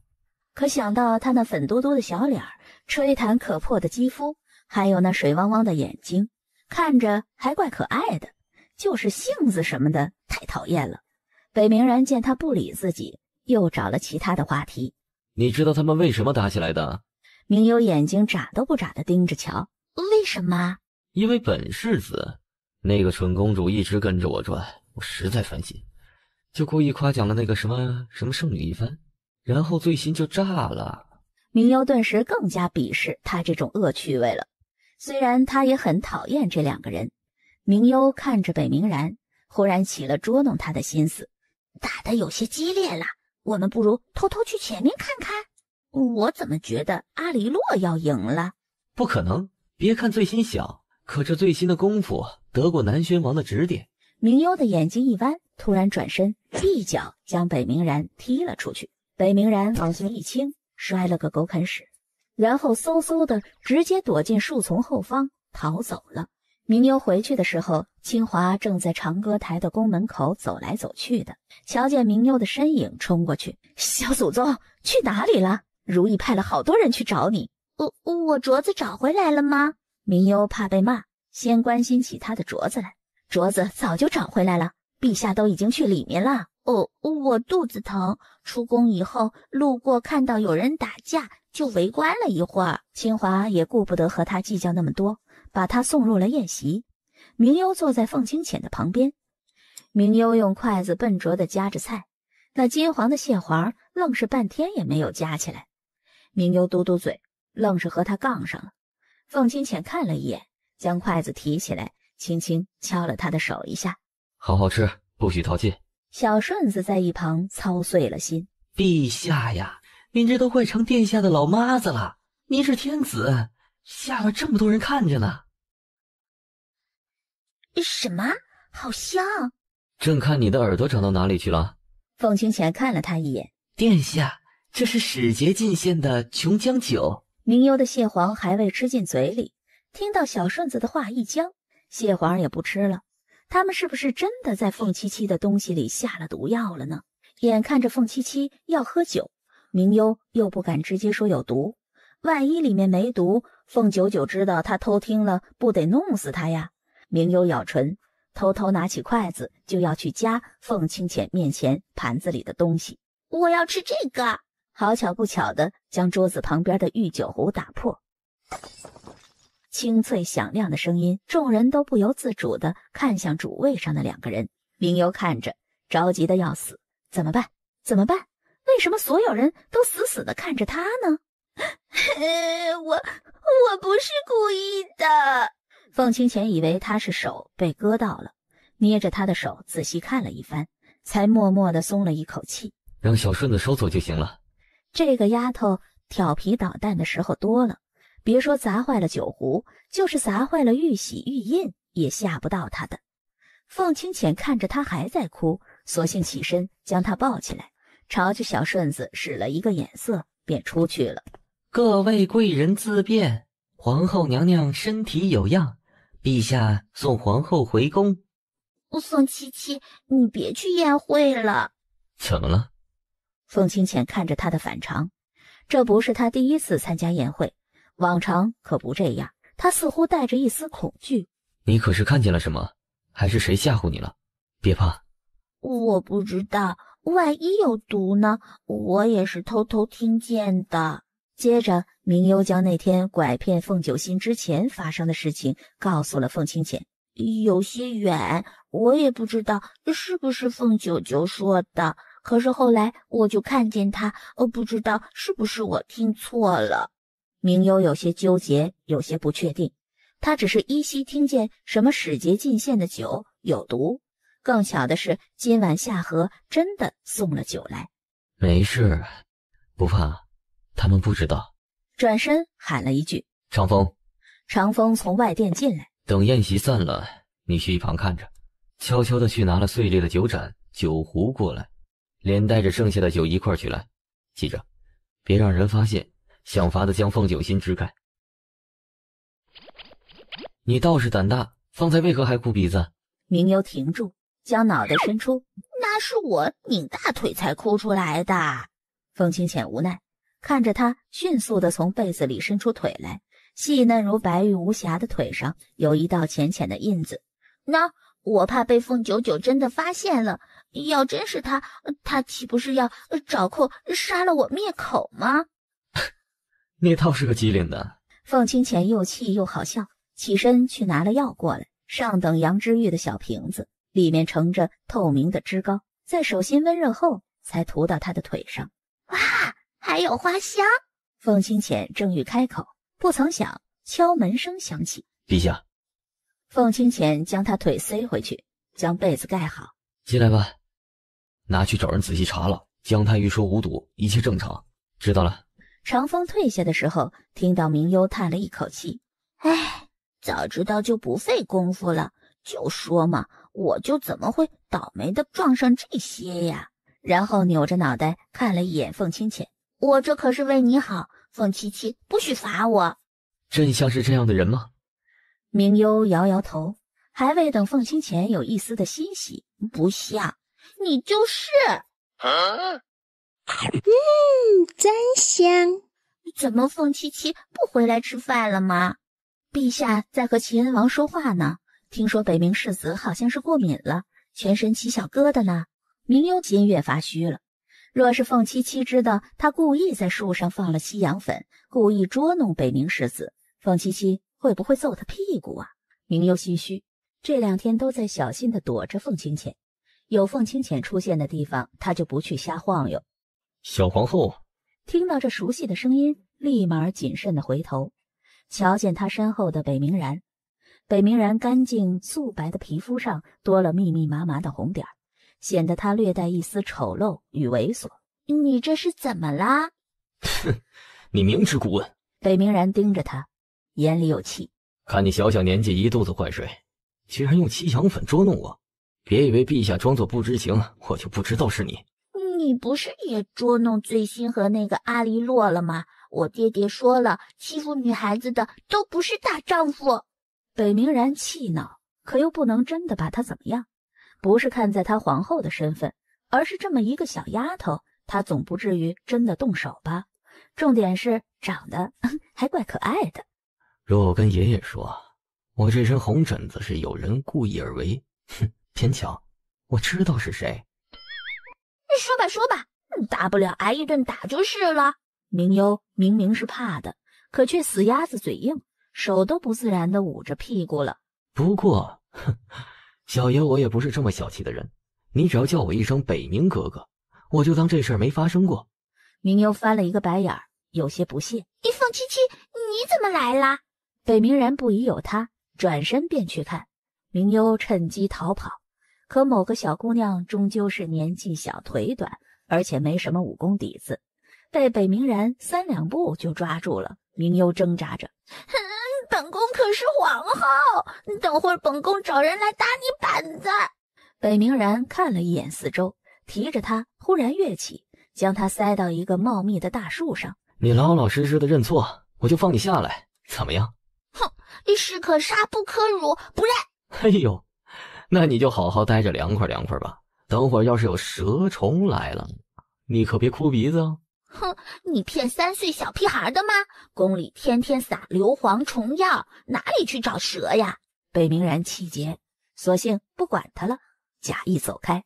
明幽抱着树干也不敢乱动，扯着嗓子喊了好几声：有人吗？救命啊！救命啊！别喊了，这片背来往的人少，你就是喊破喉咙也没用。我为什么要喊破喉咙？破喉咙是谁？北冥然一个趔趄，算他没说，不怕皇后有心计，就怕皇后是文盲啊。他算是明白了，和这个小丫头多说无益，他今儿还非得好好治治她不可。凤清浅听到明幽没在的时候，明丽才刚进宫，如意低着头捏着裙角，不敢吭声。还看朕干什么？找不到皇后，统统杖毙！凤清浅也是急了，上次的狗洞找了没有？陛下早早的就填了，用青砖和泥填的，就是10个6岁孩子也挖不动啊！愣着干什么？明丽比任何人都急，说着就冲出去了。她这辈子就这么一个女儿，要是出点事儿，她也没活下去的指望了。满宫的人来来回回的急，还是明幽睡醒了，听到几个宫婢在附近寻人，才出了声：“救命啊！”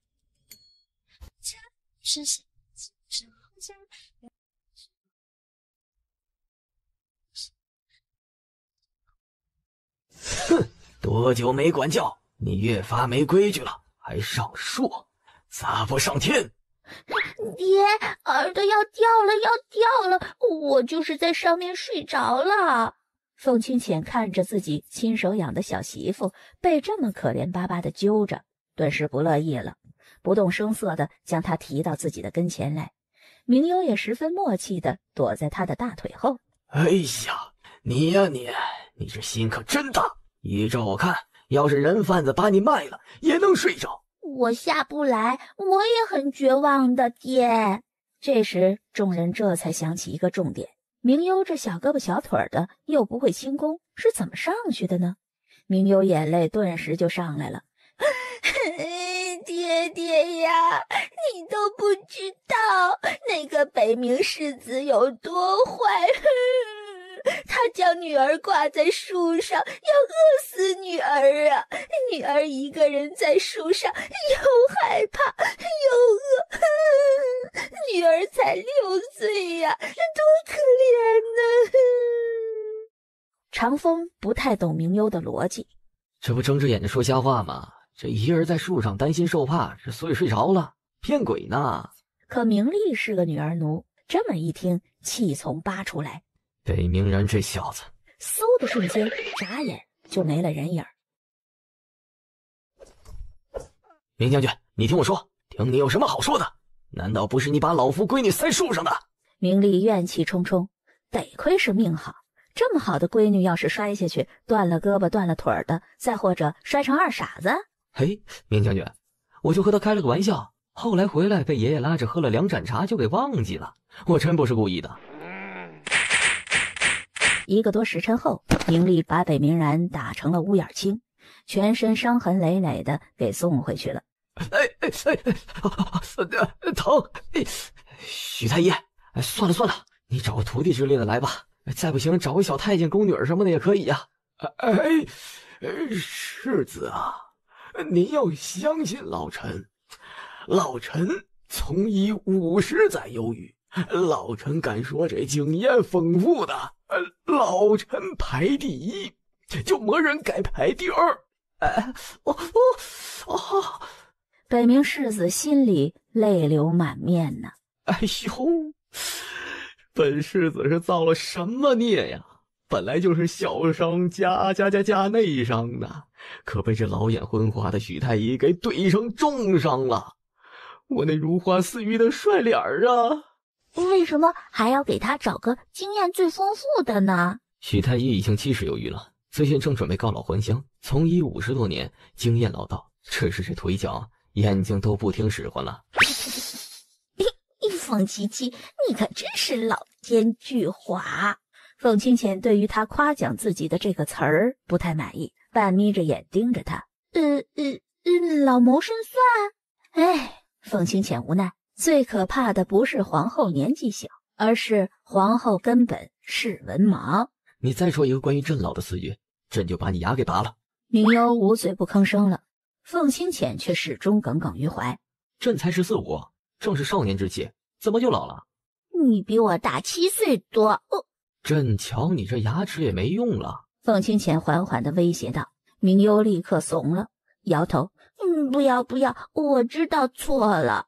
凤清浅准备起身，方才小顺子去端茶水一直未到，正想起身询问一下茶水为何还没到，明优以为他是真的要来把自己的牙齿给拔了，急了，整个人如同一个球，扑腾冲过去。凤清浅本就没做防，被他这么没头没脑的一撞，向后一仰，便倒在软榻上。小顺子端着水进来，哎呦，奴才有罪，奴才什么都没看见。心里则是惊叹又敬仰。我的天哪！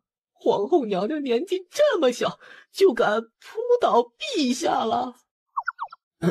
怎么，打算等朕提你起来？明优就抓着他明黄色的睡衣，索性耍赖。你不生气，不拔我牙齿，我就起来。然后凤清浅的睡衣很不争气，很巧合的就松开了，入眼的便是一片白花花的肉。明优发现他胸口处还有一个浅浅的牙印儿。哇，你的胎记很奇怪呀，似乎是被小狗咬到的牙印儿。凤清浅黑着脸，那就是你咬的。胡说，你可别赖我，我记得可清楚呢。凤清浅将他提到一边，爬起来，指着自己的胸口的牙印儿。这还真不是狗咬的，更不是什么胎记，是你1岁多的时候咬的。明优捂着眼睛道：你耍流氓，脱衣服。这衣服是你自己给我扯开的。凤清浅咬牙，脸色相当难看。明优低着头哦了一声，索性放下了手，再三不确定道：真是咬的，你还认识我小时候？何止，从你出生就认识。凤清浅年幼时见到刚出生的明优，就知道这个小丫头一定是个爱闯祸惹事的麻烦。凤七七，你福气真好，我刚出生就被你捡了这么大的便宜。凤清浅勾起手指，朝着他的脑袋敲了一下。这是造孽的缘分。明优揉着脑袋争辩道：指不定你心里怎么偷着乐呢。哼，像你这种长得又老又凶的，脾气还不好，也就只除了长得还可以一点，有钱一点。若不是你爹抓紧机会给你学了门亲事，一辈子你都要打老光棍了。而我可不一样，你看我长得又可爱又好看，脾气好，胃口好，大家都喜欢我。在明优看来，凤清浅动不动就爱往自己媳妇屁股上招呼，能有姑娘真心喜欢他吗？凤清浅气急，她年纪小，只得狠狠地捏了捏他的脸解气。单凭着他的模样来说，就可以迷倒天下上至7、80岁的老妇，下至3岁孩童，更别说凭着他帝王的身份，天底下多的人，也就唯独他一个不将皇后的身份当回事儿，也不将他当回事儿。我小时候牙口真好。凤清浅也不知道哪根筋不对了，然后耳根子爆红。你冷吗？哎呀，睡觉。哎呀，真是的，不就是被一个刚断奶没几年的奶娃娃碰了一下吗？至于莫名其妙的耳根子红了吗？凤七七，明优继续骚扰他。凤清浅烦躁地睁开眼睛。既然我出生你就认识我，那你一定认识我娘，你跟我说说我娘吧。凤清浅倒是没有想到他会突然这么说，想了许久，却不知道从何开口。明优抓着他的被子，声音里透着委屈和可怜。爹爹说娘出远门了，可我都6岁了，娘还没有回来。你说他是不是忘记我了呀？不会，哪里有娘会忘记自己身上掉下来的肉？明优的感受他感同身受，他的母后在他出生后便咽了气。你娘生得很好看，性子温婉如水，朕见到她的时候，她总是一身青衣，似月下的湖水，说话很柔，总是轻声慢语的。可你爹却出奇的怕她，他只要做出一个稍稍不高兴的眼神来，你爹再大的原则立刻就没了。你刚满月的时候，父皇总是喜欢隔三差五的将你送未央宫里来，每次你爹来接你的时候，要发好大一通火，你娘就轻瞟他一眼，你爹就老实了。明优年纪小，还不能体会这些复杂的情感，于是转头看向凤清浅。我娘武功很厉害吗？你娘不会武功。那我爹怎么会怕我娘啊？他可是征战沙场的将军，杀人不眨眼的。凤清浅听到这个杀人不眨眼的词儿时，眼皮抽了一下。他从哪里学会的贬义包用啊？想了半天，终于想到了一个合理的、明优又能懂的解释。许是你娘弱不禁风，怕把你娘打伤了。明优点点头，许是聊天聊得太久了，明幽从未这么晚睡过，说着话竟然眼皮开始往下垂，没一会儿就睡着了。还真是猪，可眼里尽数是宠溺，并没有半分的嫌弃。哼，你这不争气的臭小子，别说她是皇后，你把一小丫头放在那么高的树上，要是摔下来，这胳膊腿摔断了，你如何交代？爷爷，你这拐杖下来，孙儿真成废人了。哼，你若是以后再敢这么目无王法、不顾后果的，我先打断你的腿儿，不用别人动手。训了几句，气也出了。秦王又心疼起自家孙子来，怎么也不请个御医过来瞧瞧？哎呦，可别，爷爷，这都是看着重却死不了的轻伤。您若是去找了那有经验的太医，我这估摸着我这命就真没了。想起那年迈老眼昏花的许太医，北明然觉得他这辈子能扛就扛，不想再瞧见大夫了，更别说是经验老道的。许好了，不然你今晚晚上就可没着落了。明幽气得不行，皱着小脸，心里画了无数的圈圈，诅咒凤七七。长风瞧着，忍不住咧嘴一笑。哼，明幽年纪小，心思可不小，这小年纪就已经是后宫一霸了。今日难得见这混世小魔头被收拾，怎么你也想试试？属下不敢，只是脸有些抽抽了。长风，你得羊癫疯了吗？狗嘴里吐不出象牙来。若不是陛下在，他定得想法子好好收拾收拾这个小魔王不可。偷偷给了明幽一个威胁的眼神，明幽不怕，反倒是大大的回了他一个白眼儿。长风气却无可奈何，这两人的争斗被凤清浅看在眼里，脸越发冷了。哼，都敢当着他和别人眉来眼去，火花四射了。狠不下心来收拾这个丫头，还狠不下心来收拾皮厚的长风吗？哦，既然是羊癫疯，那就得好好重视才行。朕就准了7天的假。幸福来得太突然，长风听到这话，三魂七魄都幸福地飞起来了。长风正要感激涕零地跪地谢恩呢，让许太医给你好好扎扎针。长风刚才还笑靥如花的脸便凝固住了。这许太医，这扎针儿。随后慌了，别陛下，许太医不是告老还乡了吗？哦，许太医热爱救死扶伤，请旨再多带一段时间的徒弟，所以要到明年开春才回去。陛下，属下觉得自己身体健康，还能誓死效忠陛下，不用休假。想起许太医那颤抖的手，长风觉得别说没病，即使有病也是百病全消了。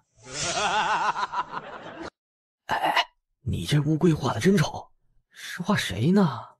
凤七七呀。哦，他嘴怎么这么贱呢？早知道问这个干嘛呀？他仿佛已经能嗅到阴森森的死亡气息了。你就继续站，这里面热，你站外面去，外面凉快些。哼，睁着眼睛说瞎话，外面有大太阳。这腹黑大灰狼，大坏蛋，这瞎话怎么说得出口呢？朕倒是觉得你手里的这纸张有些轻了，不如给你寻一只千年老龟举着吧。宫里可没有乌龟的。明幽不怕死的抗议道。太湖里倒是有一只，没千年也有个180年的道行了。殿下，陛下体恤您天热，怕晒得您中暑，所以您到树下举着吧。明幽欢快不过1分钟，似霜打的茄子，蔫了吧唧了。乌龟才举起没2分钟，明幽就直呼手酸，举不动了。许是乌龟觉得被晃动得晕头转向的，一直伸头出来抗议。哎呦，我的小祖宗啊！照着您这法子，乌龟呀都得被您给折腾死了。要不您还是别举了，歇着吧。明幽一听，嗖嗖的立刻放了下来。那你不许告状，就说本宫一直乖乖的举着呢。小顺子哭笑不得。若不是那位正主吩咐的，我这一小太监哪儿还有这大胆子敢自作主张啊？给你降温，咱们也算是一起同甘共苦过了，以后就是朋友了。既然是朋友，那就该有个名字的，不如就叫七。七还没说完，明幽顿时住了嘴。想到凤清浅黑着脸的样子，他决定还是怂一点比较好。要是真叫七了，估计明早他屁股得开花。有了，都说乌龟可以活1000年，那就叫长寿好了。小顺子一个头两个大，往前推3000年，他也未曾听说过这哪任皇后和一只乌龟做朋友的呀。怎么不见我泱泱大国最贵的皇后娘娘？怎么现在没人恕着你，倒是更加肆无忌惮了？哎呦，好不容易出趟远门，所谓将在外，军令有所不受，你可别指望拿我师傅来压我，陛下。南风这声陛下叫得格外重，只要稍微一想起凤清浅娶了个童养媳不说，还是比自己小7、8岁的奶娃娃，他就觉得有趣。凤清浅以前是不是还得给他喂奶换尿布啊？你干脆给这小丫头做奶娘得了。在笑出声的时候，凤清浅手一扬，小小的饮酒杯就塞进了南风的嘴。朕看你这嘴长得也没什么用了，说2句玩笑话而已，怎么就恼上了？听说你的童养媳虽然年纪小，可模样倒是出落的十足漂亮。谁跟你说的？满大街都这么说。哎呦，这家伙臭脾气，得养出一个什么童养媳来？小丫头啊，你哪个宫的宫女？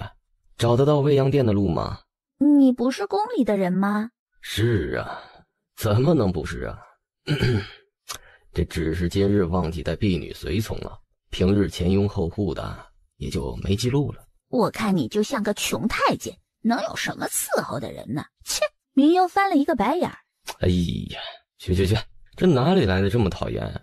小姑娘家的，这说话还可爱些好，这样才讨人喜欢。他从未见过如此嘴毒的小丫头，刀刀往心窝子上扎。什么叫他像太监，而且还强调他穷？老流氓，说话就说话，别动手动脚的，不然我可喊非礼了。南天被一个5、6岁的小丫头叫老流氓，心里甚是不爽。更可气的是，这小丫头居然说他非礼，她又不是凤清浅，有养童养媳的特殊嗜好。童养媳？凤清浅这家伙的童养媳可不就是5、6岁的年纪吗？你是小皇后？南天惊讶道，一脸的不敢置信。长得哪里倾国倾城了？不说丑就是客气的了。明幽这性子什么都好说，只是不能说她不好看或者丑。南天这还未说上3句话，便开始嫌弃她的样貌了。这真是叔叔能忍，婶婶不能忍。明幽瞥了一眼在地上的长寿，恨不得拿起长寿往他脑袋上砸。随后眼睛眨了一下，便来了主意。你不是要去未央殿吗？我倒是可以带你去。说着热情地牵着南天的手，你一直往那边走便是，顺着小道别拐弯哦。一炷香的时间。那甜甜脆脆的声音里带着无辜和天真，南天不自觉地便信了。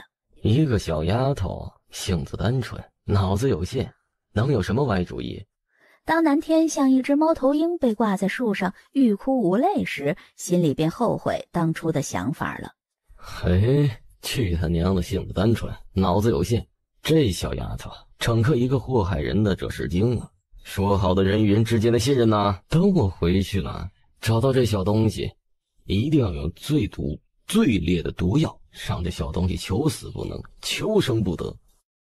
明幽躲在被窝里吃着冰葡萄，听着如意给他说嫦娥奔月的故事，好不惬意。只是一个冰冷的声音吓得他鸡皮疙瘩都起来了。明幽将被子一蹬，整个人坐在被子里装睡。凤清浅进来，看到软榻上那瘦弱的小背影，见过陛下，殿下他早睡了。凤清浅也不戳破他，于是意味深长地哦了一句，盯着他的背影看了许久。躲在被子下装睡的小人只听得见自己砰砰的心跳声，心底越发的虚了起来，紧接着打了个冷嗝，没听到。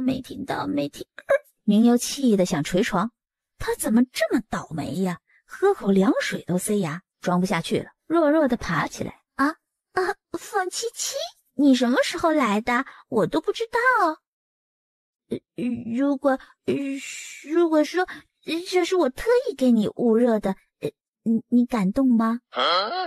殿下，墙都不敢扶，就扶您呢。这瞎话您也能说得出口？凤清浅将葡萄端起来，明优立刻塞了2个在嘴里，飞快地嚼吧嚼吧就给咽下去了。拿走就是，反正本宫吃够了，不稀罕。扭头在一旁做事生气，可眼神却忍不住偷偷地瞟葡萄。不喜欢吃，不好吃。不喜欢吃还像馋猫一样的盯着看，说话也不嫌打脸。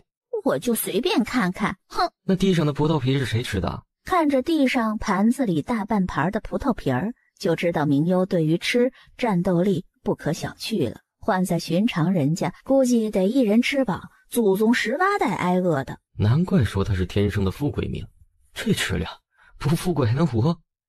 长寿，黑儿，反正不是我。说着，眼睛不经意地看向如意去。如意立马撇清干系，这可是上等御贡，奴婢可没胆吃的。凤清浅捏了他的脸一下。朕还有事问你，南天是你将他引诱挂在树上的？明优摇头。凤清浅依旧盯着他。这不是我啊，你看我个子这么点儿，树干都够不到，这一看便是长风做的，要么就是长绳。长风说了，绳子是他做的不假，可是好几天前的事了。绳子是长风做的没错呀，可圈套是那人自己钻进去的呀。那么多路，他偏巧走那条小路，走小路吧，偏巧踩到绳子，只能怪他自己蠢。若不是天色前晚，伺候他的奴才没见着人影，来找朕，岂不是要挂一夜？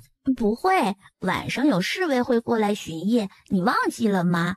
上次我们还碰见来着呀，还是你告诉我的。这话说的倒是让凤清浅不好训他了。谁让他说我丑来着？要不是我打不过他，一定打得他满地找牙。这小丫头人小心眼更小，从出生还未懵懂无知的时候，不知怎么的，就是听不得别人说她丑是丑八怪。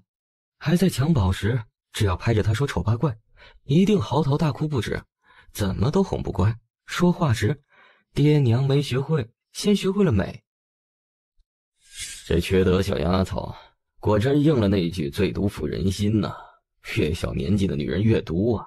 故意指错路不说，还特意给下了西洋粉，又让自己进了圈套。这凤清浅也不知道是吃了什么药，这年纪的小宫女儿在宫里恐怕挑不出几个，她一个用毒高手，却吃了一个小小的西洋粉的亏。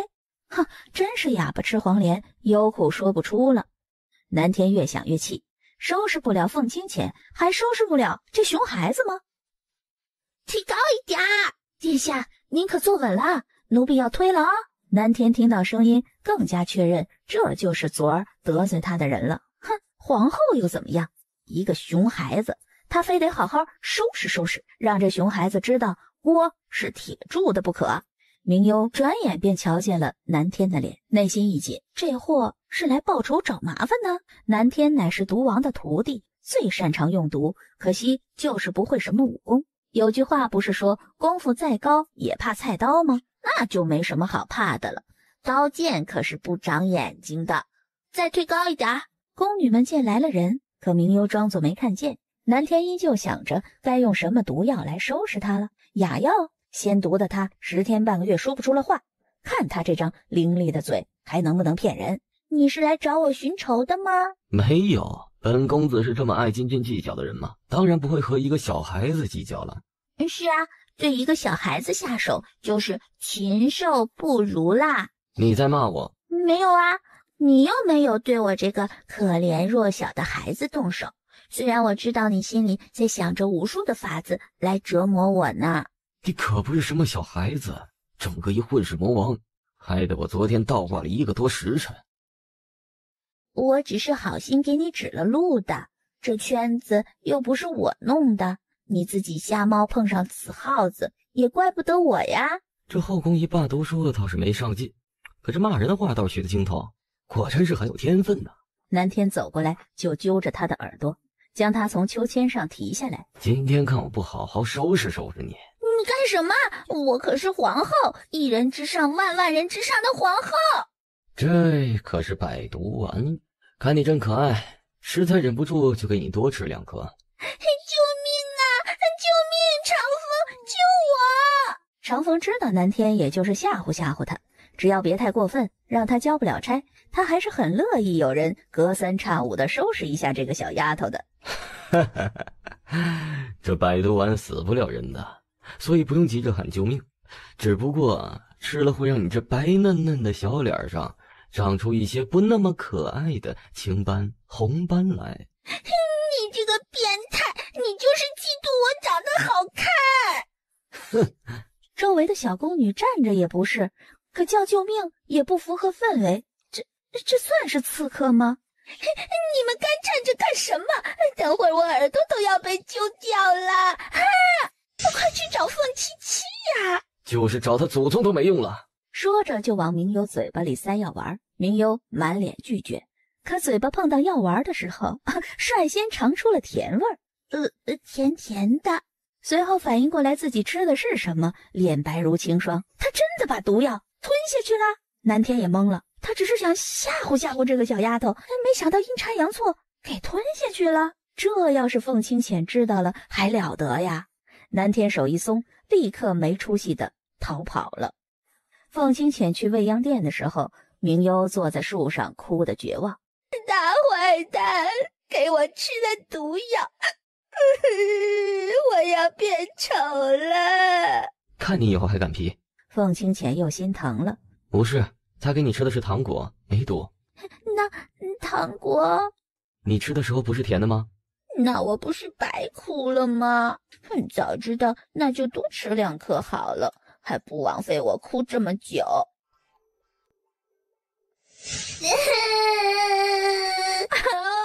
南风这个王八蛋，这根本不是糖果。白嫩的脚丫子此时与脸上的大片青红斑交错对比，怎么回事？一个两个的不服殿下，站着看热闹啊！如意去扶的时候，只瞧见一只没獠牙的青面妖怪。殿下，如意，我的脸这么吓人吗？如意咬牙，艰难地适应了一下。没有，依稀中还是能辨别出您可爱的容貌的。你这笑比哭还难看，还愣着干什么？该请太医的请太医，该找陛下的请陛下，该换热水的换热水。宫女们这才慌乱地退出去。如意用热水拧了帕子给明优擦脸。你还是不要碰我了，我脸上有毒，他们说会传染。殿下没事的啊，奴婢不怕。明优感动得眼泪汪汪的。如意，还是你对我最好。凤清浅进来就听到明优的话，心里哼了一声，这个小白眼狼，前不久刚说他是天下最好的人，这没2天就转了风向了。抬脚迈过去的时候，正好瞧见明优转过来的小脸。凤七七，你是不是也觉得我现在丑得像妖怪？谁说像了？妖怪可不一定有这么丑的。明优不想活的心都有了。凤七七，你太过分了！顿时气得眼泪又出来了。紧接着明优一呼吸，还迅速的冒了个鼻涕泡。凤清浅清透的笑声从胸腔里喷发出来，连如意都忍不住破功笑了出来。我不会一辈子都这样吧？一股浓浓的绝望感笼罩着他。没事儿，朕觉得看多了也就10年了。倒头躺在软榻上，一脸死气沉沉的样子。凤清浅只好拿食物做诱饵，刺激他。今天早上的御膳房有麻辣肚丝、万福炭烧里脊，还特意给你预着炖来的1夜的酸萝卜老鸭汤。我没胃口，一副心如死灰的样子。命人传膳。我不想吃。明优将头扭向一边，不想让他看见自己现在丑恶的嘴脸。让朕多瞧几遍，以后治不好也能看习惯了。明优气得抬脚便是踢了他一下。都是怪南天，等我抓到他，非得把他脚心用羽毛给挠破不可，然后让长寿把他的肉一口一口咬掉。以往配上他的小脸蛋儿，那就是又凶又萌的，可如今倒是成了丑凶丑凶的了。午膳端进来，食物的香气便随着四周蔓延了。新来的御厨是不错，这里鸡烤的嫩而不腥，火候刚好，赏。明优听了这个，哪里还躺得住，一咕噜爬了起来。哪里是新做的了，还不是和往常一样？可出来都出来了，不吃2口好像不划算。明优拿着勺子笨拙地舀起一小块来，塞进嘴里嚼了嚼。治你，有的是法子。哪里是新做的了，还不是和往常一样。可出来都出来了，不吃2口好像不划算。明优拿着勺子笨拙地舀起一小块来，塞进嘴里嚼了嚼。治你，有的是法子。我把长寿给吓死了。两人皆是一惊。殿下，这是说的哪里话呀？好好的长寿怎么会死呢？我去拿小虾米给长寿吃，刚蹲下，长寿伸着脑袋出来吃，看了我一眼，就吓死在龟壳里了。我真的有那么可怕吗？丑是丑，可以后就慢慢习惯了，还不至于能吓死人。方七七，你快找太医看看，能不能抢救长寿吧。这宫里的太医是可以治人的，兽医暂时没有。明优一边牵着凤清浅，时不时的还要哭2声，追到他的乌龟。长风不是说乌龟养得好，能给人送终吗？凤清浅俯身看了看，长寿整个龟都缩在壳子里，把长寿放在专门给他砌好的小池子里，洒了一些水在他的龟壳上。长寿还是没什么动静。我竟然丑的把乌龟吓死了。凤清浅看着他那可怜的样子，丑萌丑萌的，竟然莫名的觉得有2分可爱。许是长寿心情有些不好，躲在里面不出来。他为什么心情不好？刚才还高兴的准备吃饭呢。肯定是我吓的。长寿啊，你可别死啊！你快给我瞧瞧长寿。张元接过来，仔细端详了许久。明优一脸紧张。这乌龟……什么？生怕他下一刻说没救了，烤了吃算了。这乌龟啊，这龟龄至少得有100来年了。凤清浅冷冷地看了他一眼。这乌龟没死，应该是这2日晒不到足够的阳光，有些失落。只要每日让它多晒一会儿太阳就行。记得晒的时候常常往龟壳上洒水。明优这才信了，将长寿放回池子里。长寿，我会记得给你多晒太阳的啊！提着的心总算是落下来。凤清浅命人给了赏，让小顺子送人出去了。送了张大夫过去，小顺子还是将张元的话转述给了凤清浅。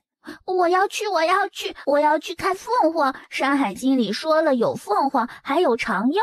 有凤凰的是丹穴山，有长幼的是长幼山。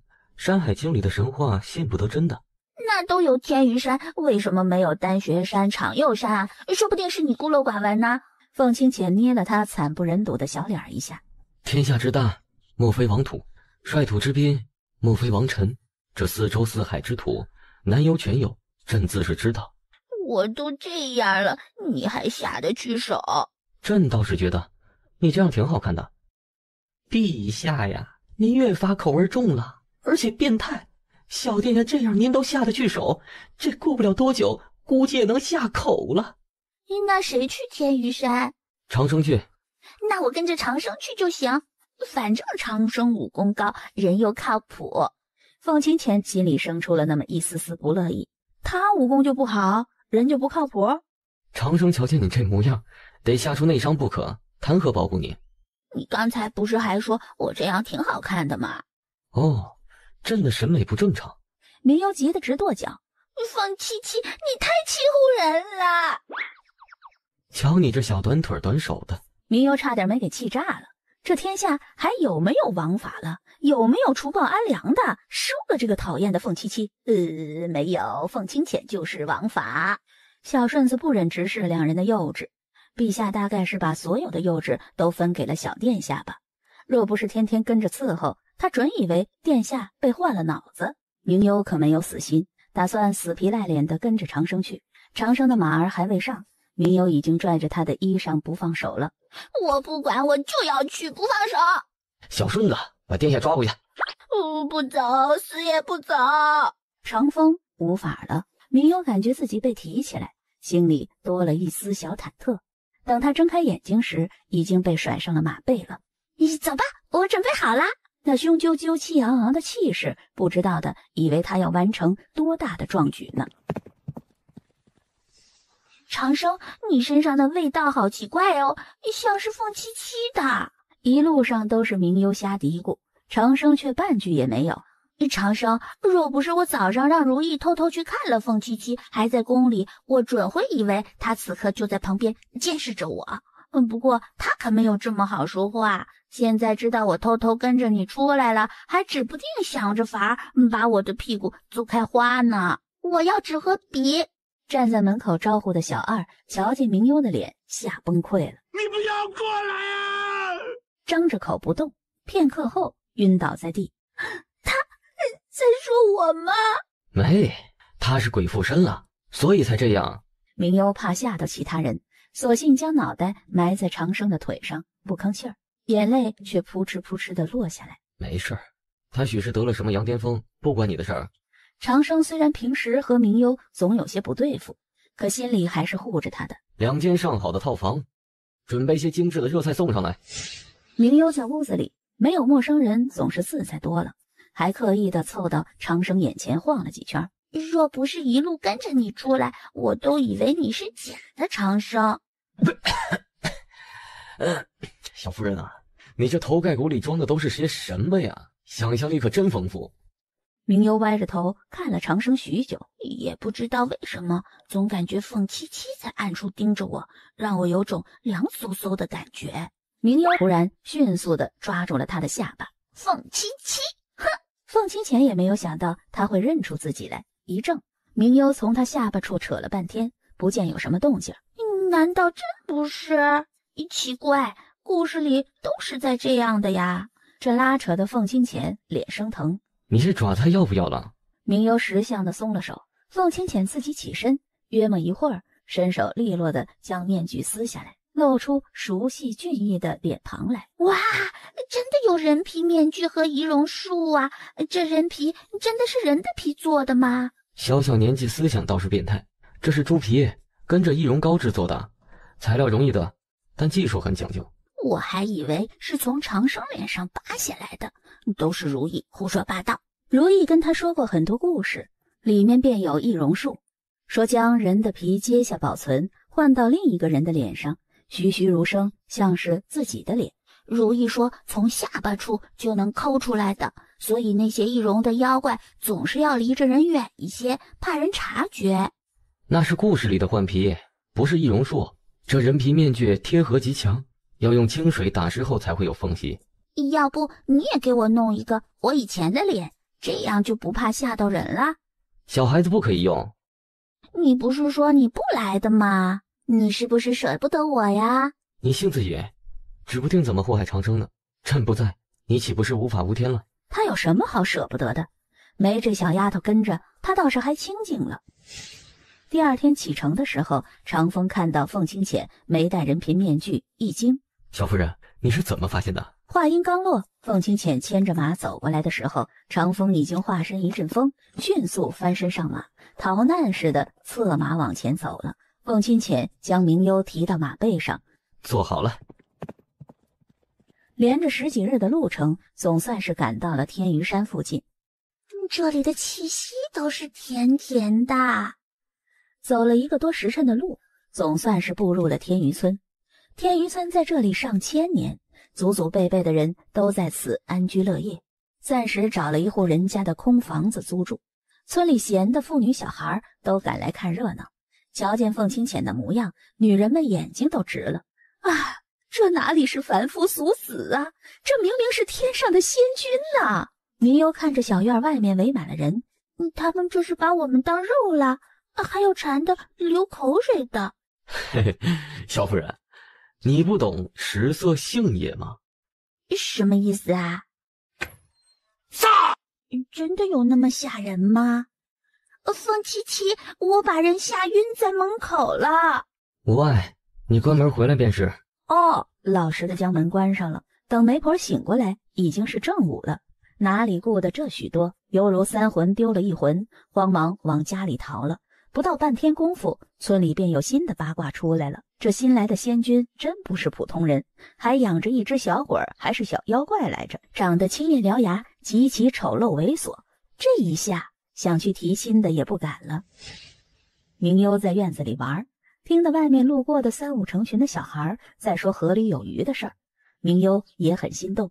明幽瞧见村里4、5个孩子在下游互相嬉戏打闹，明幽心生羡慕，可又不敢过去，默默地去了上游，学着那些小孩的样子，将裙子卷起来，脱了鞋子便趟入小溪里。好凉快！水里的鱼虾很小，游动得很迅速。明幽年纪小，又没有经验，忙活了小半天也一无所获。快看，那小丫头是谁家的？那是新来那家养的丑八怪吧？瞧她那身衣裳，生怕别人不知道她有新衣裳，一个劲儿的显摆什么呀？切！这么一说，周围的孩子眼巴巴的一看，呵，一个丑陋无比的丫头，居然还穿着那么好的料子，心里都有些不舒服。一个新来的，还敢去上游抢我们的鱼，看我不得好好教训他！哼，丑八怪，谁允许你动我们的鱼？懂不懂规矩？还不跪下给本大人认错！一个脏兮兮的土包子也想在他头上作威作福。他明幽是谁呀？能欺负他的只有凤七七一个。他又爬起来了。二丫瞧见他的眼神有些害怕，那目光像是山林里的狼，加上他的脸又中了毒，显得越发瘆人。我们走吧，他流血了。不许走，看我今天打死他！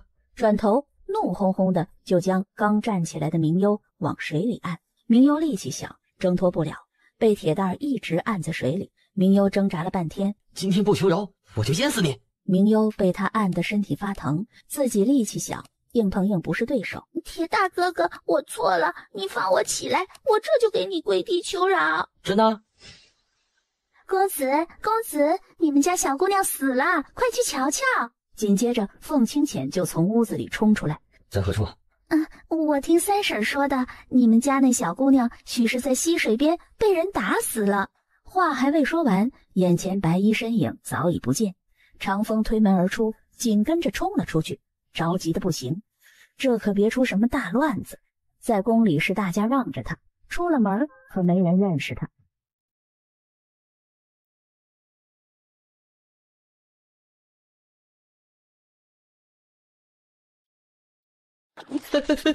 救命！你们也想死吗？这一幕让赶过来的三婶也吓到了。小丫头，你干嘛呢？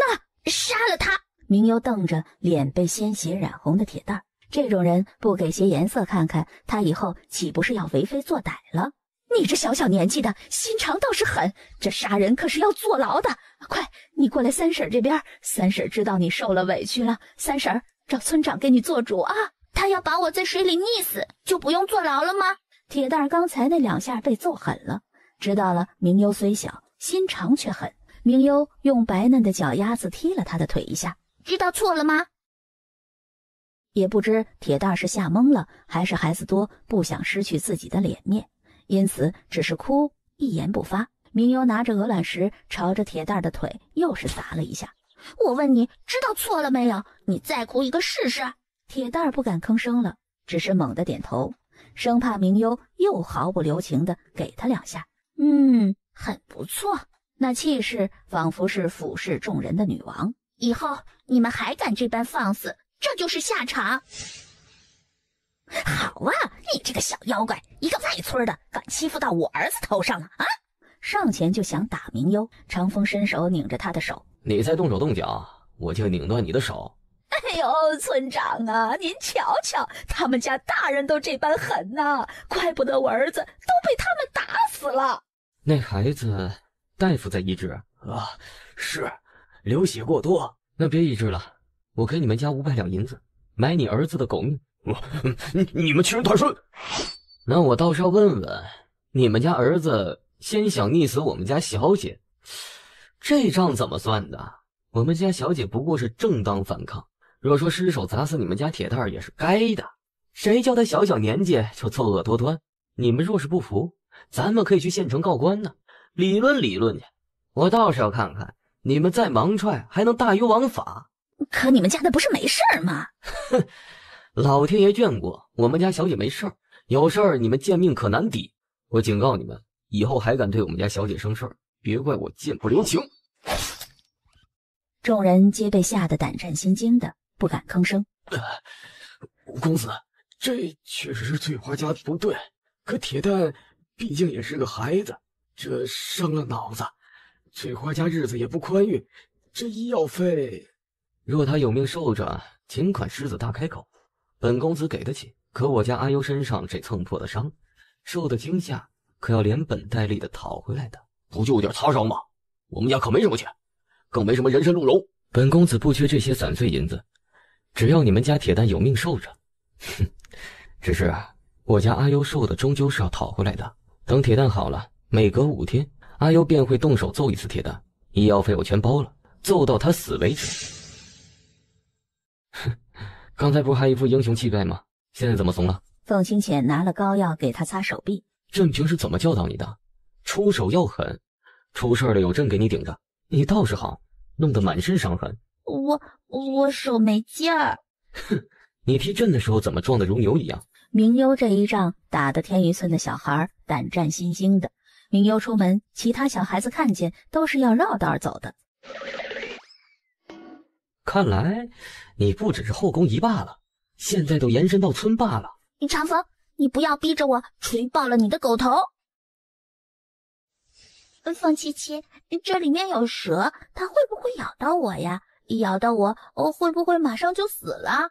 不会，长风在前面看着。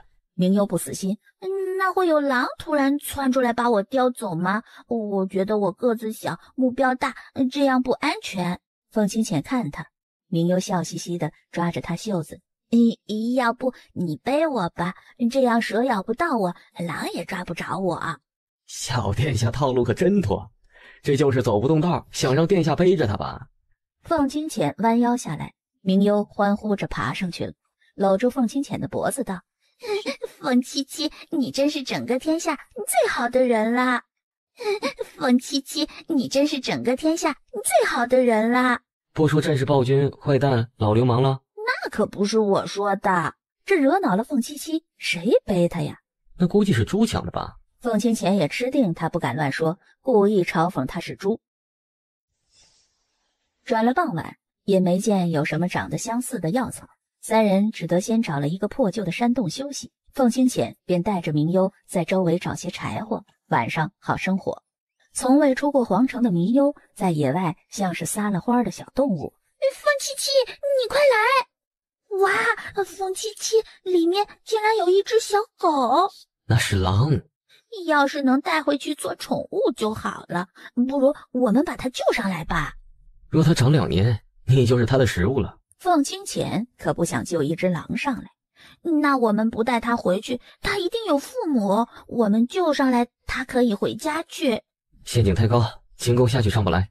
凤清浅看了一眼陷阱，约莫有1丈多高。明优不死心，想了一个主意。那你把绳子拴在我身上，把我放下去，我把小狼拉住了，你就拉我上来。哎，不行！凤清浅果断拒绝。谁知道这小畜生会不会咬人？凤七七，我知道你最好了。你看他年纪那么小，就和我一样。如果我掉陷阱里，没人救我，怎么办呢？朕不会让你有危险。可是，明优气急了，想不到什么说服他。你不让我救他，我就在这等着不走了。猎人来看见他，一定会将他抓去剥皮抽筋的，还会被饿死。没感动凤清浅，倒是自己想着想着，心酸的哭了。他娘知道了，一定很着急。凤清浅沉默了一下。你扔个东西下去，若是他攻击，就不许下去。好。从地上捡了一个小土块，扔到小狼崽的旁边。小狼崽动了动尾巴，更加缩作一团。他没有攻击性。凤清浅将匕首拿给他。你要是下去了，他发狂突然咬人，你敢用匕首割了他的咽喉吗？明优咬唇，想摇头的，可摇头凤清浅就不会让他下去救小狼崽了。于是鼓起勇气点头。敢！凤清浅看在眼里，却没有戳破。将绳子绑在他腰杆上，反复检查了，这才将他缓缓放了下去。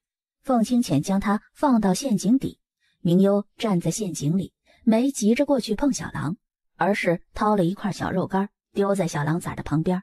小狼，你别怕，我抱你上去。凤清浅眼睛盯着他的一举一动，虽然他清楚知道这小狼崽还在吃奶的阶段，可还是怕明幽出什么意外。凤七七，你看他多乖呀！长风回来的时候提着一捆柴和一些野果。哎呀，你们还猎到肉了？明幽拦在小狼崽面前，它不是食物，它是我从陷阱里救回来的。陛下，您还由着小殿下养上狼了，那等会儿引来老狼怎么办？在陷阱里待4、5天了，要是有寻来的早就寻来了，还是个没断奶的小狼崽。这看着确实像个小狗崽，你不会真带他回去吧？他娘要是来找他了，我就让他回去了。长风没敢告诉他，一般这种小狼崽能丢了的话，定是母狼出了事。小狼崽还小，不太会吃东西，明幽只能给他喝了一些清水，吃了一些泡软的馒头。这牛肉干太硬了，小狼崽吃不下，早知道带点软的肉。这么锋利的狼牙，白长的吗？将牛肉干撕碎了，凤清浅拉着小狼崽的嘴塞了进去。敢吐出来，就把你舌头割了。也不知道是小狼崽饿了，还是被凤清浅略带杀意的眼神吓到了。小狼崽识相的咽下去了。明幽摸了摸小狼崽的头，也不知道你娘找你没，保不准跟我娘一个性子，许多年都不来找我，像是把我忘记了。你呀，还是跟着我吧。我背得动他，你别扔他。真是长骨气了，脚磨破了都不吭一声。明幽双手紧紧地放在小狼身上，不吭声。长风终于明白了，为什么明幽死活不让他背着小狼崽。长风接过小狼崽来，轻巧地投进背篓里。嗨，放心吧，准把他照顾得好好的。朕在你心里就是这样坏的人，连一只狗都容不得。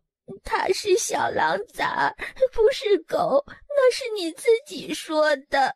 小狼崽的狗命还在长风手里，心里默默嘀咕：你不坏，天天欺负人，隔三差五的就把我屁股揍开花，给他吃素菜不吃肉。凤清浅反手狠狠地拍了他屁股一下。这小丫头片子，别人给的好一点也记着，可别人给的坏也通通记着。在山里待了3天，三人将能找到相似的草药通通给带了回去，准备拿回去让人先鉴别一下，毕竟见过洗眼草的人很少。听到明幽回来，小天端着酸枣糕急冲冲的便赶来了。小天，我给你看个东西。这是什么？狗吗？谁送你的？长得不太可爱。这是狼，我从山里的陷阱捡到的。明幽洋洋得意地将自己救小狼崽的故事说了，只不过顺带夸大了许多。哇！哎呦，你太厉害了！你是我见过最厉害的，这是连大人都不敢做的事情啊！小狼累了，低着头就冲过来蹭明幽的裙子。小天胆怯地往后退了2步。哎呦，他会不会咬人呢？反正他不咬我。小天又连着后退几步，可又想和阿优多玩一会儿。阿优和他认识的小孩子、大人都不一样，他勇敢善良，不像其他女孩子一样叽叽喳喳还爱哭。看着2人在院子里和小狼崽玩，小天该不会是喜欢小丫头吧？这样瞧着倒是蛮般配的。虽然五公子家条件好，可这小丫头长得这么丑，像是恶鬼一般，能有人要就不错了。这丑八怪没了，自己又能嫁给五公子，那真就是完美了。凤清浅看了一眼蹲在地上逗蚂蚁，小狼崽在旁边跑来跑去的，大有一副青梅竹马的架势。凤清浅本就脸黑了，芍药还继续添油加醋的。哎，真是青梅竹马，两小无猜。滚！五公子，你别生气，小孩不要让我再说一遍。凤清浅眼里的怒意压抑不住，蔓延出来。芍药白着脸不说话。芍药姑娘，我们家主子心情不好，还请您回去吧。芍药灰溜溜的走了。凤清浅看了一眼还在说话的梁小芝，扭头转身便进去了。收拾东西，提前回去。长风觉得主子这醋吃的莫名其妙，小孩子喜欢跟同龄的小孩子玩，很正常。都说3岁一个鸿沟，这陛下和小殿下差着7岁多，那就是2座不可逾越的鸿沟了。明幽走的时候，小天还特意一路跑到村口来送他。哎呦，你还会回来吗？不知道，可是你以后可以去皇城看我。想了想，从腰间翻出一块小牌子，2颗珍珠来。这个给你，以后你去了皇城，拿着这个去明将军府找我。还有，这个是送你的礼物，这样你就有钱去念书了。明幽之前嫌弃过小天不识字，后来知道小天家里穷，还有2个弟妹，没法给他念书。明幽一直心里有些愧疚，他爹说过的，男子汉不许轻易拿别人给的东西的，可犹豫了许久，还是接下了。谢谢你，阿优，我以后一定去看你。阿优，你病一定会好的，要是不好，将来没人要你，我会娶你的。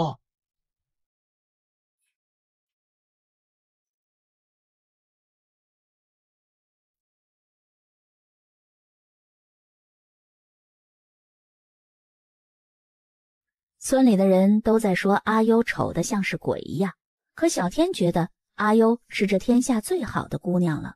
哎呀，这皇帝的媳妇儿你也敢抢，活得不耐烦了。明幽还是很感动的，一直伸头看着越来越远的小山村。你若是不老实，我就把你的狗丢出去。你说该给他取一个什么名字呢？不如就叫战神吧，多威风凛凛呐！那等你爹进宫来，估计要把你的狗腿给打断。他爹可是闻名天下的战神。不叫就不叫，那么凶干嘛？哼！小殿下，取个名字而已，哪儿这么麻烦呢？什么旺财来福，这元宝，这多的是。可他是狼，又不是小狗，取个这些个名字，以后若是遇到同类，听到了岂不是要被耻笑？真是坑爹的好闺女啊！所以你就忍心你爹被嘲笑？虽说这小崽子是狼，可是狼狗不分家，若是被传了出去，明将军的一世英名也就算是被毁了，以后还如何威震四方？明幽把生平所学的都用上了，终于取了一个普通而又像样的名字——韩月。陛下辛苦了。凤清浅没理他，伸手将明幽从马车里提下来。南天瞧见明幽的脸，吓得一哆嗦。哎呦，亲娘啊，这真的挺吓人的。你个卑鄙无耻的家伙，你还有脸说？看我今天不把你剁了喂狗！然后韩月就从马车后冲过来了。韩月虽然还是小狼崽刚断奶，毕竟是4只腿的，假以时日，南天的大腿估计是保不住了。凤清浅每每想起这个画面，这家伙也是该好好的教训教训了。明幽脸上敷着药，南天静坐了半个时辰，也不见有什么效果。不对呀，是好是坏，这总该有一点效果的。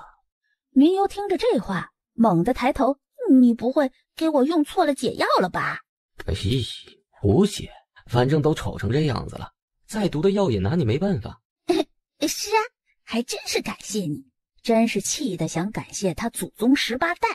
算了，丑就丑吧，你还是先去洗洗手。对呀，这人生在世要看开些，反正你都已经嫁人了，这美丑无所谓。老鼠夹。别客气，特意为你准备的大礼哟。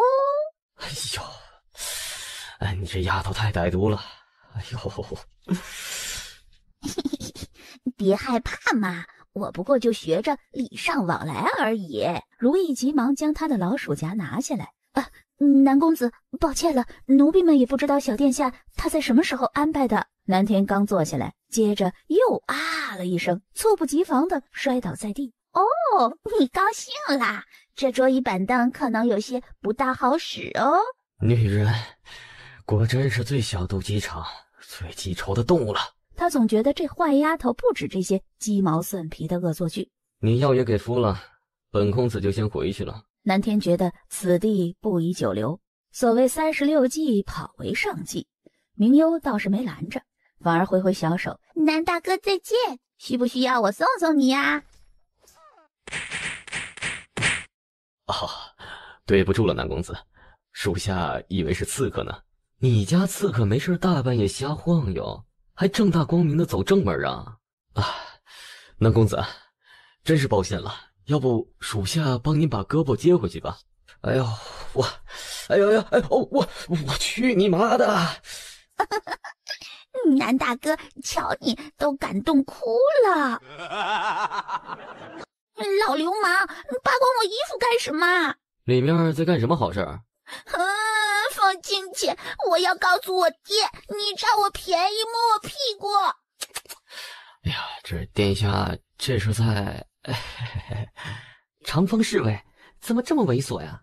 陛下今年14岁，娘娘才6岁，是我猥琐吗？那里面让人浮想联翩好不好？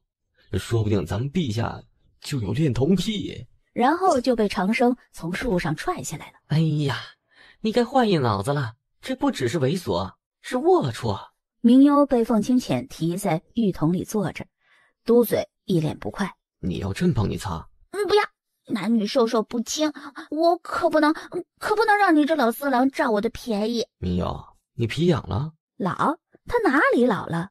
年少14，你大我7岁多，按虚岁算就是8岁，14差不多马上就20了，我才6岁。凤清浅差点没被他气死。我洗好了，你转身过去。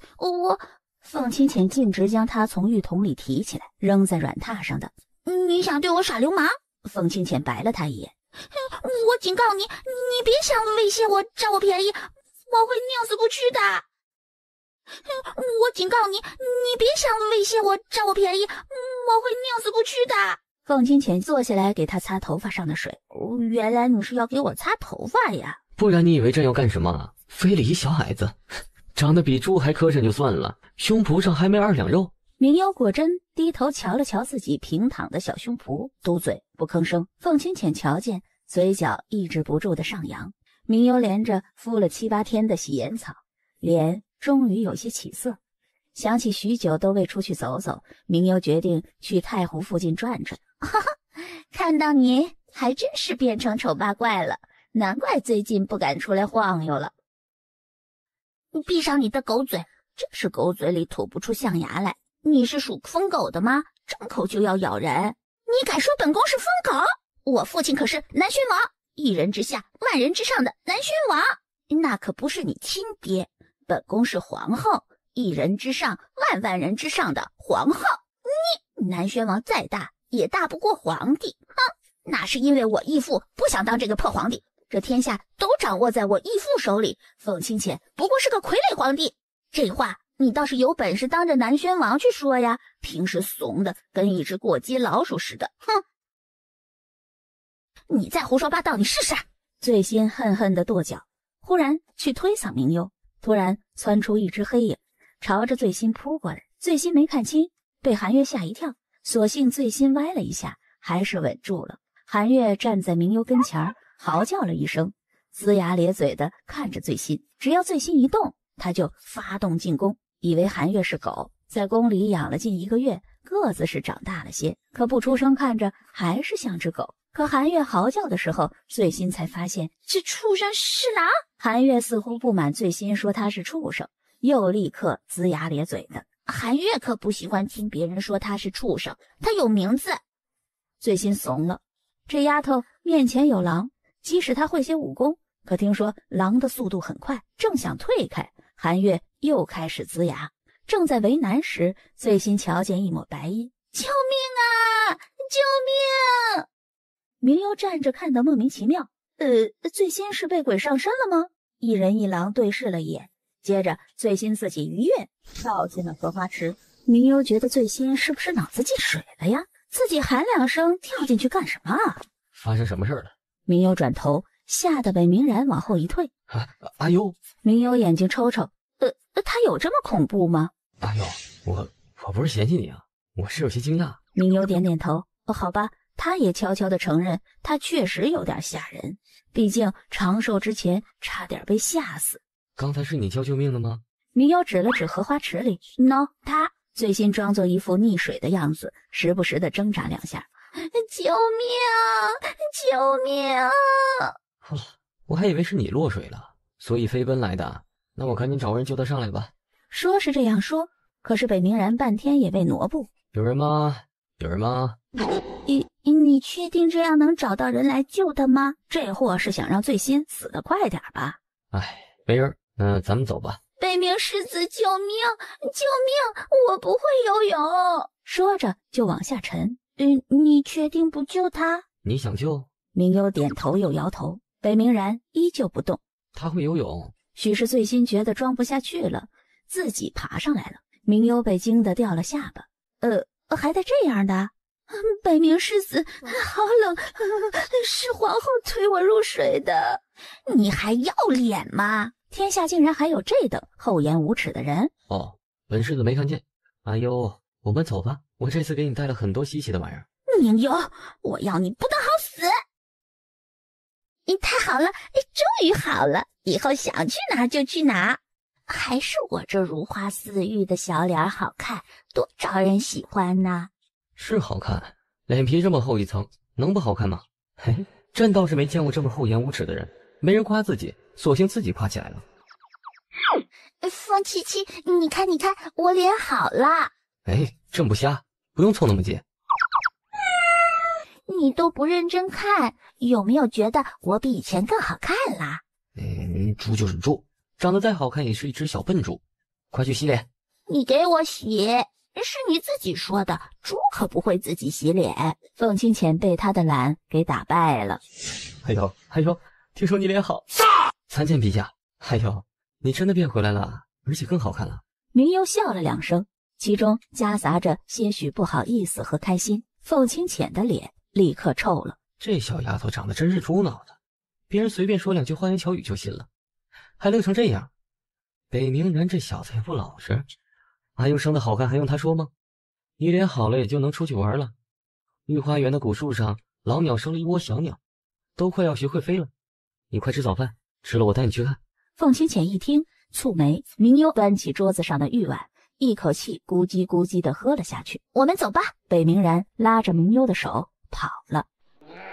去把鸟窝挪了，看他们怎么看。哎呦，你喜欢凤清浅吗？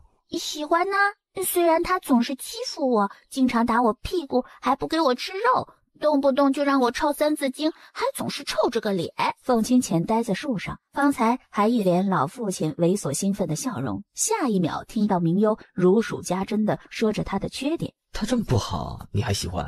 那我爹也揍我，我也喜欢他呀。还有清华、如意、长风、长寿、黑耳、如意。哎，打住，别数了。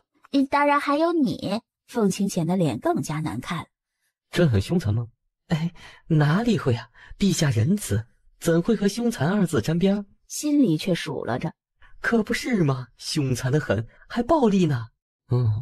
那你觉得朕优秀，还是那个北冥世子？哎，当然是陛下了。陛下英明神武，治国有方，这肯定是天底下最优秀的男子啊。那长相呢？当然是陛下了。全天下还有比陛下长得好看的吗？如果有，那一定是皇后。小顺子嘴皮利索，夸到了凤清浅的心头上。凤清浅满意的点头。下去领赏吧，顺带你旨带去齐恩府。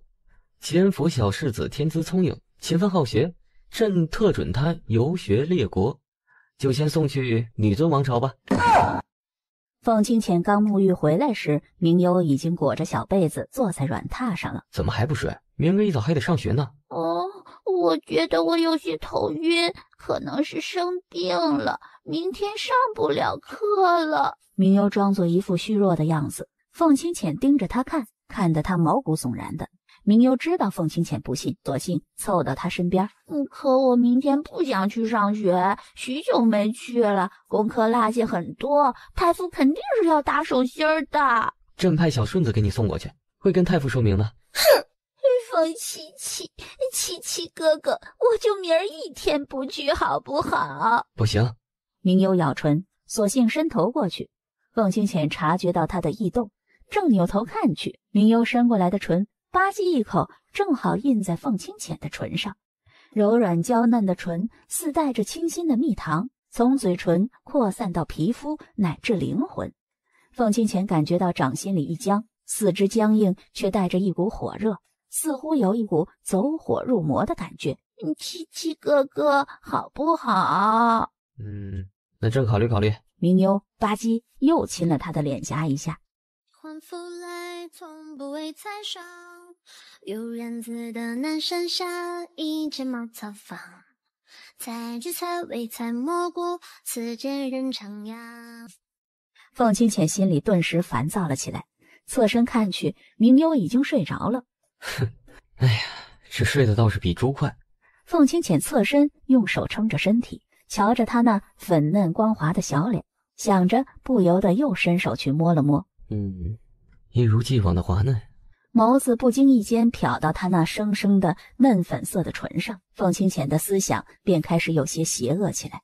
想起他当时亲自己的时候的触感，忍不住盯着他的唇看了许久。哎呀，忽然忘记了方才他亲震的感觉，要不再试试？他便俯身下去了，浅浅地碰了小丫头的唇一下。凤清浅的心竟然是七上八下，砰砰直跳。小丫头的唇竟如刚才一样，又香又暖又嫩，竟然生出贪恋的感觉来。凤清浅似乎感觉到小丫头的睫毛动了动，立刻退了回来，侧身躺下来装睡。明幽缓缓地睁开眼睛来，眼里尽是迷糊，坐起来环顾四周。奇怪，我梦见大灰狼咬我的嘴。说着还摸了摸自己的嘴唇，发现是在寝殿里睡着，以为是做梦，又躺下沉沉地睡去了。然后在接下来的数个夜晚，明幽梦里总是梦见同一只熟悉的大灰狼在咬他的唇，而且有时候还要咬好几口。可他醒过来发现都是梦。凤清浅吃饭的时候听到他的话，免不得心虚的要死。小殿下经常做同一个梦也不奇怪，这不晚上有陛下看着你呢，你还怕什么大灰狼啊？我知道了，让韩月晚上去看着我，这不就好了？反正韩月也是狼，梦里的大灰狼肯定怕他的。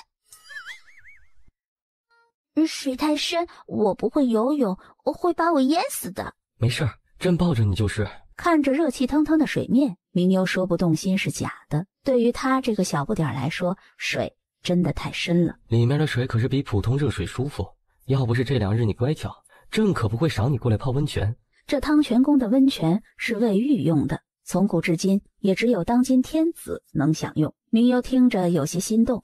那你要抱好我呀！明幽像是长在凤清浅身上似的，死死地抱着凤清浅。放轻松，朕这不好好守着你呢吗？不，我得紧紧地拽着你，万一你放手，想故意把我淹死怎么办？哼，小小年纪，这想法倒是不少。朕若真要你这个讨厌的脑袋，直接砍了就是，还细心的养着做什么？说不定你想养肥了再杀。你肉可没猪肉好吃。明幽气恼，想伸手打他一下，结果他恶意的手松了一下，吓得明幽哇哇大叫。凤七七，你想把我丢水里淹死？我要上去了。没事，朕就是吓唬你一下，不会将你丢在水里的。即使掉下去了，朕也能一把把你捞上来。小丫头安全感太少了，许是从小没娘在身边。不行，我要上去了，你快把我送上去。你亲朕一口，朕就送你上去。你亲朕一口，朕就送你上去。我才不要向恶势力低头呢，明明就是你把我哄过来的。那就算了，等会儿这手酸了。明幽搂着他的脖子，吧唧的亲了他脸一口。好吧，你快送我上去吧。太敷衍了。凤清浅蹙眉，明幽咬牙，心里气得半死，又狠狠地亲了一口。凤清浅这才满意的将他送到岸边，然后往上挪了几步，还说不是老流氓，哼！屁股痒了？没，我说你长得好看。过来，给朕擦背。你外面不是有那么多宫女伺候吗？干嘛让我来？凤清浅回头看了他一眼，明幽立刻就老实了，随便捞起一块帕子，在他肩膀上糊弄了2下。你当给小猫挠痒痒？凤清浅明显对他的敷衍极其不满。明优只得重新捡起帕子来，在他背上划来划去的，像是一只来偷运粮食的小仓鼠。瞧见凤清浅享受的半眯着眼，明优不由得打起了偷懒的主意。反正背对着他，也不知道他到底是用脚擦的还是手擦的。凤清浅突然动了一下，转身，脚发出的力还来不及收回，往前一滑，扑通！凤清浅迅速提了起来。有枪水吗？哼，还不算蠢，倒是知道掉下去的时候闭气。凤清浅瞧他脸色有些白，便觉得他只是衣裳湿哒哒的有些凉，索性伸手将他衣裳扒开了。你又想占我便宜？真是瞧着你这衣裳湿了冷，你这小脑袋瓜里装着都是些什么乱七八糟的。那你就不能打声招呼吗？哦，朕把你衣裳脱了，然后将他扒了个精光，迅速用自己的袍子将他捂起来，期间还偷偷瞄了小丫头一眼，心里想，也不知道摸着是不是和他那小脸一样的滑嫩。明优总觉得哪里不对劲儿。好了，现在他确实是打了招呼把他衣服脱了，可总感觉怪怪的。凤清浅觉得这小丫头就如同一棵罂粟花，她那香甜粉嫩的唇一碰就食之甘味了。将外衫脱去，躺下的时候，小丫头已经睡熟了，带着轻微的气息。凤清浅准备睡下的，可瞥见她的唇，忍不住动了一下。要不他轻轻地碰一下再睡？正当他俯身下去，一道诡异的目光袭来。凤清浅侧身看去，发现是韩月。这货是小丫头教唆他来监督的。一人一狼对视了许久，韩月扫了扫尾巴，然后又退回去睡觉了，一副他什么都没看见的样子。凤清浅这才满意了。你吃了这么多，还吃得下午膳吗？你小看我！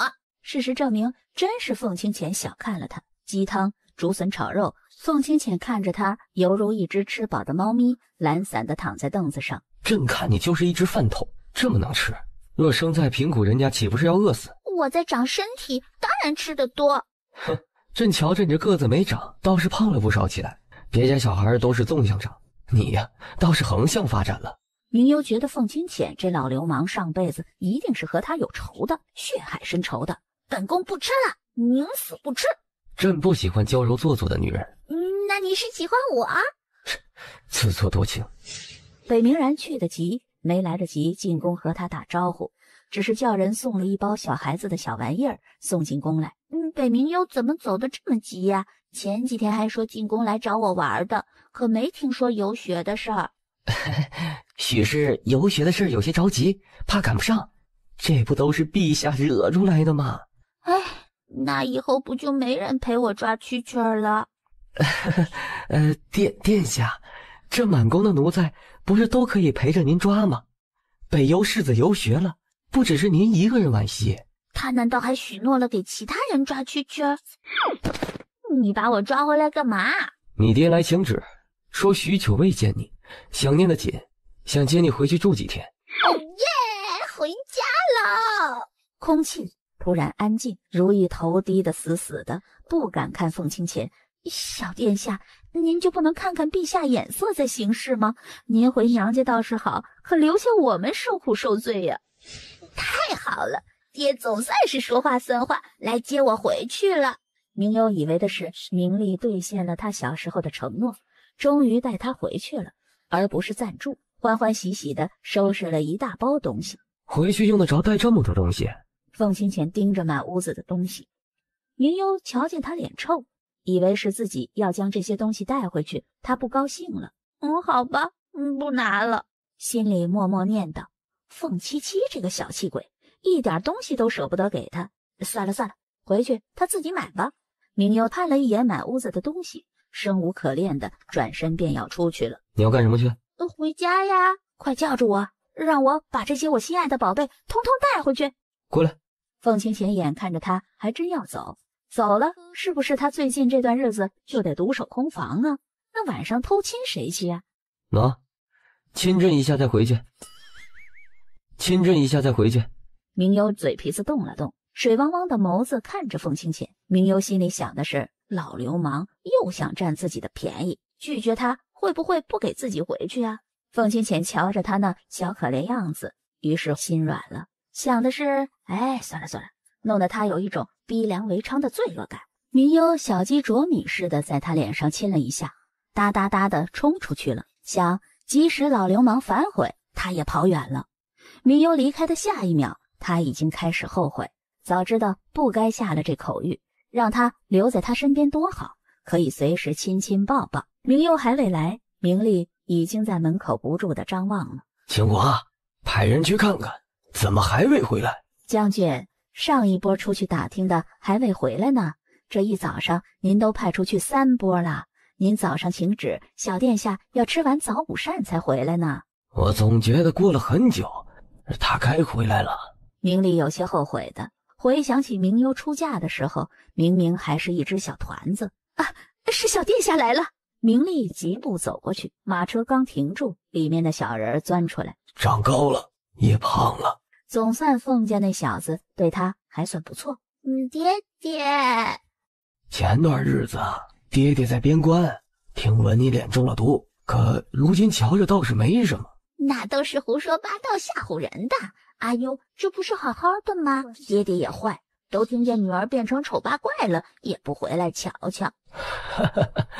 即使你变成猪，那也是我明丽的闺女，更别说这丑不丑的。你见过这么可爱的猪吗？对于凤七七这个大坏蛋，说他像猪也就算了，怎么还连他爹也说上了呢？明将军府里，明优摸着圆滚滚的肚皮，躺在软榻上。床把我封印了，我起不来了。清华，凤清浅进来，就瞧见一只肉乎乎的团子躺在榻上。听到脚步声，他并未起来，直到他喊着清华的名字，凤清浅才知道这小丫头是将他当作清华了，直勾勾地看着他。许是吃多了有些困，说话都有些迷迷糊糊的。你在学猪叫？明优觉得声音有点耳熟，忽然意识到不对。明优揉了揉眼睛，睁开便对上那熟悉又清冷的目光。凤七七！明优从榻上跳起来，扑入他怀里。真的是你呀！的男生上一只茅草房。凤七七，真的是你呀！软糯香喷喷的小丫头缩在自己的怀里，凤清浅顿时生出一种满足感。你怎么来的呀？朕就来看你老实不老实。既然你这么喜欢抱着朕就勉强让你多抱一会儿。长臂一勾，又将他提入怀里。你手劲太大了，勒得我喘不过气来了。凤清浅手不自然地松了一下。你也是偷偷跑出来的？朕去哪里何须偷偷摸摸的？朕是正大光明进来的。翻墙，正大光明的翻墙，打死凤清浅也不会告诉他自己是如何进来的。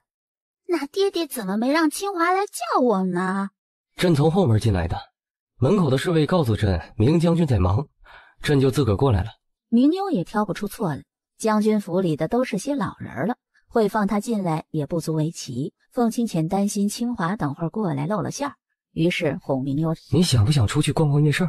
你想。凤清浅轻轻地推门出去。凤清浅避开巡夜的侍卫，跃上屋顶。别抓得那么紧，朕快被你勒死了。我怕掉下去。明优搂他的脖子更紧了。有烤地瓜的味道。这丫头是狗鼻子吧？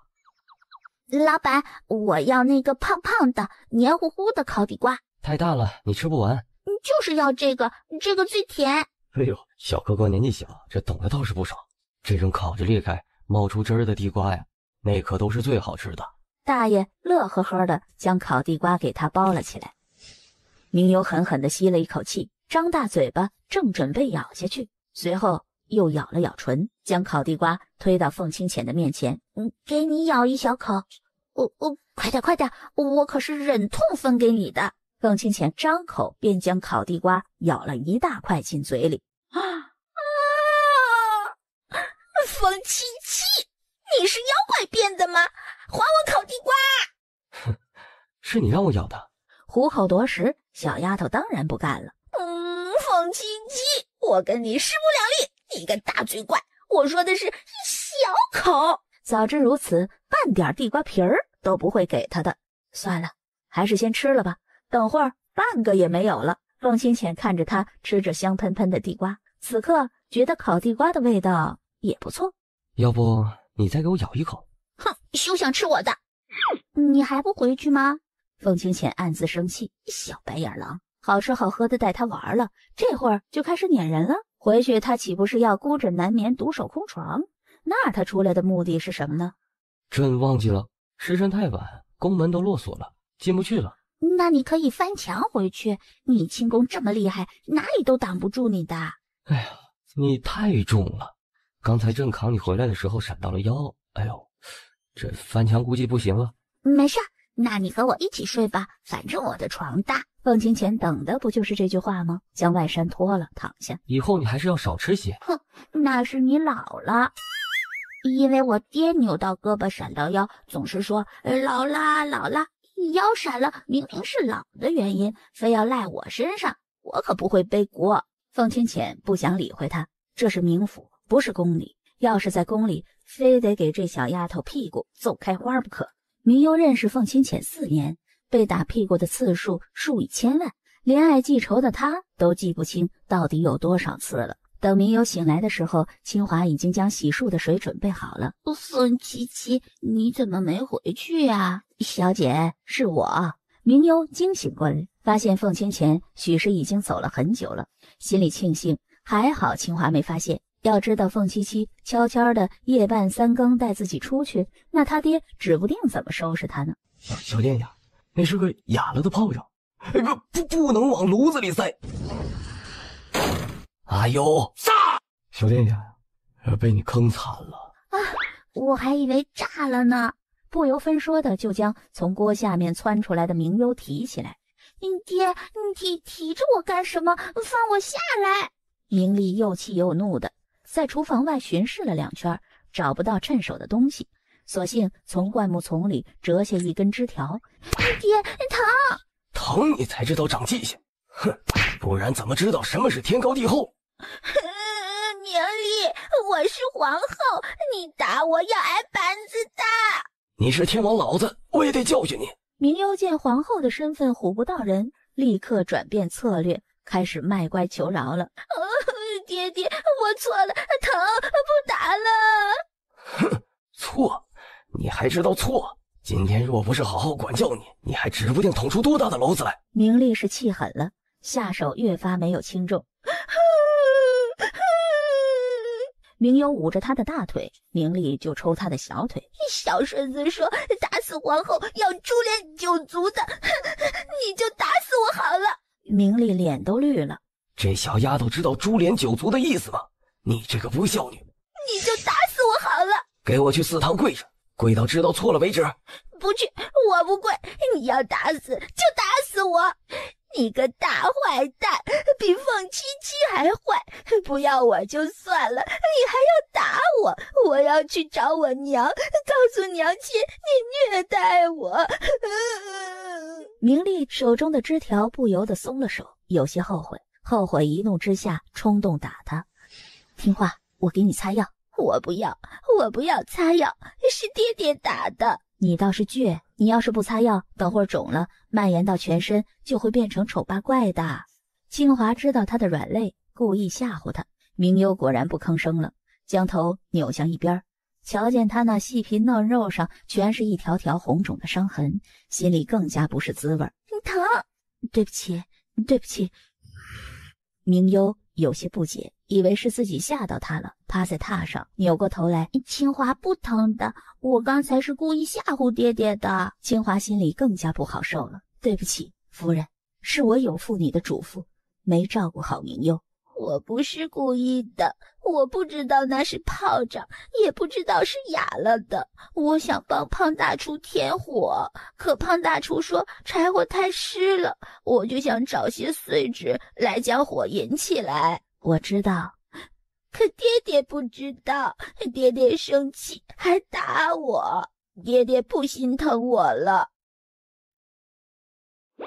明幽觉得自己爹不疼了，总不能娘不爱了吧？他主动去找他娘，他娘是来自于腾云村的。他等会儿得去找几个经常出入的商旅，问问他们腾云山是在何处。哎，小娃，你在找腾云村？你是谁？我呀，我是听到你说找腾云村，恰好我有个姨娘，就是腾云村出来的。你姨娘和你很像吗？像，当然像。我们一家都是老老实实的农民。明优翻了一个白眼儿，这和他娘哪里像是一个村的人呢？他见过他娘的画像，美得像是仙女儿似的。清华说，腾云村里的都是仙女儿，仙女儿哪里有长得虎背熊腰的呀？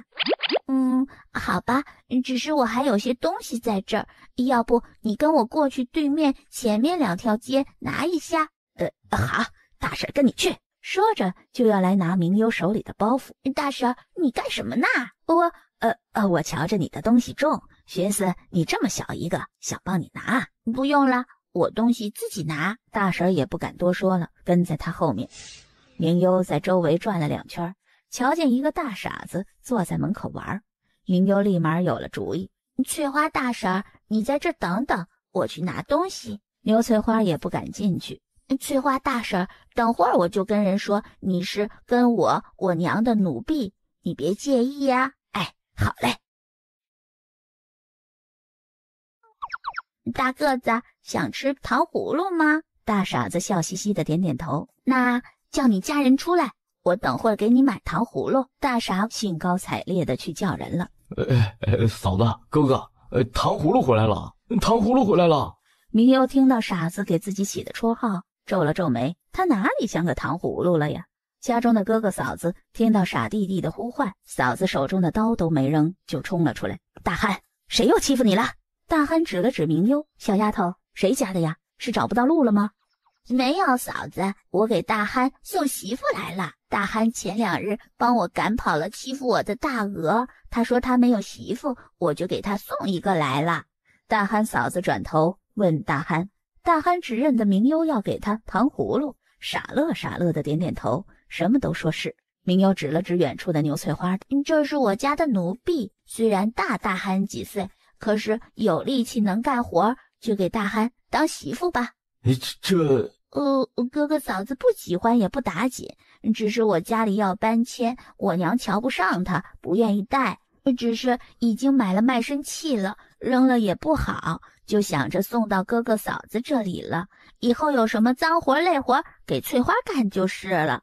这恐怕不太好吧？他可是个人呐，怎么能当牛做马呢？嫂子放心，你们只要看好了他，别跑了就成。他若是不干活，任凭打骂，只别打死了就成。哼，就这样还想拐骗我？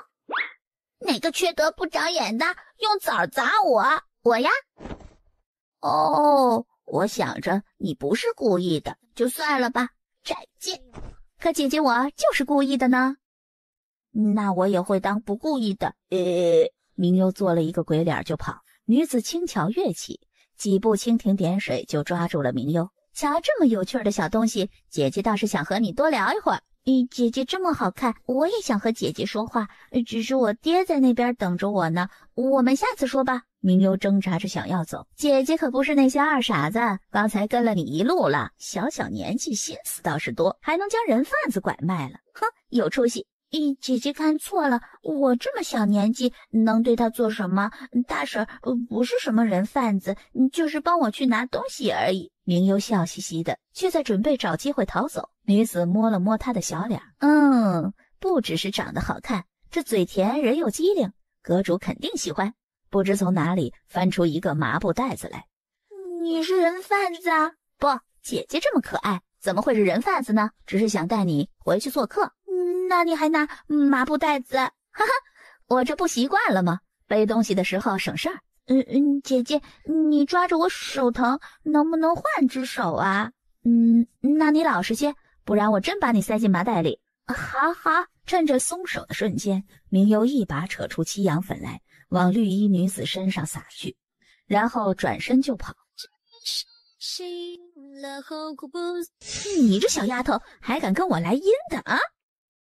姐姐，我们歇会儿吧，我在麻袋里被晃得头晕眼花的。要不你去雇一辆马车，你好我好大家好，荒山野岭的，你做什么梦呢？那你不得扛我10天半个月呀？废话少说，再赶几个时辰就到了。约么走了1个多时辰，明优又开始嚷着要小姐，忍着，马上就到了。可是我忍不住了，我要尿出来了，反正是尿你身上。打住，你别冲动啊，冲动是魔鬼，我放你下来就是。这可是我刚买的裙子。绿衣女子急吼吼地将她放下来，真是懒牛懒马屎尿多。就在明优刚迈出步子的时候，绿衣女子似乎想起了什么，掏出一只红绳子拴在他的腰间，然后警告他：你可别想着逃跑啊，这绳子可不是普通的绳子，这结也是只有我们门派的人才能解开，你若敢随意来，我就对你不客气了。明优翻了一个白眼，真当他傻呢？路这么难走，他要是贸然逃跑，能跑多远呢？喂，你就方便一下，至于走这么远吗？我们都是女人，我能偷看你什么吗？谁知道你心里猥琐不猥琐，变态不变态呀？哼！明优来到草丛里蹲着，借机在树上画了一个丑陋的七字，就把珠花塞进树皮里。这么隐蔽的地方，也不知道凤七七能发现不？他现在可能是他唯一的指望了，也不知道这神经病要把他送去哪里。你似乎不太开心。把你装麻袋里关几天，你乐意？你高兴啊？生气也这么可爱。果然长得好看，就是不一样。白发魔女，你这小丫头胡说什么呢？凑到他身边小声道：不要命了，快给阁主道歉。无妨，我倒是对这胆大的小丫头极有兴趣。小丫头叫什么名字啊？明优往后挪了2步。那你叫什么名字？我啊，我都快忘记了。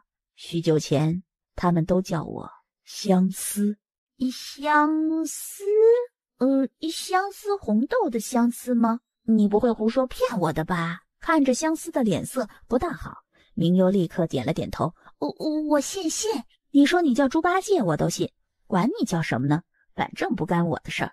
不是相思无涯的相思。相思盯着他看，明优忍不住往后退。现在轮到我告诉你我叫什么了，我叫满月，我满月生的，所以就叫满月。阁主，这个总合你意了吧？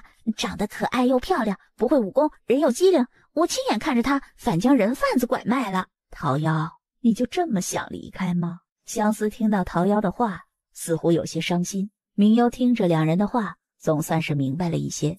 原来这无忧阁阁主要挑选桃夭做继承人，可桃夭一心喜欢上了玉郎，而这个相思熬死了数十个弟子，只剩下年纪最小的桃夭。可偏偏桃夭为了玉郎寻死觅活的，相思无法，只得跟他约定，若2年内能找到符合要求的，就放了桃夭，成全他们。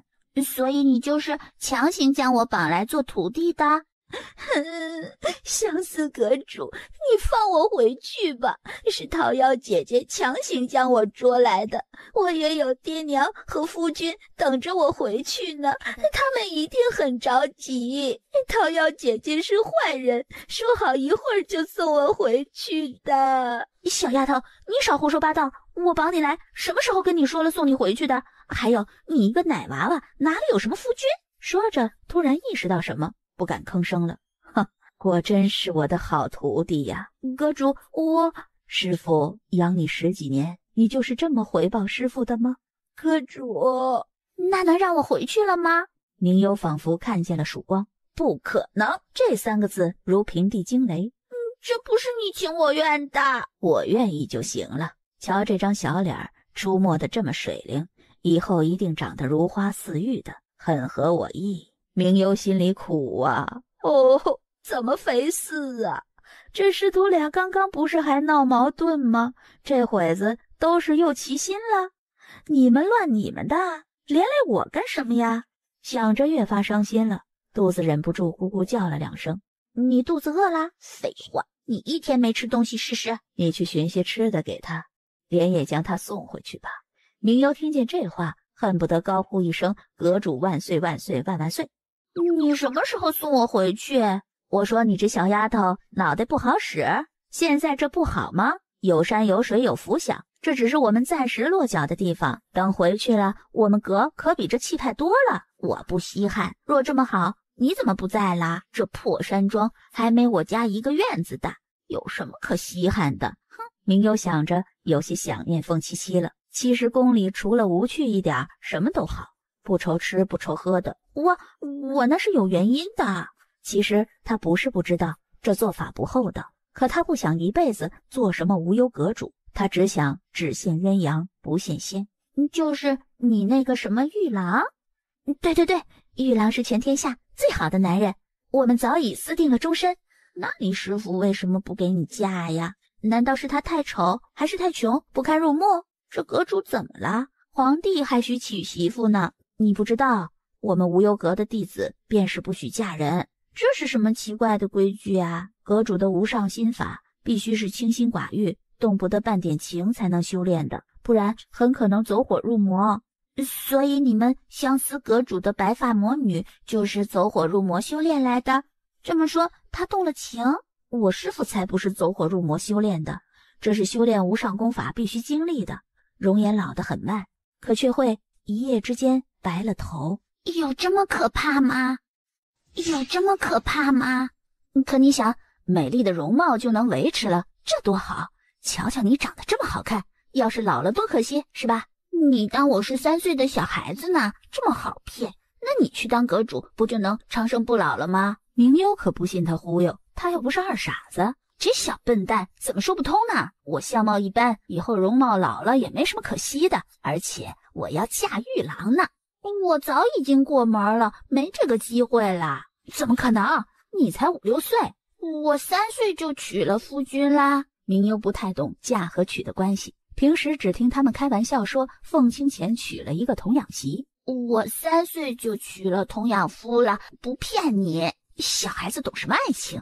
你那就是被骗了。以后他真保不要你，哼！他比我大7、8岁，那老也是他老了，只有我不要他的份儿，可没他不要我的份儿。而你就不一样了，长得不太好看，不会做饭，脾气还不好。等过2年，你人老珠黄了，那个什么玉郎一定会找个比你小、比你好看的。到时候你就被人家关在家里当牛做马，洗菜煮饭。玉郎心情不好就打你屁股，不给饭吃，罚你抄佛经，洗马桶，洗衣裳。你胡说，玉郎不是这样的人，你不知道人心隔肚皮吗？来都来了，不想和我说说话吗？我怕打扰到你。桃夭姐姐说相思阁主讨厌不相关的人。过来陪我说说话吧，我已经有很多年未见生人了。明悠不敢拒绝，万一白发魔女一怒，一掌将她的头盖骨拍碎了，可怎么办？我是小孩子，不大懂你们大人，说错了你可不许杀我。相思瞧了他一眼，眼里却没有笑意。哼，桃夭说的对，你确实很机灵。若你不想走，本阁主可以考虑收你做关门弟子。明悠迅速摇头，转移话题。这湖里会有鱼吗？相思并没有回答他。细细算来，该是有5、6年未和生人说话了。你5、6年都只和桃夭待在一起？不是，见过我的人都死了，所以这5、6年我未见过生人。明悠小肩膀吓得一颤一颤的。我现在捂眼睛来得及吗？若你做了我的关门弟子，便不算生人了。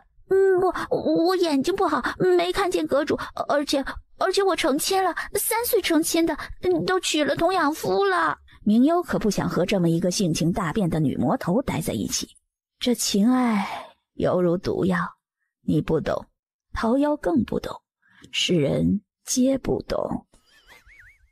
我会很乖的，你可别把我扔在荒山野岭的，不然我被狼叼走了可怎么办？当然，只是才摸着出了门，桃夭就被人堵住了。10几把长剑夜里闪着寒光，桃夭有一点腿软，再好的轻功也使不出了。姑娘，这么大晚上了去哪儿？晚上吃撑了，出去散散步。消化消化。哎呦，这姑娘力气还真不小啊，扛着这么一大袋儿。哎，可帮忙呢？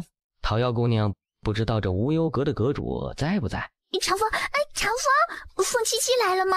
明悠听到长风的声音，使劲的挣扎。桃夭，快放我下来，我自己能回去了。这小丫头存心捣乱吗？这不明摆着告诉众人，此地无银300两，她就在袋子里吗？骑虎难下，桃夭只得默默地将她抱出来。我就是请她来做客的。别误会。明幽瞧见凤七七，一股脑扎进他的怀里。凤七七，你终于找到我了，我还想着你们会不会看见我留的珠花。凤七七提着他，目光清扫。明幽条件反射的屁股一抽，捂着屁股转头向桃夭道：我就出来散散步，是他用麻袋将我绑来的。喂，小丫头，你要不要这么翻脸不认人啊？明明是你自己抱着包袱偷跑出来的，我看你可怜才收留你的。哼，朕还要谢谢无忧阁阁主的热情好客了。陛下呀，这全是无忧阁阁主一人所为，和我们无关。陛下定是要灭了无忧阁阁主，他生性残暴，杀人如麻。玉郎，你胡说什么呢？阁主什么时候干过这事儿？那小丫头，皇后是我绑过来的，阁主不知道。桃夭是万万不能将自己的罪推到他师父身上的。你傻呀啊！只要阁主死了，我们不就能在一起了吗？再也没人能阻止我们了。明幽也是惊呆了。玉郎打算弄死相思阁主，然后带着桃夭远走高飞？不可以！桃夭死活不答应，反倒是玉郎一直想置相思于死地。明幽冷眼看着，之前还觉得相思有些不近人情，现在觉得相思看人眼光果真是比他徒弟好，一眼便看出玉郎不是个好东西。全部抓起来！小丫头，你知道的是我强行将你绑来此处，我师父是半分不知。你若是真要砍头，那就砍我的头吧，不关师父和玉郎他们的事。玉郎哪里想到凤清浅会这么不要脸，说翻脸就翻脸了。陛下，你说过我要是带了路，就放过我和桃夭的。陛下是九五之尊，怎能说话不算数？朕食言了，你又当如何？狡猾老狐狸的话都能信，果真是百无一用是书生。要是凤七七真是说到做到的人，恐怕当皇帝的就不是他了。陛下，并未寻找到无忧阁阁主的踪迹。桃夭听着，心才落了下来。没找到就好。凤清浅似是已经预料到了一般。先将两个人带回去。带回去多麻烦呀，要不先在这杀一个？我瞧着你最不顺眼，要不就先拿你来开刀吧。不关我的事儿，都是桃夭做的。我是救驾有功的人，皇后要杀也应该对桃夭动手。你虽然玉郎没什么武功，胆子是小些，可桃夭死也想不到他贪生怕死到这般。玉郎，你已经这般狠心吗？桃夭，别怪我。俗话说，夫妻本是同林鸟，大难临头各自飞，这本就你自寻死路。我原本想着，要是你师父死了，我们可以带走无忧阁的财宝，和和美美的过一生。岂料你闭嘴！小丫头，要杀要剐，你就冲我来吧，反正我皮厚，是我得罪你，你怎么折磨我都没有怨言。明幽装模作样的举着匕首，在两人面前晃来晃去。那我到底杀谁好呢？玉郎清瘦的脸上诚惶诚恐，生怕他的刀子一不小心碰到他身上。玉郎这个名字听着就娘里娘气的，怪不好听的。那我以后不叫玉郎了，我叫什么都行，求娘娘饶命。长风翻了一个白眼，这种贪生怕死的鼠辈，一刀砍了就了事儿了。可凤清浅看着明幽吓唬他们，看得倒是津津有味儿。不是说好了我改名字就不杀的吗？没有啊，你哪个眼睛还是耳朵看见或者听见我答应你啦？要是耳朵听见啦，我就割耳朵；要是眼睛瞧见啦，我就挖眼睛。没事，我就试试我们家刀快不？玉郎崩溃了，你干脆杀了我算了。明幽拿着匕首没拿稳，手一滑，突然掉落，这匕首直直的刺在玉郎的腿上。别说我！明幽也被吓了一跳，一溜烟跑去凤清浅身后躲着了，探出脑袋细细看了，发现只是刺伤了。行了，大惊小怪的，要嚷嚷啊，我就割了你舌头。玉郎肩膀颤抖着，眼睁睁瞧着自己的腿流血，却不敢吭一声。凤清浅看着明幽，明幽有些不好意思，师傅，我手一滑就掉了，倒是这玉郎一惊一乍的，吓我一跳。你们两个谁死谁活，你们自己决定。我是无辜的。桃夭也死心了，一脸生无可恋。放了他吧，不关他的事。这可是你自己选的啊！做鬼别来缠着我。明幽忍不住嫌弃，要不是离得远，他真忍不住踹他两脚。玉郎连滚带爬的跑了，桃夭吸了吸鼻子，一副释然的样子。来吧，桃夭姐姐，你快回去找相思吧。谢谢你，小丫头。可我没脸去见师傅了。怎么会？相思阁主之前还说他相信你一定不会背叛他的。现在你也看清玉郎这个小人了，你回去了，相思阁主一定会很高兴的。小丫头，谢谢你，咱们就此别过。哎，其实他也挺善良的。你都不知道我屁股有多疼，明丽这个大坏蛋下手可狠了。若不是昨天清华给我涂了药，我走路都走不了了。若是回宫给你吃一整盘水晶蒸肉，还有凉拌鸡呢，还要一大盆虫草乌鸡汤。明优想起好吃的，总算是被安慰了一点点，肚子顿时饿了起来。你好饿呀，希望快点回家喝汤吃肉。凤清浅的心突然暖了起来，这是他从3岁进宫开始第一次将皇宫说成家。你若亲朕一下，朕就先带你回去。明优估计咽了下口水，犹豫了下，吧唧一口亲了上去。这刚好被在后面的长风抬眼便瞧见，光天化日啊呸啊不对，月朗风清之下，这小丫头竟然敢公然猥琐陛下，这关键是这陛下一脸享受的是怎么回事啊？长风不敢相信，这还是我认识的陛下吗？这平时给这小丫头穿衣洗脸的，喂饭做老妈的也就算了，这现在还给这小丫头轻薄啊，这自己还乐此不疲的。就算是陛下思忖了，这也应该找个倾世的美人，那前凹后翘的，多情娇俏的，而不是一个没长大的奶娃娃。难道陛下真的是口味忒独特了？你们散开回去，朕先带他回冥府。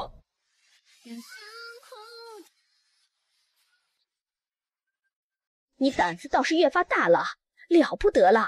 明优还没张口，明丽听到声音便冲出来，瞧见他，一把将他揽入怀里。是爹爹不好，爹爹不该胡乱生你气的。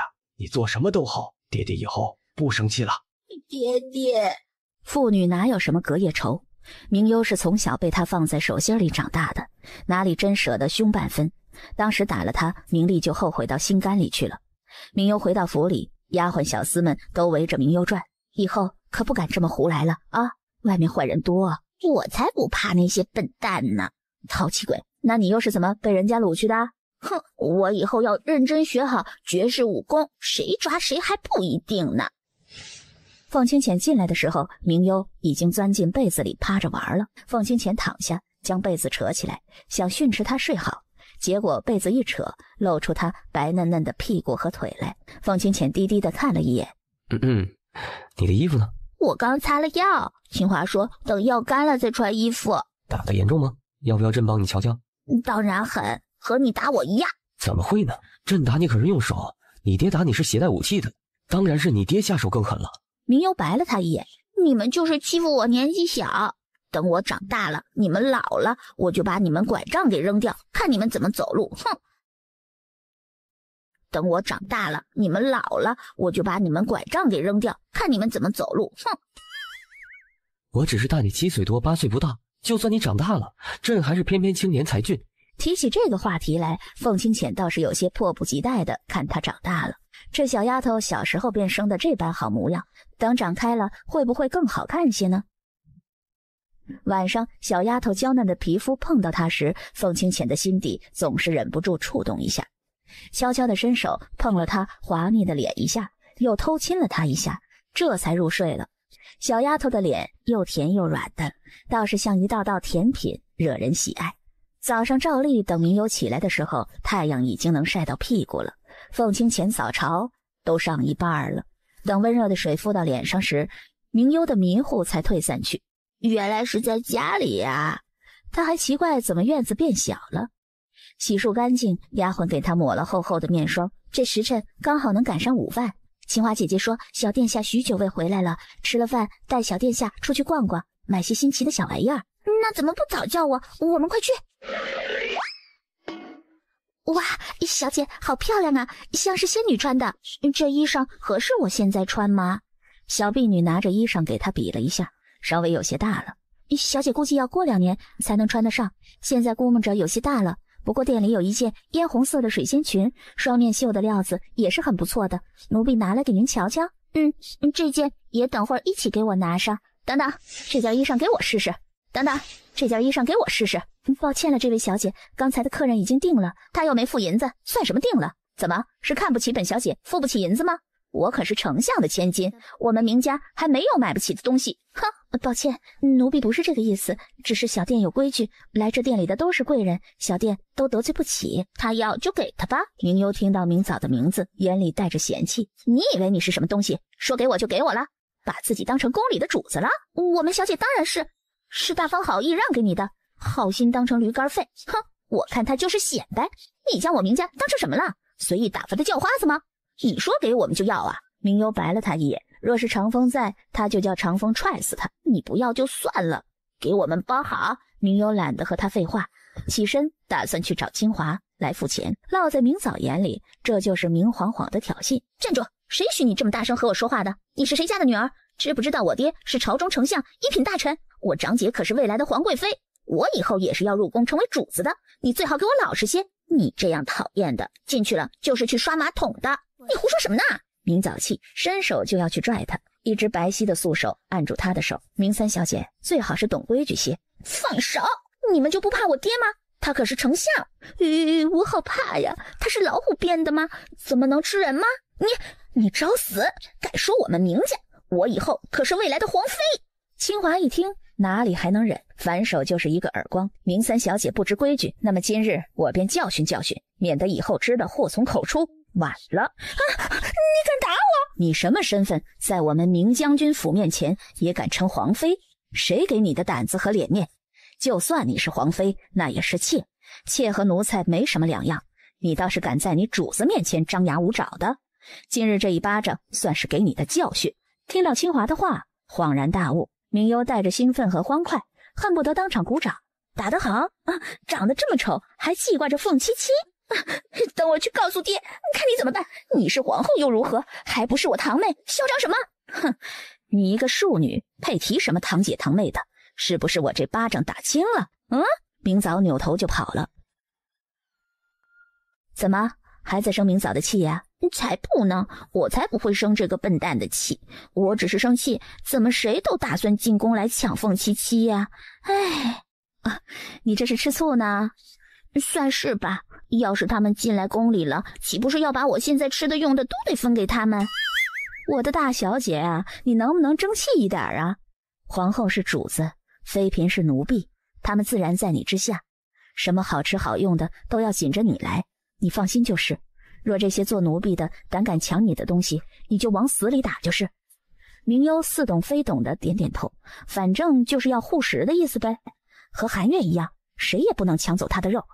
明幽回来了7天，凤清浅愣是翻5、6天的墙。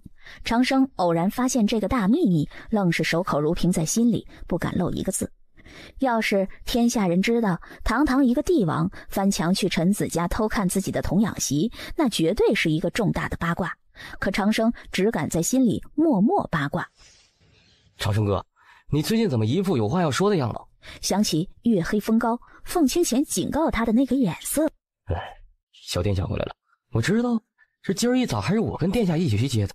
正要开口询问时，凤清浅带着明幽过来了，浅浅地看了长生一眼。长生背挺得很直，肃穆而立。等凤清浅过去了，你刚才想说什么？没事。长生抬脚就走，留下一脸懵的长风。走小路不是能更快到未央殿吗？你刚吃饭了，要走动走动。这回答没毛病，挑不出错。明幽只得老老实实地跟着他走。谁叫凤清浅是皇帝，又很能打他的屁股呢？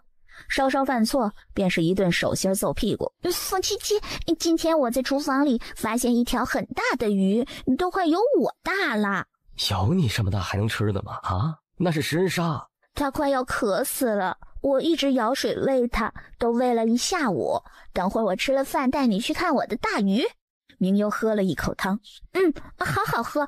这是什么汤？殿下喝的是鱼汤，今儿吃的全是鱼宴。这鱼实在是太大了，足够凑足一桌了。那得多少条鱼呀？就一条，特别大。这不是我救的大鱼吗？你们把我的鱼杀了，我辛辛苦苦救的鱼，你们把它杀了，我喂了一下午的水呀。小顺子脸一白，这鱼怎么又和小殿下搭上关系了？这可是送到御膳房杀的鱼。凤七七，他们把我的鱼杀了，大鱼好可怜呐！好，是他们不好，回头朕让长风去教训他们，每人打20板子，去将菜撤下去，换其他的来。不走，不许拿走！让他们撤下去，免得你看了伤心。拿下去，大鱼也死了，回不来了，还是吃了吧，别浪费。真好吃！凤清浅一口老血喷了出来，小祖宗，你可长点心吧！凤七七，你快点吃吧，等会儿我瞧见了，更难过了。明优是含着眼泪说好香，痛痛快快的吃完的。这大鱼太可怜了，好不容易长这么大，然后就被杀了。是啊，这能不可怜吗？啊，你都是哭着吃完的，可一口没剩。都是我太馋了，没忍住。凤清浅瞪了长风一眼，长风立刻改口：这谁知盘中餐啊，粒粒皆辛苦啊。大鱼没了，能喂饱你，这也是行善积德了。凤清浅担心他哭多了对眼睛不好，所以特意带他出来御花园走走，平复一下心情。明优倒是没哭了，过了许久，忍不住开了口：以后还有大鱼吃吗？没有大鱼了，不过明年可以再给你多做一道糖醋鱼。还有糖醋排骨。哎呦我的妈！好好写，若写不好是要打手剜心的。不公平，为什么你闲着，我要苦命的写字？哦，等你字能写得跟朕一样好了，你也可以休息了。你怎么不说下辈子？哼！你这么喜欢朕，都想预定朕的下辈子了？什么时候又成了他想赖着他下辈子了？一想到下辈子还要挨揍、打手心、打屁股，明优幼小的心灵生无可恋了。等等，我不是这个意思。意思是你不喜欢朕，不想跟朕在一起？我没有。那就是喜欢朕，一句话啰里啰嗦的，还有完没完？继续写你的字，要是敢在心里偷偷许愿不跟朕下辈子待在一起，你试试。真是的，连心里想什么还要经过你允许了？你在心里偷偷嘲讽朕？我没有。你翻白眼了，朕瞧得清清楚楚。凤清浅转头便道：来人，吩咐御膳房，今晚的肉菜全撤了，吃素。明优急了，拦着小顺子：你敢？不许不许！小殿下，这是陛下的旨意。明优又和凤清浅去闹：凤七七，你欺负人，你个大坏蛋！凤七七，你个大坏蛋！你瞧瞧你这脸都鼓成什么样了，再多吃点肉就该成球了。若是成球了也好，以后走路团成团，朕一踢你便不用走路了。凤七七，你太过分了，我跟你拼啦！然后一口咬了上去。明优哇的一声张口哭出声来。小顺子瞧见凤清浅虎口上的血渍，急了：快宣太医！小殿下太凶残了，瞧瞧将陛下咬成什么样子了。可奇怪的是，陛下一脸的无奈和纠结，行凶的小殿下却像是被害者一样，哭得惊心动魄的。不必了。凤清浅抬手按着明优的嘴，用帕子将嘴里的血细细擦了一下。凤七七，你又把我牙齿割掉了！越发想着越发伤心，眼泪止都止不住。凤清浅强行背锅。小顺子实话，感情那一手的血是小殿下的牙又掉了呀。也不知道是不是天定的这造孽的缘分，从小殿下换乳牙开始，每掉一颗牙都是与陛下有关的。这可是你自己咬的。都是你先欺负我，是你手太硬了才把我牙割掉的。好，是我不好，今晚叫御膳房将肉炖得烂一些，方便你吃。还要水晶蒸肉。瞧你以后还敢不敢用牙咬人了？不敢了。小殿下，陛下叫你马上收拾行李，前往边关。去边关干什么？我爹不是过2个月便回来了吗？宁将军身体有些不适，不能久行，捎了信回来。如意，快收拾东西。爹！哎呀，都长这么高了，过来，爹爹瞧瞧。爹爹，怎么会病得这么严重？哎呀，没事儿，爹爹只是有些咳嗽，这边关寒苦，所以好得慢。撒谎！哎，这战神还能骗你不成？爹爹要快点好起来，不然以后谁欺负阿优怎么办？你是皇后，将来只有你欺负别人的份儿，别人哪敢欺负你呀？只要凤清浅在一天，便没人敢。凤七七也会欺负我，上个月还打了我的屁股，揍得我2天都不敢坐凳子。爹爹说我是你的心头肉，你可舍得你的心头肉被打？当然舍不得，可学会用筷子了。当然，我这么聪明可爱，只是他未说，他夹筷子连3岁孩童都不如。臣深知大限将至，躲不过了。只是家中这小女年幼，还望陛下多加看护。将军放心，朕不会亏待了她一丝。我这一撒手去了，他娘下落不明，他便是孤苦无依了。还请陛下准清华入宫，也好能互相照料一二。好，还请陛下对着天地神明，各位凤家的列祖列宗发个誓言，一生善待爱护于明幽。若有违此誓言，不得善终，国破家亡。我凤家子孙凤清浅对天地神明、列祖列宗起誓，一生会善待爱护阿优。若有违此誓言，不得善终，国破家亡。那一句句的誓言惊得偷听的明幽犹如受惊的小老鼠，转身就跑。明幽也不知道他慌乱什么，为什么要跑。凤清浅当着爹爹的面起誓言，不是好事吗？以后他就不敢欺负他了，他应该高兴才是啊。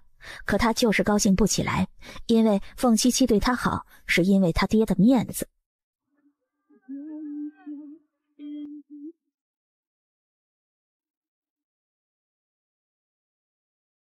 爹，你吃块糖，药就不苦了，喝了药病就好了。你从哪里摸到的糖？我出宫前小顺子给我的，我一直没舍得吃。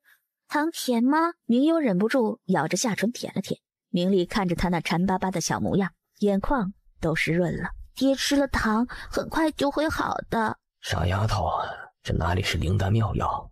爹是不行了，大限将至。大限将至是什么？人要死了，就是大限将至。不许，不可以！爹爹不要死，不要生着阿优一个人。傻丫头，你不是还有凤七七吗？还有清华，怎么会是一个人？不，我要爹爹，爹爹不许走。傻丫头，世间万物都难逃一死，就像从前爹爹给你带回来的小红鱼，该去的时候谁也拦不住。不哭啊！你要不回来就算了，现在爹爹也要死了。娘是大坏人，爹爹生病了都不回来。凤七七对阿优好不好？那阿优想保护他吗？要，他虽捉弄阿优，经常揍阿优，可对阿优也很好，天天给阿优好吃的。真是傻丫头，你可记得爹爹教你保护阿优的法子？可我打不过坏人。爹死了，你回去不许哭。谁问你爹去哪儿了，你就说你爹去学你娘了，去的腾云村。任何人都得这么说，听见没有？可，哎呦，你一定要记得，开开心心的，不许哭。只要爹不死，这天下还是安定的天下，这凤七七还是皇帝。还有，爹爹给你留了宝藏，偷偷藏在阿优能找到的地方，以后阿优长大了，一定能用得上。明幽含泪应了一声。好孩子。夜里入睡的时候，明幽的眼睛肿得厉害。凤七七，你说我爹真的会死吗？怎么会？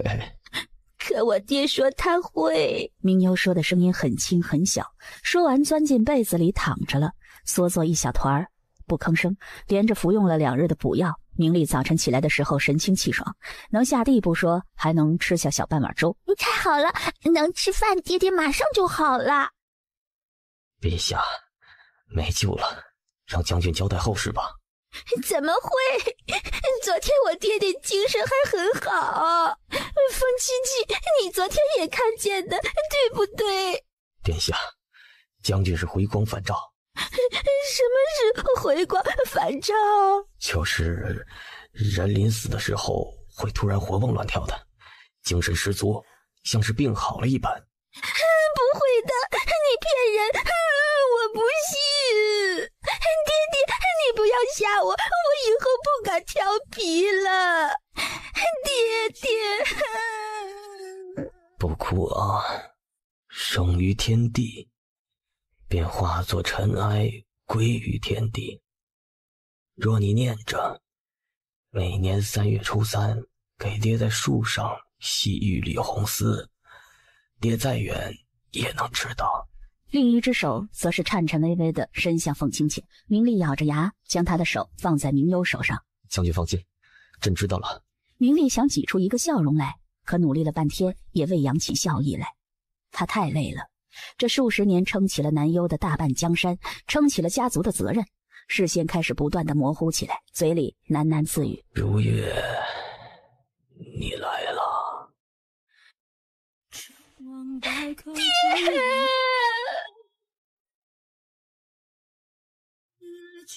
小皇后啊，好巧！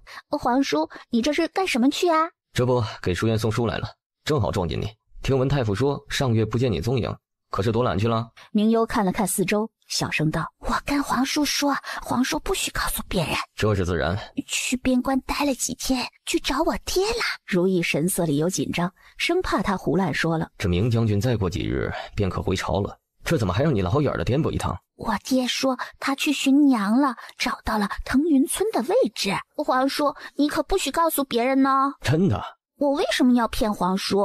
还是阿优长得像坏人骗子？皇叔要问我爹干什么？我还以为皇叔是有什么礼物要给我呢。皇叔是给你准备了礼物，已经送去未央殿了，你回去就能瞧见。谢谢皇叔。如意，跑快点，我们去看看有什么礼物。南轩王正在原地细细回味着刚才明幽的一举一动。明丽为什么一走了之呢？他真的去寻夫人了吗？可这明夫人有人传言她莫名消失了，也有人说她其实早已死了。如意看着跑出了很远，终于喘着粗气停下来的明幽，我们回去吧。如意站在阳光下，瞧着他背影从未有过的哀伤和孤寂。过了几月，明幽才开始渐渐恢复往日的活泼。明幽便一直缠着长风，让他教自己武功，本就是后宫一霸，要是这小魔头学会武功，那便是天网都抓不住了。长风，你就随便教教我吧。明幽就似长风的小尾巴一般，去哪里跟到哪里。长风无法，只好躲在树上不动。你下来！有本事你上来！明幽跺跺脚去了。这不是欺负他吗？若是他也能会些轻功，来去自如，哪里轮到长风这么嚣张？你就让长风教教我，我学会可以保护自己。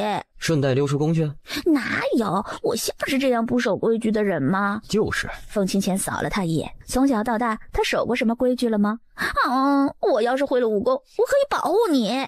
凤清浅极其不屑地看了他一眼。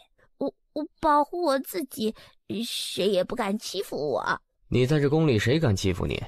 凤清浅不为所动，明幽嘴皮子都说破了，眼睛滴溜溜地转了一圈，索性咬唇，猛地亲了凤清浅脸颊一下。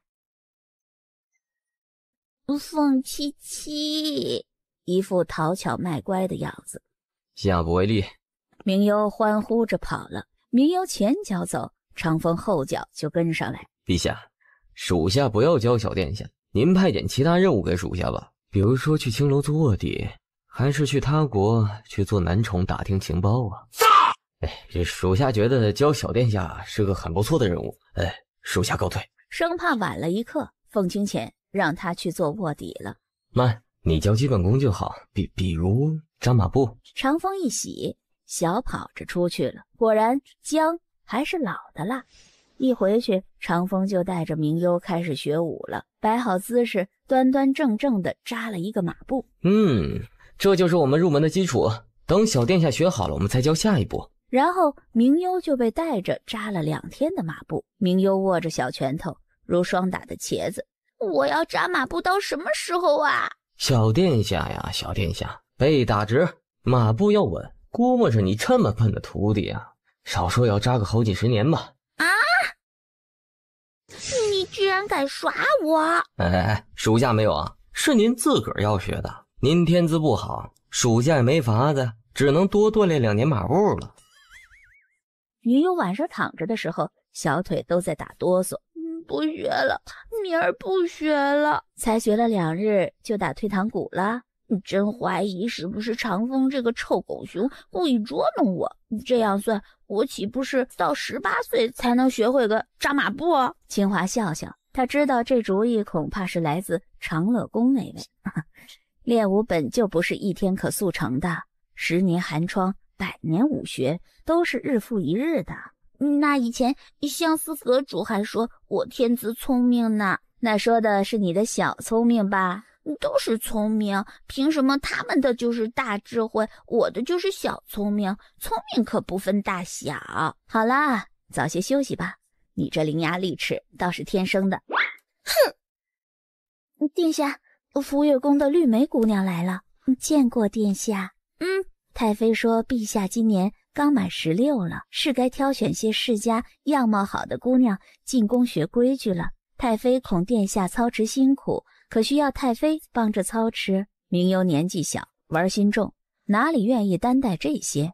那就让太妃选就好了。是了，奴婢就给太妃去传话。只是选秀是干什么的？明幽不太理解。宫里已经有很多伺候的人了呀。你是皇后，陛下的嫡妻，正宫之主。所谓选秀，便是挑选一些年纪适当的女子进宫为妃为妾，受你的管束，为奴为婢。那不是和宫女姐姐们一样吗？是一样的。所谓妃为妾，妾为奴，那就是他们都得听我的话，只能我欺负他们，对吧？小丫头的领土意识从小就很严重。对，孺子可教。转身瞧了绿梅一眼。皇后年纪小，可天资聪慧，如今有清华和如意帮衬，选秀也不算难。太妃年事已高，还是安心顾养天年的好。太妃也是心疼殿下，既然陛下如此思虑周全，又体恤太妃，太妃知道了一定欣慰。那奴婢先退下了。自己用筷子手好酸呐。朕瞧着你是懒。哼。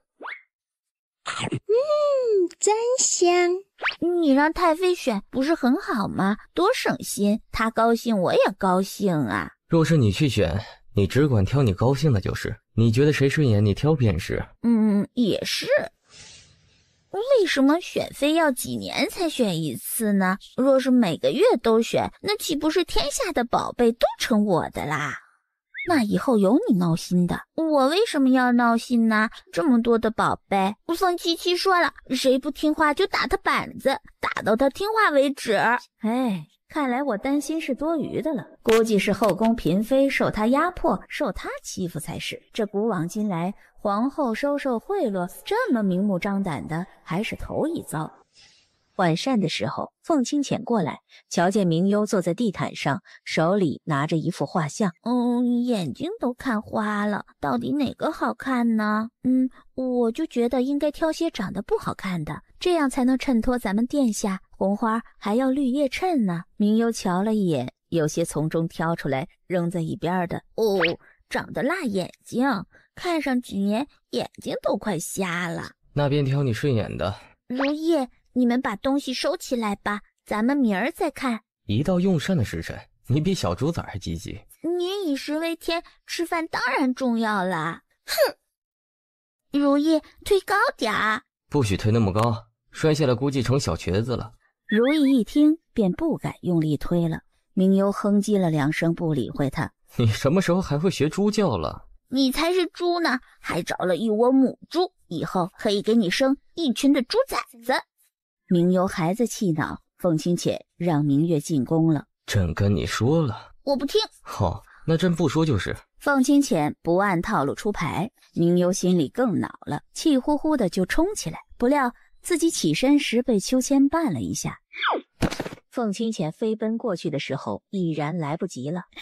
凤七七，你欺负人！这可是你自己摔的。我不喜欢明月，你还非得让他进宫，我讨厌你。也不知是摔疼了还是气着了，明幽泪珠子开始往下掉，索性的将他抱起来。凤清浅给他擦着眼泪，朕也是为你好，你想他进宫了，你不就可以打着皇后的名义天天训斥他了吗？想怎么罚就怎么罚。我不信，你骗人，你就是喜欢他。手推着他从他怀里退出来，离着他有几步远。凤清浅看了一眼两人的距离，他往前走了2步，明幽就朝着后面退。他不喜欢明幽这样戒备他。过来。明幽不理他，一副誓要与君绝交的样子。然后凤清浅3两步过来，将他提起来，手心发力就照着他屁股上招呼。凤七七，讨厌死你了！你个老乌龟王八狗！谁教你这些乱七八糟的？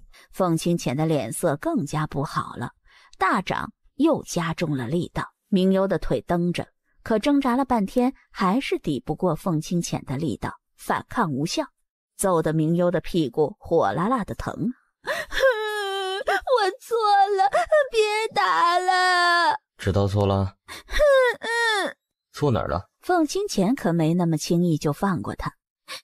是老乌龟王八蛋才是，不是狗。然后明幽的屁股受到了近1年来最疯狂的一次暴揍，凤清浅差点没被气死，寻常就是太纵着他的性子了，这般胆大妄为。等凤清浅的手有些酸了，明幽总算是逃离魔掌了，哭的声音都弱弱的，像是蚊子叫，不是被打得哭不出声来，而是嗓子喊哑了。明幽屁股疼得要死，连带着腿都麻了，走路一瘸一拐的。凤清浅又有些后悔了，早知道打慢些，吓唬吓唬他便是。你脱我裤子干什么，老流氓！还想挨打？明幽不想挨打，可嘴撅得能挂油壶。凤七七这个大暴君，只会抱拳专政，欺负自己。明幽一度怀疑，是不是他经常在朝堂上被欺负，所以回来只能欺负自己，出气来着。不想。凤清浅瞥见那细皮嫩肉上红肿一片。你躺着，朕给你拿药去。火辣辣的屁股上几道药，有些冰凉。明幽忍不住一哆嗦，动了一下，像是小猪崽一样的哼唧了一声。不疼的，别动。不是打在你屁股上，你自然不疼。打在你身上，疼在朕心里，朕都叫一个字疼。好吧，那以后打在你身上，疼在我心里吧，我宁愿受心灵的摧残。那淡淡带着冷意的眸光对上他，明幽怂了，强硬地转移了话题。多擦点，好得快。明幽乖巧地趴着，将头埋在枕头里不说话。朕也讨厌明月，很讨厌。说谎？那你为什么还要让他进宫来？哼，你根本不是为了让我教训他，别拿我当笨蛋。你盯着我看干嘛？凤清浅这才侧躺着。哼，朕想看看你能装到什么时候。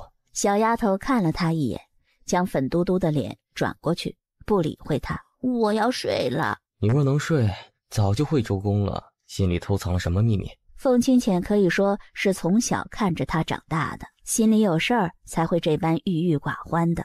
往常这个时辰早就睡得像是一头小猪了。没有，他就是想忍不住生气。凤七七以后就不会是他一个人的了。凤清浅捏了一下他撅起的嘴来。别死鸭子嘴硬，你若是不说，明儿个午膳的时候便吃素吧。吃就吃。哼，凤七七，你个大骗子，我再也不信你了。本打算指责他2句的，可说着说着，眼泪倒是不争气的先出来了。你说过只会照顾我一辈子的，不会对其他人好。可你现在不疼我了，还要把那些讨厌鬼放进宫来。你果真是因为我爹是大将军才娶我的，现在我爹不是了，没有用了，你就去对明月还有其他人好了。谁跟你乱嚼舌根的？满宫的人都在传，而且我听到你跟我爹发誓了，你根本不想要我的，你根本不想要我的。明优说着越发难过了。我现在什么都没有了，连你都不要我了。想想觉得自己好可怜，他娘不要他了，他爹走了，现在连凤七七都不打算要他了。你从哪儿听到这些乱七八糟的？朕什么时候说过不要你了？朕说过这辈子就你一个皇后，朕什么时候说过要娶别人了？你瞧朕可给他们送了嫁衣，可给他们许了聘礼。明优哽咽着摇头，没下过聘书的，没10里红妆娶来的，他们便不算得朕的妻子。朕的妻子就只有你一个，不管是以前还是以后，他们进沟无论以后是贵妃还是嫔妾，你只要记着，在朕眼里，他们和伺候的宫婢没什么区别。真的？凤清浅点了点他的鼻子。朕怎么会不要你呢？若朕真觉得你是个累赘，还锦衣玉食的养着你，让清华给你仔细算算，你一个人的开销用度都抵得上满宫人的用度了。那以后你也不能不要我。好。凤清浅忽地想到了什么，起身去外殿抓了一把剪刀进来。你要剪我脖子，你要剪我脖子。瞪着圆溜溜的眼睛，有几分惊讶。凤清浅理了一捋他的青丝，绞下来，利索地剪下一束自己的来，用红线缠绕在一起。这是做什么？诅咒吗？这是鸳鸯结，把我们的头发缠在一起，我们便是生死都在一起了。我带着你出去，我们将鸳鸯结一起埋在树下。两人拿了盒子装起来，又找了铲子和花锄，将鸳鸯结一起埋在树下。我想问个问题，那你听了会打我吗？不会，说吧。你比我大这么多，那以后我们一起同生共死，你死得早，我不就不划算了吗？这么大逆不道的话，也就这个丫头敢胡乱说了。凤清浅恨不得将她那张讨厌又惹人爱的小脸蛋给掐破了，这即使她能长生不老，也能给这丫头气死了。朕是皇帝万岁，你是皇后千岁，朕都还没嫌你占朕的便宜，你倒是敢先嫌弃朕来了。别养了。疼，是你自己说的不生气。再说我说的本就是实话，我爹以前说了，这千岁万岁本来就是唬人的，他们胡乱说的好话，你这人怎么好坏不分呢？朕今年刚满16岁，你以后再说朕了，朕就将你的嘴巴缝起来。知道了。回到店里，凤清浅将他提到被窝里。我睡不着，你给我讲故事吧。凤清浅脸一沉，想到几年前这个丫头还更小的时候，偷听到和如意说自己故事有催眠的作用，难听得要死。朕说的不是故事，你要听故事找如意去。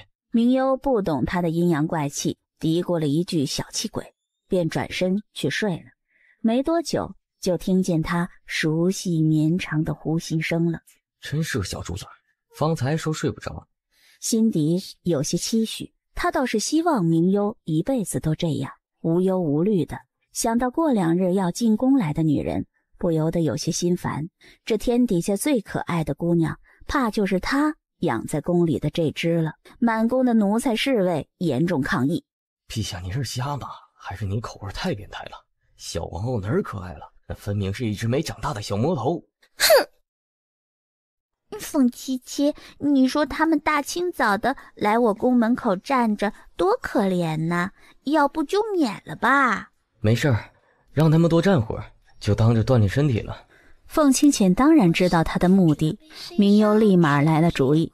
不行，那他们多可怜呐！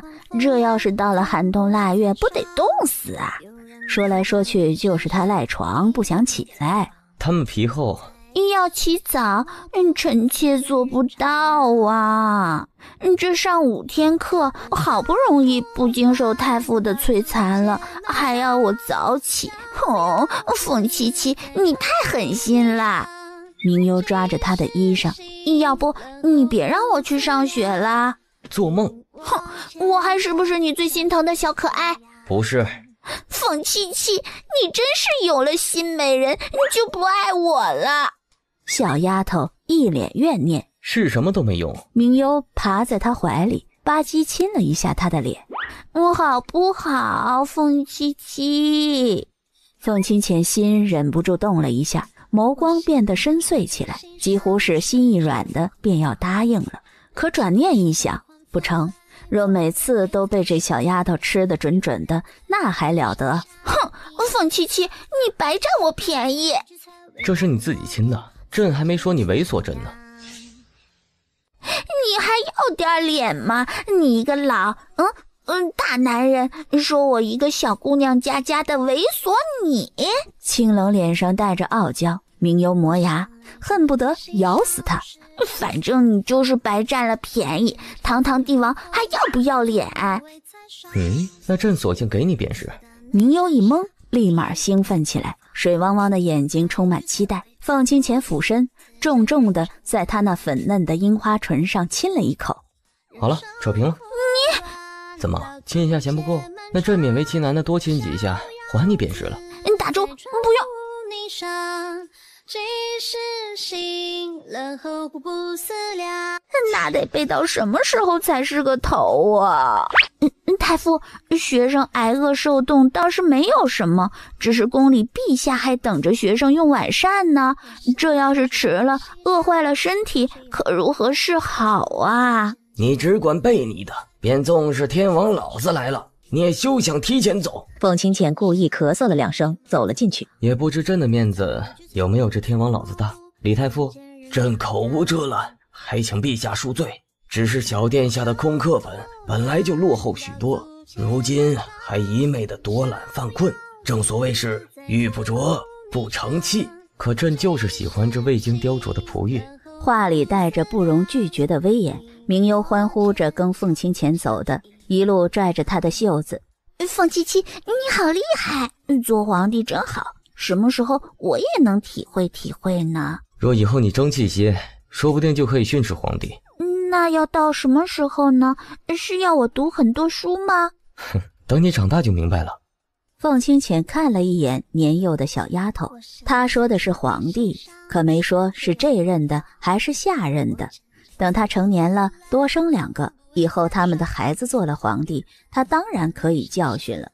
哼，凤七七，哪个倒霉鬼惹你生气啦？丝毫没有，这个倒霉鬼可能是自己的自觉。可瞧见桌子上的东西，明幽呆滞了一下，随后就想跑。长风，关门。凤七七，你听我说。那小狗腿的眼神差点没给人家跪下了。凤清浅缓缓逼近，阴森的眼神盯着他。哼，女皇陛下。明幽的心唰的一下子提起来。我说不是我写的，你信吗？凤清浅的目光斜视着他。明幽咕叽咽了一下口水。陛下，这都是一个误会呀。你不知道，我被绑架了，有妖怪绑架了我的灵魂，他残暴地践踏了我的灵魂。凤清浅还是阴沉的目光，明幽编不下去了。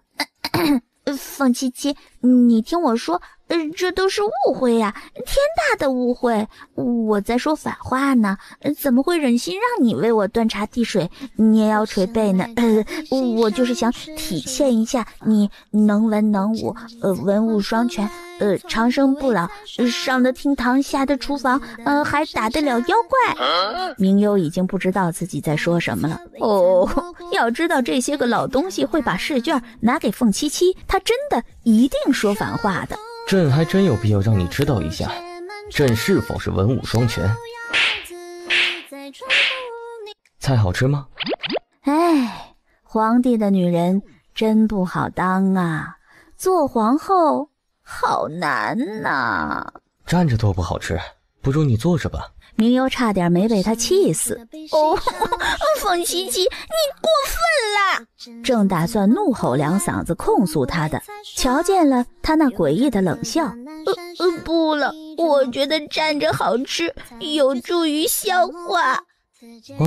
既然皇后喜欢，那以后便撤了皇后的位置，站着吃饭吧。明幽听到他下的噩耗，呆若木鸡，心里的小爪子已经疯狂挠了凤七七不下800遍了。凤七七，你还是不是人啊？这么惨无人道的虐待一个小孩子，你好。这声好是冲着疼得发麻的屁股说的。明幽磨牙，凤七七，这个梁子结大了，他要在小本本上记一辈子。这个月的肉菜也不必上了。明幽气吼吼地看着他。好。凤清浅有些惊讶，对于肉食动物的明幽来说，不给吃肉简直要他的命。凤七七，你这个暴君，我跟你拼啦！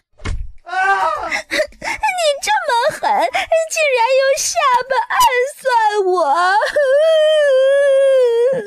凤清浅无话可说了，两人这一番把小顺子吓得，看凤清浅也不是，看明幽也不是。陛下，殿下，这块传太医，长风侍卫。不必了，你屁股还没被打够。明幽这才抽抽搭搭的老实了。凤清浅给他轻轻的揉了揉。凤七七，你这个大坏蛋！朕不是有意的，你撞在朕怀里，朕听到你的闷哼声，想瞧瞧你如何了。朕低头，你刚好抬起头来。你想想，朕真是要收拾你，直接动手不就好了吗？干嘛得赔上下巴？你居然还想打我！眉头拧得死死的，这个小没良心的，他什么时候舍得下狠手了？这还不是他自讨苦吃？然后又压着性子哄了他许久，又给他撤了1个月不能吃肉的惩罚，又给他屁股擦了药。明幽擦了药，趴在软榻上不吭声，心里自己个儿默默盘算着，以后长大了可要如何才能逃离凤清浅的魔掌呢？肚子饿不饿？要不朕吩咐给你熬个粥，或者吃点糕点。凤清浅担心他晚饭没吃多少，肚子饿，毕竟还在长身体。明幽装作没听见。哎，算了，这小丫头今晚就闹着性子的，若是再惹恼了她，还不知道被记恨到什么时候呢。还疼不疼？凤清浅看着她僵硬地躺在软榻上，明幽不理她。凤清浅索性坐在软榻边的地毯上，默不出声地看着她。小丫头以为她出去了，扭头正好对上她的视线。怎么不装睡了？凤七七，你不是说打在我身上疼在你心里？这是真的吗？凤清浅点头。那以后我犯错，你别打我了，打你，这样就疼在我心里了，好不好？不好，你心里又没我。有的有的。那你先牵朕一下，让朕先看看你的诚意。不要。你不怕朕下一次罚你了？怕你又要揍我，我才不上当。凤清浅脸黑成一片。睡觉，不然朕把你的眼睛抠下来，让你变成熊瞎子。凤七七，你还不睡吗？朕还有些事儿，你先睡。明幽转头瞧见明亮的烛火下，他那深邃似寒冰的眼睛里带着认真，那白面红唇让明幽想起故事里那些蛊惑人心的妖精来着。其实凤七七是他见过长得最好看的人，将来自己会不会长得比他好看呢？若自己长得不是那么好看，也不知道他会不会偷偷嫌弃呢？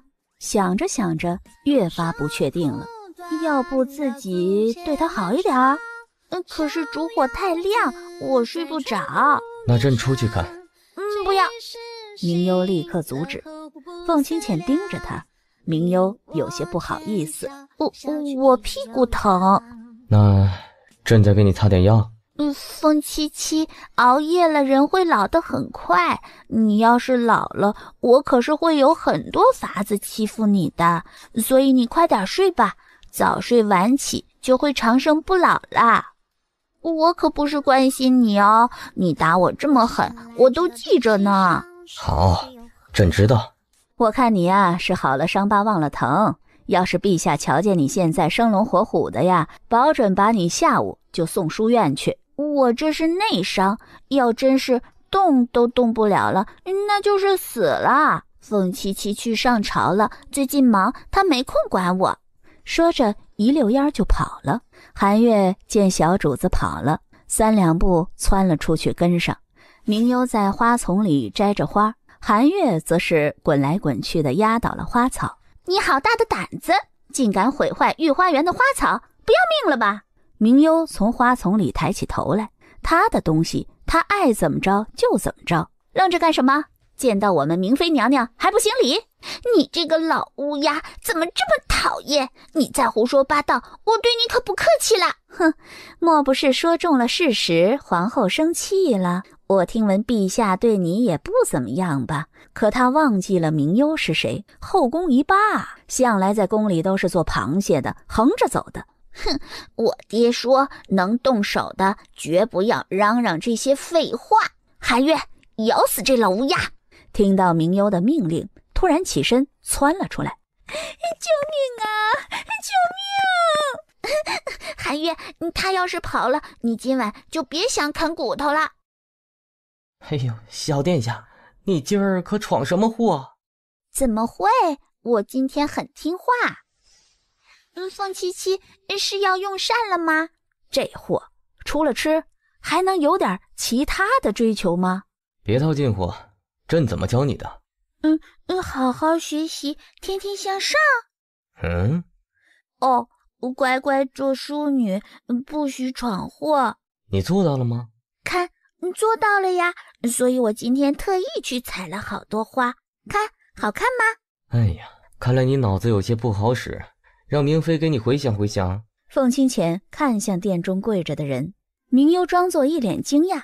哦，明妃什么时候来的呀？你还可以更瞎一点。这店里除了我们俩还有其他人吗？哎呀，小祖宗啊，您可是长点心吧，没瞧见陛下这脸色如何难看呢？你放韩月咬人？我叫韩月咬的可不是人，是讨厌的乌鸦。还敢狡辩？不认错？我没错，谁叫他讨厌来着？谁是他堂妹？谁让他胡说八道来着？陛下，是臣妾不好，不该说是皇后的堂姐的，这才惹皇后生气的。闭嘴，出去！哼！明幽拔腿就跑。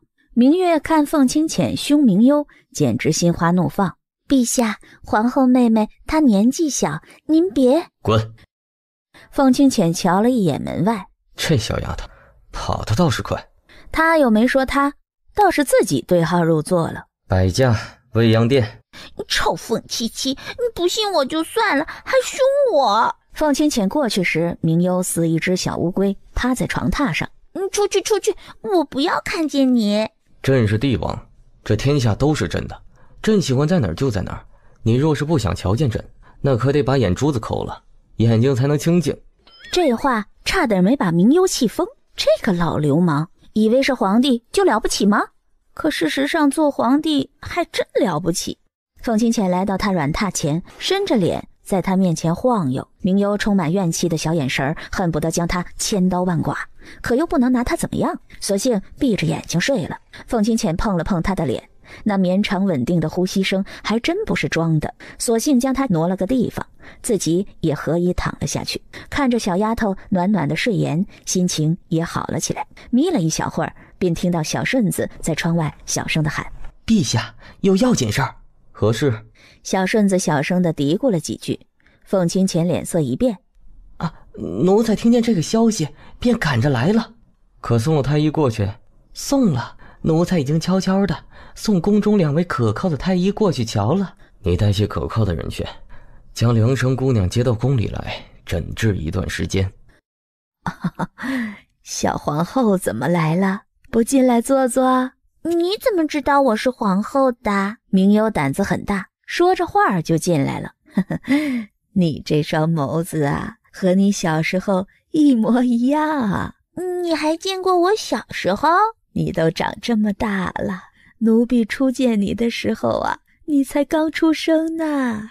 你是谁？奴婢呀，一个犯了错的人。你胆子倒大呀，很像你父亲，年纪小小的居然敢养狼。你怎么知道他是狼的？这满宫的人都以为他是狗来着。世人愚昧，狼再怎么像狗，可他的天性就是凶狠和掠夺。梁生想到了他父亲，皇后的父亲明大将军，可还安好？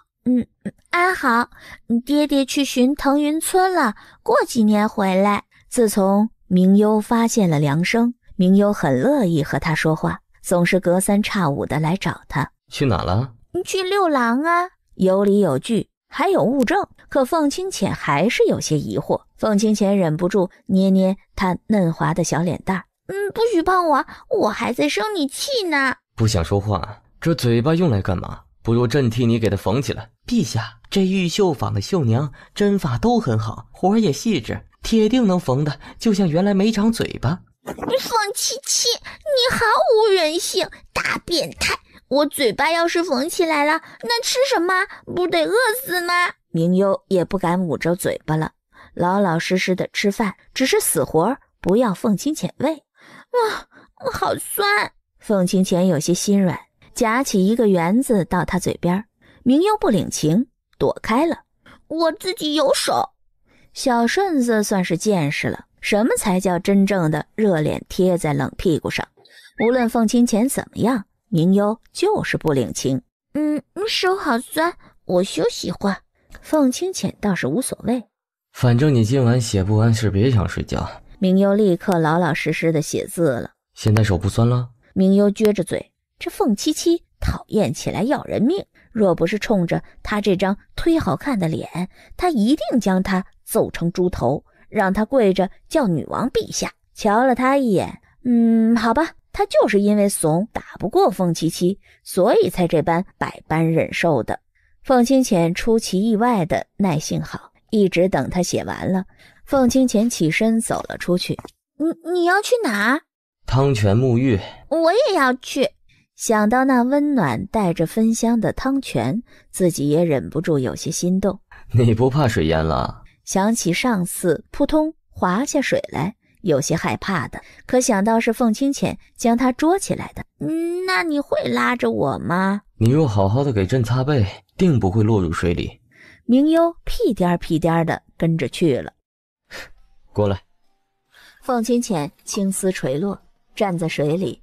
明幽转身瞧见那云雾缭绕的汤泉中，青丝白衣露出那白净无瑕的胸膛来。很烫吗？明幽心里生出一只小鹿来，小鹿乱窜般的感觉，不知这种感觉是从何而来的。不烫。凤清浅让他趴在自己的手臂上，沉入水里。你试着游，朕会拖着你的，不会掉下去的。明幽挥动着小短腿，跟随着手猥琐的移动移动的。摆动要有节奏，不要瞎晃。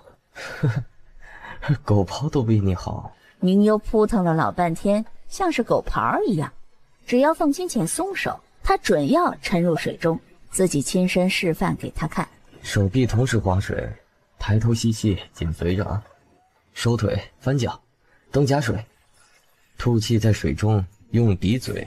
明幽看了半晌，下水的时候一紧张，又是胡乱的狗刨。凤清浅撒手就坠水。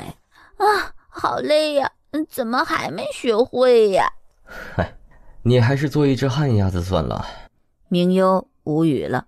明幽泡着脚，划着水。等他长大了，不用游泳也可以泡温泉的。你这是在作甚？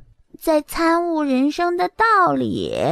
胡说，你就是在玩蚂蚁呢，还真当太傅瞎呢。慕容太傅，这说你瞎，可是纳兰东会自己亲口说的，与我无关。你耍赖，可不就是你亲口说的吗？难道方才说话的是猪，不是你？纳兰东会说不过他，将自己的发钗拔下来，就刺向明幽的脸。我看你脸坏了，还好意思当皇后？还好明幽退得快，这发钗只是从明幽的脖子侧边划过。慕容太傅反应过来，立刻将纳兰东会制止了。你不要命了，敢做这种事儿？纳兰东会更加委屈。你们都让着护着，不就是因为她是皇后吗？不然她这种废柴配待在国学院里吗？因为只言片语的小事伤人，你还有理了？纳兰都会，这事私下也就是你们小孩间的打闹，做的不得数。可若是传去朝堂之上，便是行刺皇族，那便是诛九族之罪了。你好好想想。我也是郡主，我爹乃是2朝元老，也是王爷。慕容太傅被他气得半死，明幽突然拔下自己的珍珠簪子，朝着纳兰东会的脖子便是狠狠的一刮。你干什么？你刚才推我一把，用簪子划伤我，我现在一一还你，也算扯平。哼，我可不是这么好欺负的。慕容太傅，这事儿便算过去了。纳兰东会，你去抄3卷《道德经》来给我，每卷10遍，没抄好不许来上课。纳兰东会委屈，跺跺脚去了。小殿下，你脖子不要紧吧？等着我去给你寻些止血化伤的良药来。还有什么良药是太医署没有的？或者我给你端些茶来，我这有上等的黑茶，我平时都不舍得喝一口的。太傅，我先回去啦。别着急走啊，现在如意姑姑肯定还没回来呢，我们过去坐坐。慕容太傅，学生可从未见过你这般谄媚的样子。朝里都说你刚正不阿呀，有米不进呐，你是不是偷收了纳兰家送的礼呀？瞧你倒是很机灵的，不像个榆木脑袋，可这学问怎么就这么差呀？太傅，说归说，不许人身攻击。学问差怎么了？学问差就该推去砍头啊！好，不说了，只要你别向宫里那位主子说明，什么都好商量。那以后不许罚我。这小丫头本就胆大妄为，这没罚着，岂不是要翻天了？那算了，我这胳膊，我这手好疼啊，疼的书包都背不动了。哎呦！行，我同意了。你别叫好了，不知道还以为我虐待儿童呢。谁折腾出这么一个小祸害来的？亏得陛下还疼在骨子里，这陛下的口味有待考究啊。好了，讨厌鬼也收拾了，没吃亏，这还赚了。以后慕容太傅再也不会罚抄打手心了。小殿下可又是去哪里顽皮了？被树枝刮到的，不许和凤七七说。如意帮着他瞧了瞧，还好不是很严重，可陛下向来睿智，恐怕他进门就知道了。要是被凤七七主动发现了，这就怪不得他了。晚膳的时候，凤清浅进门坐下的时候，明幽低着头先喝起了汤。凤清浅看了他一眼，这脖子被猫挠了？被树枝刮的。明幽乖巧地回答。吃饭。凤清浅回长乐宫处理事宜的时候，顺带叫了长风：“你去查查，今天国学院出了何事？”是。他这堂堂一等侍卫，现在倒成了专职老妈子了，天天围着个小丫头转，管些鸡毛蒜皮的小事儿。1个时辰后，今日小殿下和纳兰郡主发生了些矛盾。下去吧。长风有些懵，不需要属下去抓人吗？凤清浅看着书，行刺皇后，等同逆谋，属下把纳兰一族的都抓起来再说。谁给他们的老虎胆子啊？连小皇后都敢打。若是依着他平日的性子，恐怕早就到这儿来求安慰诉苦了。肚子里指不定藏着什么小心思，他这才遮遮掩掩的。反正没吃亏，由着他去。凤清浅一语道破：陛下，纳兰那老匹夫人女儿这都打你媳妇了，若不严惩，这以后都敢打你娃。凤清浅冷眼看了他一眼，长风摸摸鼻子就退出来了。哎呦，这真是皇上不急急死太监，这都欺负到家门口了。等，是谁是太监？凤七七，你什么时候回来的？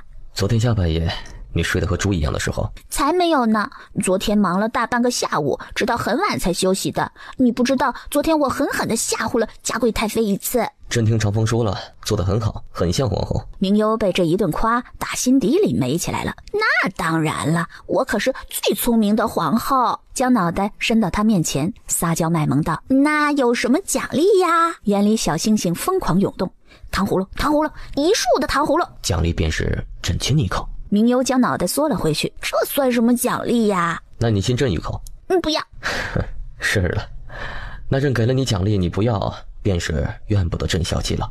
明幽咬唇，觉得不要又亏得慌，可要了也不划算。于是小脑袋一转，要不你亲韩月一口，或者韩月亲你一口，这样我也不吃亏了。气氛突然变得低沉诡异了。明幽迅速反应过来，哒哒的跑着出去了。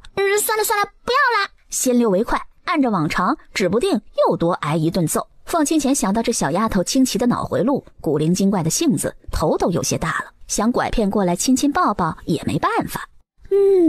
好好闻，好熟悉的味道啊！糖葫芦！立刻睁开眼睛，一滚而起，朝着他飞奔而去。瞧着凤清浅手里端着2串糖葫芦，快给我！明幽两眼放光，倒是与韩月瞧见骨头一般了。嘿，这又没说是拿给你的，你激动什么？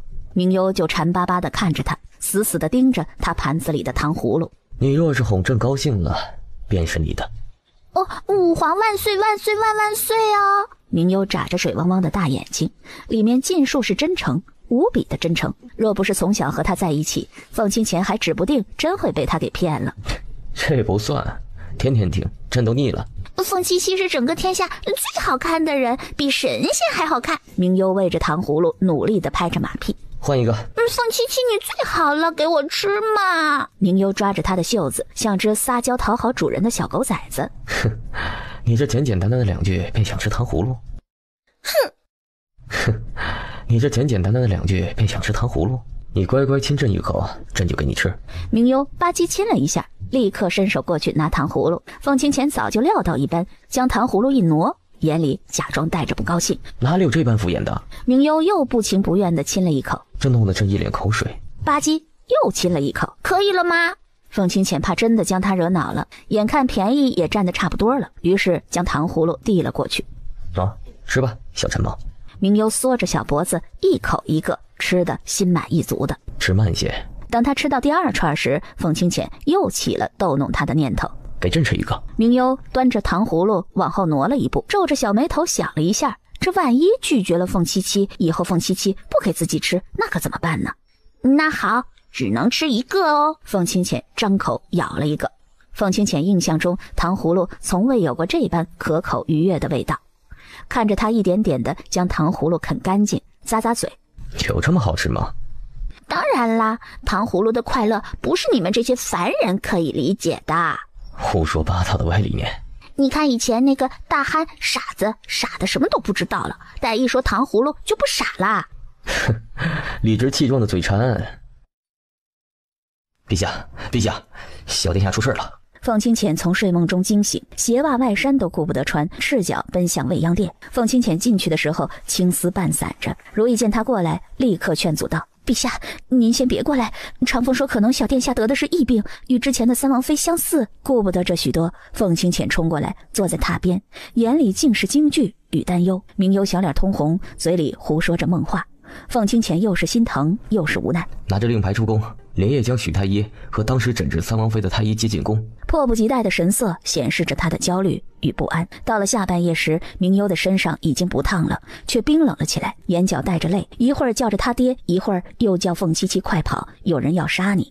凤清浅握着他的手，不怕，我好好在这儿。清华从柜子里找了一床被子来，巴掌大的小脸在层层被子的叠加下显得更加瘦弱可怜。可明幽还是颤抖着说冷。凤清浅索性将里衣脱了，钻入被子里，将小丫头抱在怀里。陛下，若小殿下患的是疫病，传染的厉害，那您更不能胡来呀！您若是出了事儿，这整个天下还不得乱了吗？退下。小丫头身上凉得可怕，似是一块寒冰。凤清浅将她的手握着，反复的搓，咬着牙关，一直给她喝气。没事，不怕，一会儿就不冷了。不知道小丫头是半醒还是糊涂了，一个劲儿的说话。凤七七，凤七七，不哭，我在这儿呢，没事，都会好起来的。连她自己都不知道是在安慰小丫头，还是在安慰自己。臣见过陛下。免礼。你快过来给皇后瞧瞧，可是三王妃当时染过的疫症。许太医叹了脉后，小殿下，这热可是突然发起来的，忽而体寒，忽而体热。是，先前一会儿还吐了2次，吐出的东西可还在？让我去瞧下。许太医回来的时候面色忧虑，叹了口气。这殿下病症和三王妃所染上的都是同一种疫病，只是小殿下病症轻一些，就医有及时，所以没先莫已故的三王妃病重。这宫里的东西一向是严格把控的，疫病很难起来，传染源更是难进来。这小殿下是如何突然得疫病？许太医，您可一定要救他！明将军府就他这一个血脉了。听到他得的是疫病，清华想死的心都有了。明丽走的时候特意送了信来嘱咐，千般万般的祈求，一定要照顾好明优。许太医解释，原本他是有把握的，可先前三王妃明明疫病已经好的差不多了，可不知为何又突然猝发，他去检查过，也不见得有其他的原因。陛下，臣斗胆，请陛下移驾。小殿下需单独移开治疗，免得再和宫里其他贵人传染。长风，你命人将未央殿周围住的人暂时挪开，宫里众人除太医不得随意靠近未央殿。那殿下呢？朕就在这儿守着他。长风想劝他的，可深知他的性子，便不敢开口了。求救的眼神投向清华，陛下不可逞一时之气呀，殿下奴婢们来照顾就是了。若明一早传到朝堂里，怕是朝堂得翻天了呀。他生，朕陪着他；他死，朕也一块陪着。哎呀，这小殿下病症愈发严重了，药喝不下去，这起不到效果。凤清浅瞧着他干裂的唇，才短短病了2日，眼眶都开始陷下去了，伸手端着碗喝了一大口进去，按着明优的嘴，强行给他灌了进去。陛下，这万万不可，你岂不是更容易受染？您在殿下这里亲身照顾着，群臣们本就不满了，这传出去，世人该如何说？凤清浅没理会，陆陆续续的将药灌进去了。她是朕的是李鸿庄明媒正娶的嫡妻，妻子有难，朕这做夫君的难不成要弃她于不顾？这还是天下人，这朝臣都是些贪生怕死的，就指望自己独活？可您这是天下的君主。许太医是震惊的，这天下人上至君王，下至平民百姓，又有多少如这个少年君王一般，敢为自己的枕边人以身犯险呢？这世人都说他性子孤僻冷清，传闻他谋逆上位，可他倒是觉得他的冷清下也有一腔热血，只不过他暖的人只有一人而已。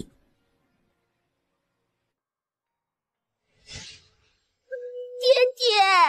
明优小跑了2步，明丽又远去了些。爹爹不要走，我以为你不会再回来了。回去吧，这不是你该来的地方。我不要，我要和爹爹在一起。明丽看着扑过来的女儿，伸手去触碰，却什么也没有碰到。哎呦，你要记着，这天地间万物终究都是要走向该面对的归宿的。这一路陪着你的人很多，终有一天还是要离去的。你要学会面对。回去吧，爹看着你走回去。我找不到回家的路。明优看着黄沙滚滚的大漠，四周天与地相接，除了黄沙什么都看不见。路在你的心里，阿优，跟着你的心走，归途处自然有人等你。明优只好回身继续往前走着，朦胧的泪眼中瞧见一身银白色锦袍的少年。阿优，跟我回去。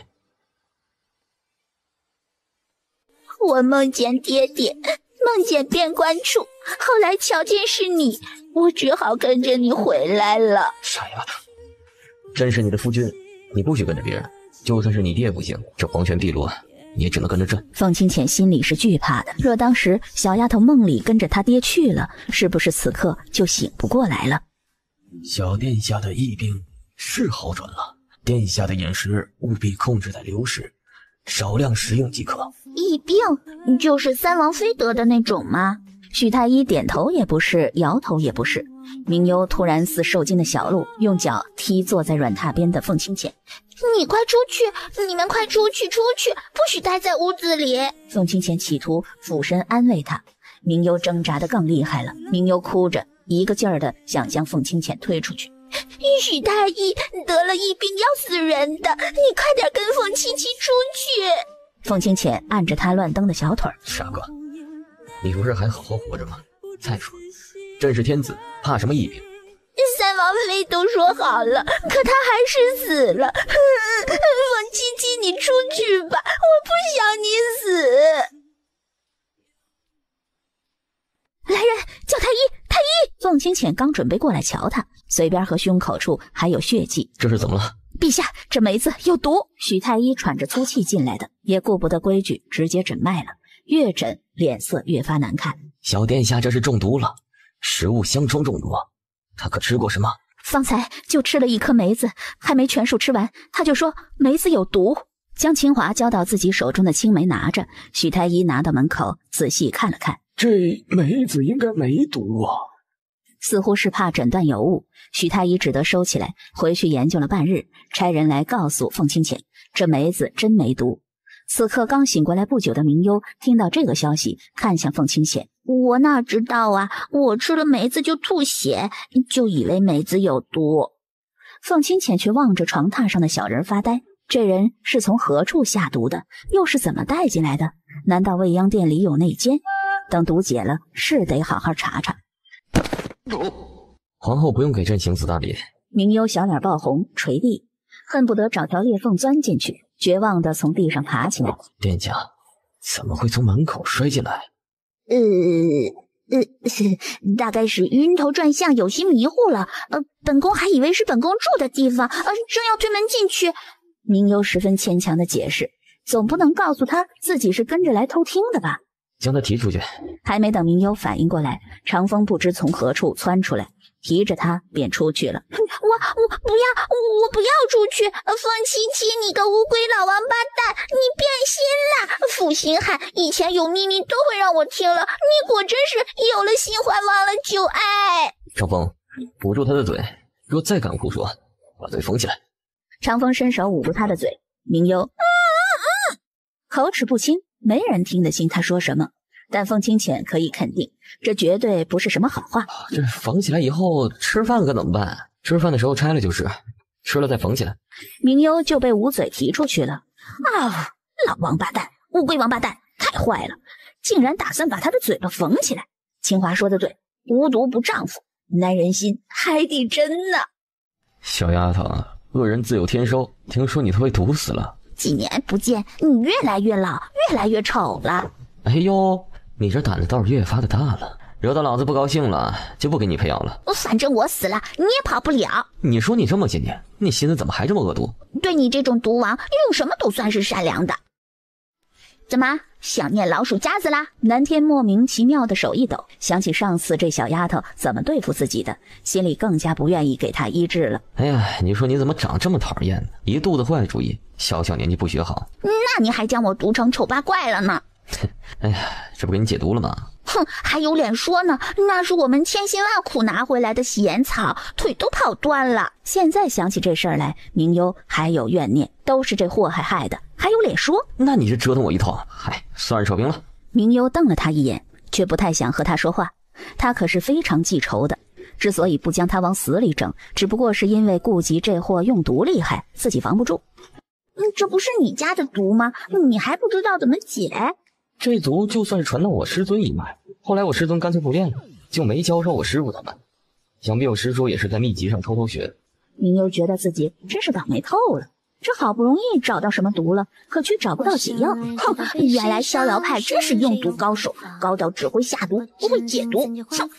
你可以嘲笑我，但不能辱我师门。凤清浅云淡风轻地看了他一眼，呵，敢对自己的小丫头凶，活腻了哈！南天顿时怂了。那是针对你，你说呀，你可以尽情说，随便说。可别，你把我给毒哑了，再解不了毒，那我可就亏大了。南风撑着笑，嘴角僵硬。怎么会？你这么可爱，心里直嚷嚷：这死丫头，我毒哑了已经算便宜你。瞧着他这敢怒不敢言的样子，明幽乐得跟花似的。那这毒药只有你师叔能解，算是吧。等我书信送我师傅，让他翻找逍遥派的毒书看看，可有什么蛛丝马迹。那不是白费功夫吗？等你找到药，我都挂了。一个救人的，一个毒死人的，当然不能比。你不说能死啊？明幽朝着他做了一个鬼脸。将来谁娶了你，真是倒了8辈子血霉。这年纪小小的，满脑子坏主意不说，还特别能损人。你忘记了，我有夫君了，我夫君可是皇帝。明幽突然抱着凤清浅的手炫耀道。南天无语了。倒是你，如今都这么老了，连个媳妇都找不到一个，一定是你长得太丑了。南天越发想掐死他，这小丫头3番2次的说他丑，他能忍吗？能的，能忍，只是迫于某人的淫威不敢动手。凤琪琪，你看他还不服气。等会儿朕把他眼睛抠出来给你踩。苍天呐，收了这对不要脸的狗男女吧。心里咽不下这口怨气。南天瞪着两人时，忽然来了主意，装模作样的看了小丫头半天，坏笑着对凤清浅道：“你说说你啊，非得找这么小的丫头娶来做嫡妻，青涩的小伙子也不嫌色口。这宫里有成熟的、风情美貌的后妃，你怎么不多去看两眼？”明幽听得懵懵懂懂的，南天这是嫌她不好看，年纪小，反正狗嘴里吐不出象牙来。明幽伸手朝着他眼便是狠狠一拳，然后气哼哼的走了。第二天早上用膳的时候，南天后知后觉的嚼了一口，发现那白菜老的抽丝，连着吐了好几样菜，都是嚼不动或者难以下咽的。好吃吗？南天恨不得将它揍成猪头。这小丫头鬼主意太多了。这可是你自己说的，喜欢成熟的，不喜欢小的。那菜也给你做最成熟的。他是万般没想到小丫头能记仇到这般样子，将此事与凤清浅说了。凤清浅不以为耻，反以为荣。连个小丫头都能欺负你，还有脸说？若不是瞧着你的面子，本宫都早就将他给毒哑了。你还有没有王法了？真就是王法。他的小丫头，别人怎么能欺负？算了，惹不起，他还躲不起吗？殿下不好了，陛下身子不舒服，这早朝都去不了了。是被我气的吗？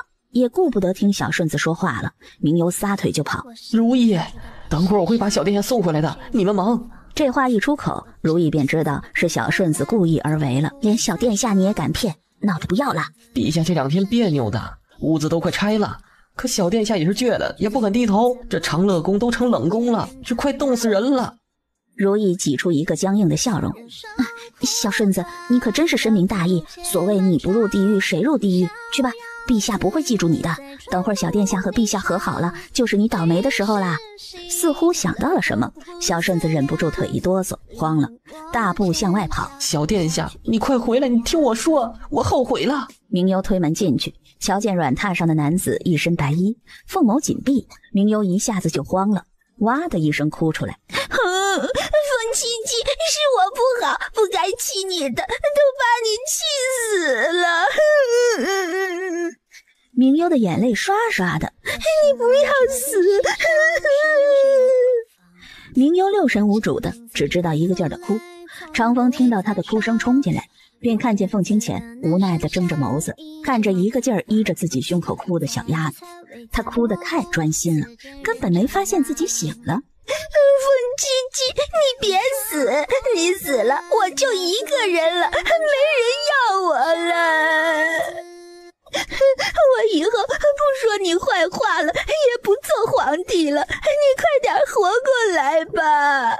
眼泪汪汪的小眼神哭的视线都是模糊的，还一个劲儿地抓着他的手。明幽听到他的咳嗽声，被惊醒过来，擦着眼泪，一把抱着他的脖子。凤七七，你个大坏蛋，还好你没死。见他哭成这样，凤清浅只得先安慰他了。等他情绪稳定下来，又开始生气了。凤七七，你竟然装死骗人！早知道我还是当女皇帝算了。朕什么时候说朕死了？凤清浅无奈，这2日他单独睡，没和小丫头在一起，久久不能入眠。正好今早不用去早朝，便睡了一会儿。明幽自己给自己擦眼泪。小顺子说的，他说你突然要死了。长风抬眉，小顺子这胆儿肥了，敢这么说，真是舍己为人呢，太令人感动了。前几日不是还准备和我老死不相往来的吗？这会儿倒是哭得要断气似的。那是你先欺负人的，还先凶我的。你知道庄妃不是坏人，你还要砍她的头。凤清浅心都揪住了。好，是小顺子不好，等会儿朕就去罚他去洗马桶。陛下，你还要点脸吗？大半夜的不好好睡觉，泡什么温泉呢？陛下，来吃了奴家。啊！凤七七！明幽看着地上的女子，怒动口。凤七七，你还会吃人？凤清浅看着从地上挣扎着扑过来的女子，一脚踢出去，飞快地来到她身边。明幽看了看女子那白花花鼓鼓的地方，你们在玩什么游戏呀？陛下！那声音惊得明幽直起鸡皮疙瘩。你居然要吃了它！然后戒备地挪了2步。你把所有人支开，你就是想偷偷吃人。风琪琪，你是妖怪？真不是妖怪。小丫头单纯的小脸上带着纠结。你中毒了，所以胡说八道。那你怎么回事？不信看，看看女人都能流鼻血，你想流血而死？抑制不住的好奇心，明幽的眼睛被他挡住，人强行被他拖走。你耳朵为什么红？难不成告诉他，因为自己吸食了部分唤醒散吗？不过明幽也没多在这个问题上纠结。那我们快去找太医救那个中毒的人吧。毒是他自己下的，他有解药。他为什么要给自己下这么痛苦的毒药啊？我看他都快要疼哭了。看到他那粉嫩嫩的唇，忍不住起了歪心思。要不他浅浅的亲一口，这万一小丫头醒了怎么办呢？凤清浅觉得还是老老实实的睡觉算了，要是被这个小丫头抓到，岂不是要笑话她一辈子吗？然后脑子似不受控制的猛地低头吻了下去，浅浅的啄了好几遍她那粉嫩的唇，意犹未尽，脑子一热就偏头去含了她的小耳垂一下。你干什么？凤清浅尴尬的抬起头来，明幽一脸戒备的盯着她，心里惶惶不安。难道凤清浅真是妖怪变的？自己发现了他吃人的秘密，所以要吃了自己？可他怎么没用牙咬，只是轻轻的吸了一下呢？你耳朵被蚊子咬了，真帮你抓蚊子。真的？这天气还能会有蚊子？蚊子要入冬才没有的。我还以为你要吃人呢，我刚才又梦见大灰狼了，他张着血盆大口来咬我的耳朵。凤清浅内心一口老血喷出来，他是想将这小丫头拆穿入腹了，可还不到时候啊。我这人脑子笨，总是记不住东西。你放心，我今晚见了你，一下半夜就忘了。你别杀我灭口啊！明幽绝望感涌上心头，他几年才出一趟门，出门就遇到刺客，还有比他更倒霉的吗？男子捂着胸口，眉头拧得死死的，似是伤口裂开了。叫你不要太激动嘛！是你给我挠裂开的。明幽自然是不信的。可男人幽怨地盯着他的手，明幽瞧见自己指甲上确实沾着血的，而且还不少，立刻惊恐地将爪子藏起来，背着手，明幽努力地掐了自己屁股一下。大侠，大哥，我错了，我真不是故意的，你放过我吧。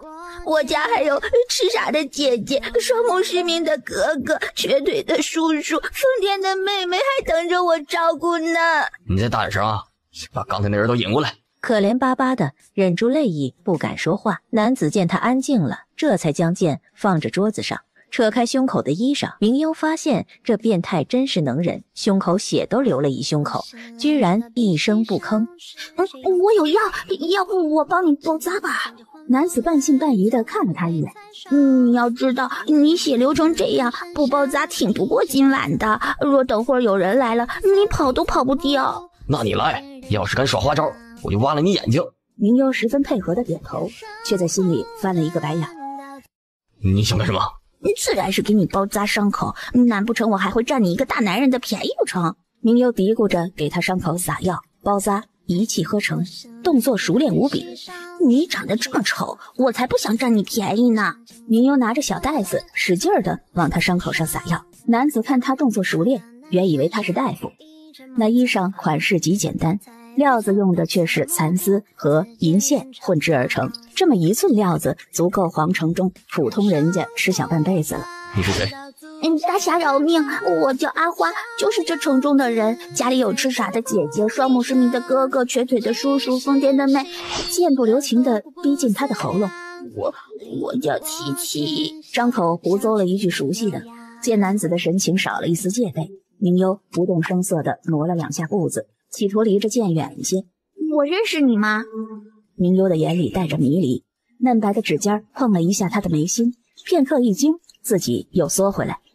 该是我认错了。他从小在宫里长大，外面认识的人不超过10个，又怎么会和这神秘的黑衣刺客相识呢？星谋，你放心，我记性很差的，立马就忘记了，什么都记不住。清华说，江湖上的刺客杀手，若是见过自己面的，知道名字的，一定会想方设法的铲除。明幽觉得他很可能一会儿就挂了，片刻，他将手放下来，装作失忆的样子。刚才你说什么了？家在哪儿？我送你回去。我就住在这里的。哼，你知道这是什么地方吗？酒楼啊，难道我不识字吗？白痴！明幽提着气，正欲骂他时，瞧见他手中的剑，顿时怂了，星眸越发确定这女人是地主家养的傻闺女。这天底下有本事将青楼理直气壮地说成酒楼的，恐怕只有他一个。找得到回家的路吗？当然。一个链子就落在明幽的脖子上。这个送你做救命之恩用，以后若有事就吹哨子，会有人来救你的。这不是换狗的方式吗？星眸黑脸，明幽识相地住了嘴。好，我记住了。他怕说慢些就被灭口了。当他抬起眼皮，只见一抹黑色的身影从窗外跃出，屋子里便空荡荡的，留下他一个。明幽后知后觉地想起，耽搁的时间久，天色早晚了。糟了，回去又准备挨揍。明幽推开门就往外跑。抓贼呀！我不是贼，抓贼呀！抓女贼呀！明幽一路朝着后院跑，一边跑一边嘀咕：你真是倒霉罪的！明幽刚想求饶，就感受到一阵熟悉的温暖，仰着头看去是凤青浅。明幽一头扎进她的怀抱里，吓死我了，还以为被抓住了。凤青浅跃上屋顶，将他放下。明幽瞧见他阴沉着脸，便知道要挨训了。你拉着我一点，瓦片滑，等会儿我掉下去了。那倒是省心了。一红楼里追贼的大队人马追到院子里，什么都没瞧见。这哪里来的贼呀？翠儿，你不是看错了吧？怎么会？我刚巧碰见他从我屋子里钻出来，真真切切的。这女贼还推了我一把，可依稀瞧着倒是个极漂亮的女人。这我们院里是女人多，可都是熟门熟脸的。陌生女人又怎么会来这个地方呢？我真是看见了，你该不是撞见女鬼了吧？然后追贼的人一哄而散，落荒而逃。明幽坐在屋顶上，我哪里像鬼啦？朕倒是看你越来越大胆子了，敢跑出宫了？哪里有？我和长风一起来，我和你说了。何时说的？在心底和你说的，你同意了的。明幽眼睛弯成月牙，离我浅笑，立马偷奸耍滑道：反正你自己没收到，可不怪我。明明是为了怕挨打这么投机取巧的，可凤青浅的心里忍不住甜滋滋的，气竟消了大半，只是面色依旧未改。朕决定取消你1个月的回财，以作惩戒。为什么呀？朕在心里通知了，你自己答应的。凤青浅以其人之道还治其人之身，明幽无语了，干脆找个没人的地方揍他屁股一顿好了，让他吃1个月的素，这不是要他的命吗？凤七七，你太坏了，欺负人！正是月朗风清之时，明幽听到一阵极其特殊的声音：凤七七，有人在打架，还脱光了衣服。那个5大3粗长得像老鼠的在欺负一个女人，哎呀，他还咬人家胸口，真是太过分了，大变态！凤青浅一脸尴尬，明幽越发气愤，顺手摸索了一个小石头就扔下去。叫你欺负人，臭老鼠！什么人？明幽还没来得及看清，凤青浅便提着他跃到长街上了。凤七七，我们做回大英雄，去救救那个女的吧！明幽挺着胸脯，一副女侠样。你没人去这种地方？酒楼我为什么去不得呀？我方才听人说的呀，去了这个酒楼比神仙还快活，我就想去看看。可是我还没来得及找到比神仙还快活的东西，就被人抓到了。明幽没敢说刺客的事儿，酒楼、青楼，哼，傻傻分不清楚。听到他说是酒楼，凤青浅眼角动了动，欲言又止，终是没说话，提着他回去了。凤七七，我都这么大个姑娘了，你还提着我，我还要不要面子啦？凤青浅看了他一眼，将他顺势扛起来，一跃上屋顶。混蛋，他就不能乖乖的抱着吗？凤青浅内心表示，不将他扔下去已经算是很不错了。这几十号人在城中折腾的人仰马翻，他却在逛青楼，还偷看人家打架。我又不是牲畜，你还有点人性吗？连自己的媳妇都扛。他不扛自己的媳妇，难道扛别人的吗？用了3分力道，拍了他的屁股一下，警告道：皮痒了。我好饿呀！凤青浅对于他这既吃不记打的性子头疼得很，真怀疑自己养了一头猪。还没来得及吃晚膳，当然饿了。凤青浅想到这小丫头挨饿，便于心不忍了，准备膳食。笨拙地夹起一块糖醋排骨到嘴边，正要张嘴时，忽然想到了方才在路上还生着气的凤清浅。风七七，我把我最爱的糖醋排骨第一口给你吃，能不能不要揍我了？后半句没敢出口，凤清浅接过，默默将排骨吃了。明优早早的沐浴完，就躲在被窝里。明优觉得整个身子都是又酸又麻的痛。下床的时候，瞧见被子上、床褥上有一滩暗红的血渍，小脸煞白，不敢置信。他这是得了什么绝症，要死了吗？吓得眼泪不住的流。明优咬着牙，越发觉得身体不舒服。他要死了！挣扎着去寻了纸笔来，开始默默给自己写遗言，一边写一边哭，字没写几个，泪水倒是将纸张打湿了。凤清浅推门进去的时候，发现明优卧着在妆台前，一边哭一边写字，似有生离死别一般。忙过去，明优听到动静，转身瞧见是他，哇的一声大哭起来。凤七七，我要死了，以后再也见不到你了。凤七七，我要死了，以后再也见不到你了。凤清浅慌了神儿，可摸了半天也没瞧见他的伤口，瞧见他屁股处的裙子越发有血渗出来，眉心一动，似乎是想到了什么，摸了摸他的脸，给他将眼泪擦干。是不是肚子疼？凤七七，我的糖都还没吃完，我不想死。明优伤心的已经听不进去凤清浅的话了，他要赶紧交代遗言了，不然等会儿死了就说不了了。都哭了，没事，你不会死。可我流了好多血，止不住。傻瓜，那啥又长大了。凤清浅不知该是高兴还是郁闷。这小丫头从小跟着自己在宫里，也没同龄的女孩子为伴，自然不知道乐事这一说。我已经长大了，我都要死了，你还笑？凤清浅耐心地给她解释，这是女孩子长大都要来的，来了乐事的女孩子才算是长成大姑娘。那我要怎么办？我流这么多血，会死吗？不会，任叫如意进来帮你处理。凤清浅出去叫了如意，如意进来一看便明白了，殿下不必怕，这不会死人的，每个女孩子都要经历的，以后每个月都会来一次月事，每次大概3到7天左右。可我肚子疼得要死。凤七七，我也从来没有见过她这样血流不止啊。你怎么来了？你在哪儿？朕自然就在那儿。明优向来入睡得很快，凤清浅侧身，趁着烛火的光亮看向她。已经年方15的小丫头出落得越发好看，大有倾城之姿，细腻光滑的肌肤在隐约的烛火下透着光泽。边是开春，睡裙也穿得单薄，睡裙松开来露出优美的场景。凤清浅轻轻碰了一下她的脸，视线顺着锁骨看下去，浅见一丝白嫩的团子来。凤清浅眸子一动，不自然地动了动喉结。这小丫头是什么时候长大的？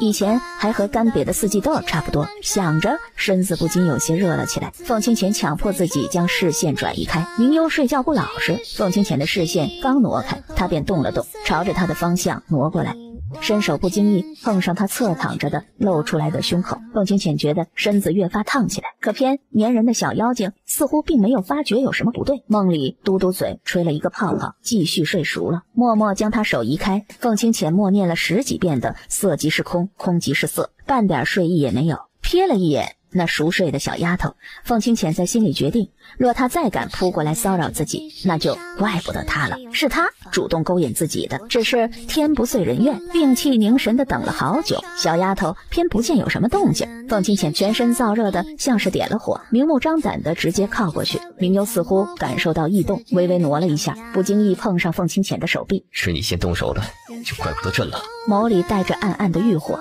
俯身朝着她那又软又甜的唇亲了下去，心里泄出一片惬意的满足感来。她的小丫头总是这般的甜，令人忍不住想吃更多。明优撑着她的胸口，眼睛瞪得大大的。凤七七在偷亲她。张口想说什么，才张口，强势霸道的气息立刻涌进来，被吻得喘不过气来。明优挣扎着想逃离。别乱动！你居然敢偷亲我，老流氓！朕通知过你的，在心底。凤清浅又拿出当年的话来堵他，哼，不要脸！朕亲的是自己的夫人，要什么脸？盯着他那一张一合诱人的双唇，立刻俯身再次咬下去。明优红着小脸，手脚无措，心里带着慌乱，可又衍生出一丝丝甜意来。别怕，感觉你像是吃人的妖怪。你要快点长大，真等不及了。我已经长大了，15了。15了。凤清浅咬牙，可他这么娇嫩，他可舍不得碰坏了。这可口的小果子还需要耐心等1年。凤七七，你在被子里藏了什么？凤清浅眼里闪过一丝无奈与尴尬。凤清浅拉住他的手，睡觉。哼，是他将自己弄醒的，莫名其妙。会跨过山海，你可以入梦来。如果相拥蓬莱，这份爱会盛开。这点银子就把你高兴坏了。你懂什么？这是我自己个儿努力赚来的银子。如意，快来帮我藏起来。如意擦擦手进来了，正欲抱着出去的时候，藏好了，不许给他们知道。意识到这个问题，凤清浅的脸就带着不悦了。连朕都不许知道。等明儿个我再坑一笔，得找个隐蔽的地方藏住，谁都不告诉。你若是知道了，把我的银子偷走了怎么办？朕还稀罕你那点银子。明幽做了个鬼脸，哼，等他攒了银子，理直气壮了，可以偷偷溜出宫去闯荡江湖，买无数的糖葫芦、桂花糕、糖炒栗子，想想就心花怒放。凤清浅的压迫让明幽知道，谁拿着银子，谁有钱，谁是大爷。他也要做大爷，看凤七七以后怎么威胁他，打算自己偷偷潜出宫去闯一闯来着。凤清浅看着卧在软榻上，抱着双腿在那里傻笑的人，很不爽。这小丫头在偷偷想什么自己不能知道的，故意大力的扯了扯他的脸，将他从想象中拉回来。笑得太蠢了。哼，笑得太蠢了。你刚刚偷想什么呢？不告诉你。躺在枕头上还想着自己的偷天大计。凤清浅眸色一沉，他们是一体的夫妻，还有什么事儿是他不能知道的呢？于是乎更想知道他内心的想法，恨不得钻进去，将他心底里的小心思一股脑的看透。把你的想法都说给朕听。那你还不是藏着秘密不告诉我啊？言外之意就是公平起见，都不说对方的秘密。朕是为你好，有些事知道的越少，你越安全。凤清浅不想将他卷入这阴暗见不得光的斗争里。我也是。四周的空气忽地冷了下来，明幽将脑子缩进被子里装死。凤清浅眉目轻动，未说话，闭眼睡了。明幽在宫里收了半天的东西，挑了好的出来。等天色晚些的时候，他便躲开了人群，抱着东西，提着小花锄。明幽偷偷摸摸地去了凤栖宫，找了个隐蔽的树下，挖了好半天，刨出一个洞来。若不是怕他们发现，该让韩月来的。这么大点坑，韩月随便一会儿功夫就能刨出来。将坑挖好时，他的宝贝全没了，仿佛不敢相信自己的眼睛。正想着是哪个不要命的敢捉弄到他头上。你在找这个？胆子不小，一个小宫女敢偷这么多贵重的东西。这是我攒的，我可没偷。都是那些女人自愿送上来讨好他的。明幽瞧着他，越发眼熟。你是上次那个变态刺客。我有名字，我叫星谋。明幽站在树下，伸着小手。哦，那你可以还给我了。星谋当没听见，依旧提着他的小包袱晃荡。明幽眼睛直勾勾地看着他。你是哪个宫的宫女？明幽眼珠滴溜溜地转，原来他将自己误认为是宫女了。我是皇后宫里的掌事宫女。怪不得能藏这么多好东西。你再不给我就喊人了，就说宫里有刺客。喊吧，侍卫一来你便倾家荡产了。反正我有本事出去。从树上跳下来，将东西扔给他。你藏这么多东西干什么？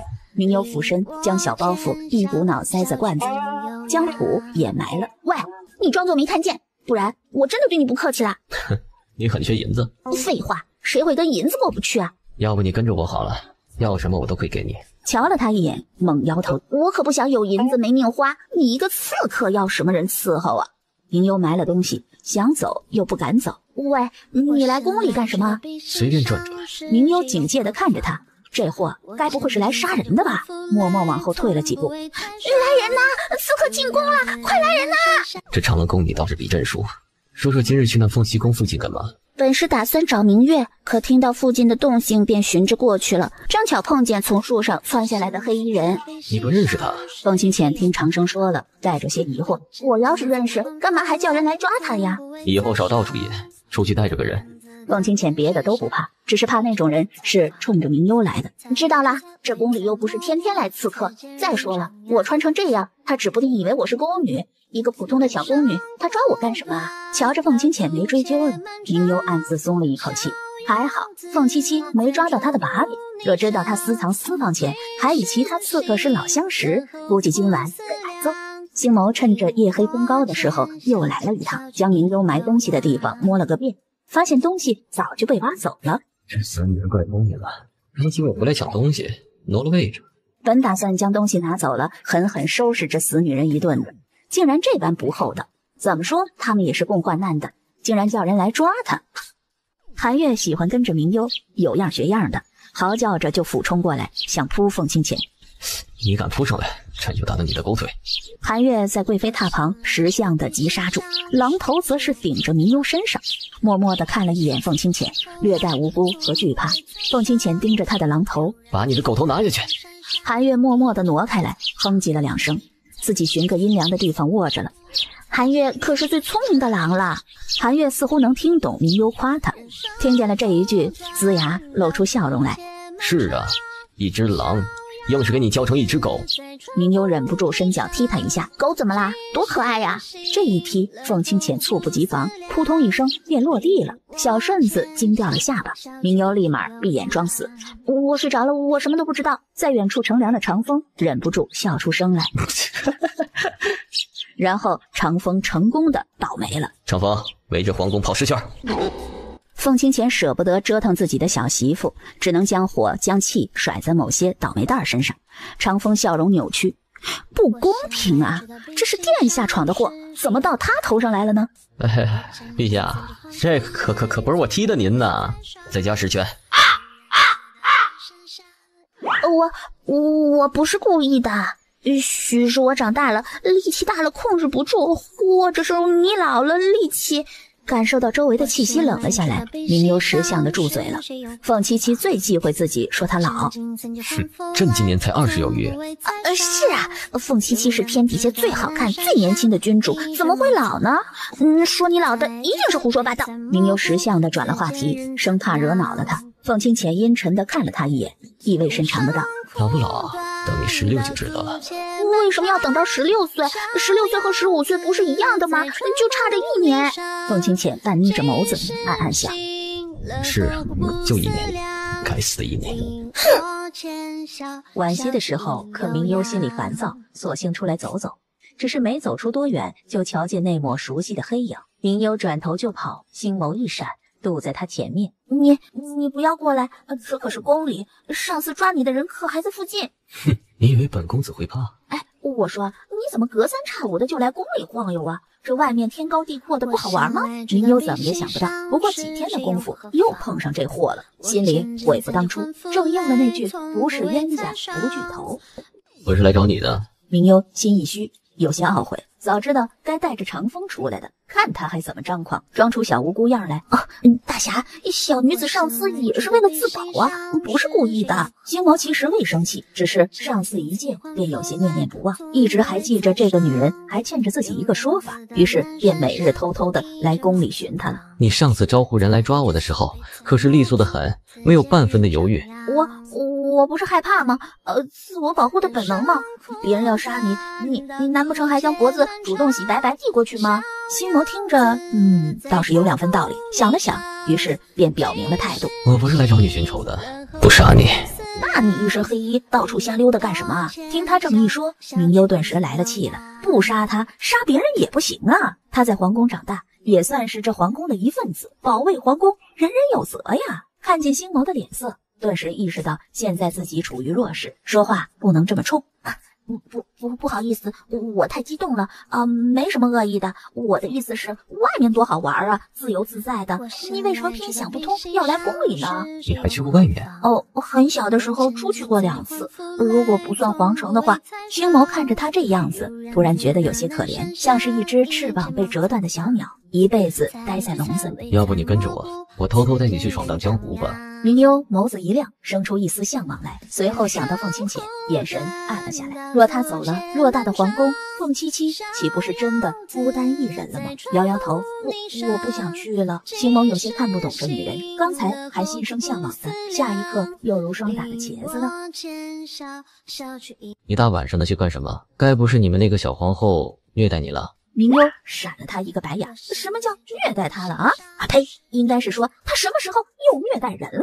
他可是心善人美的小皇后，也不知哪个脑袋养的，传出这样的流言来污蔑他。明幽低声将今日发生的事情说了，只不过把皇后的身份换成了自己的。宫里的事少管，免得哪天梦里被人害死都不知道。啊，不会吧？我就是随便救救人。再说，就是偷东西的事儿，又牵扯不到人命上来，心谋有些复杂。这个死女人在宫里待了这么久，半分自我保护意识都没有，难道真当自己是皇后，天天有人护着？明幽看他眼光里带着怀疑，立刻补上一句：我有皇后罩着。笨蛋，真出了事儿，你一个奴才会有人护着你吗？星谋手指一弯，狠狠地敲在他的额头上。哎呦，你还说不是刺客？星谋眼角抽动，谁见过这般没有杀伤力的刺客呀？杀人这般儿戏的？谁跟你上来的？殿下啊？我自己爬上来的。长风自然是不信的，周围没什么梯子。不是你再给我爬下来，来我看看啊，不然我就去禀告陛下。那你先将我放下去。说的信誓旦旦的，等长风半信半疑的将他放下去，明幽一落地，转身就跑，比兔子还快。第二天，明幽被从被窝里提起来。昨晚谁带你上了房殿？明幽轻松睁眼来，虽然意识清醒了，可却装作一脸的懵懵懂懂。昨晚偷去浣衣局的屋顶干什么了？啊，没有啊，我什么时候去的什么浣衣局，什么屋顶啊？明幽装失忆，打死也不承认。凤清浅将长风叫了进来，长风将事儿一五一十的说了。明幽在心里骂了星谋的祖宗18代，这人太没义气了。听到动静自己先逃了，害得他被凤清浅收拾，也不知能不能蒙混过关了啊！昨儿我是遇见长风了，可是没上什么屋顶啊。就算是我有本事上去，可我怎么下来的？长风总算是知道这死丫头想干什么了。长风哥哥，我那么喜欢你，你竟然为了拒绝我，竟然撒谎！哎，你说啥？长风越是向后退，明幽却步步紧逼。你说的山无棱，天地合，乃敢与君绝？凤清浅脸都黑了。这不关我的事儿啊，我是冤枉的啊！明幽这个死丫头，黑心肝的，连他都狠得下手坑。转身撒开脚丫子，先跑为快。瞧着凤清浅的脸色越发臭，明幽转头笑嘻嘻的，忽然窜过来，整个人趴在凤清浅身上。凤七七，浅哥哥！被那声浅哥哥叫的，凤清浅的魂儿都软了。天知道他这句浅哥哥究竟有多大的杀伤力，就算是要天上的星月，他也能给他摘下来。下来。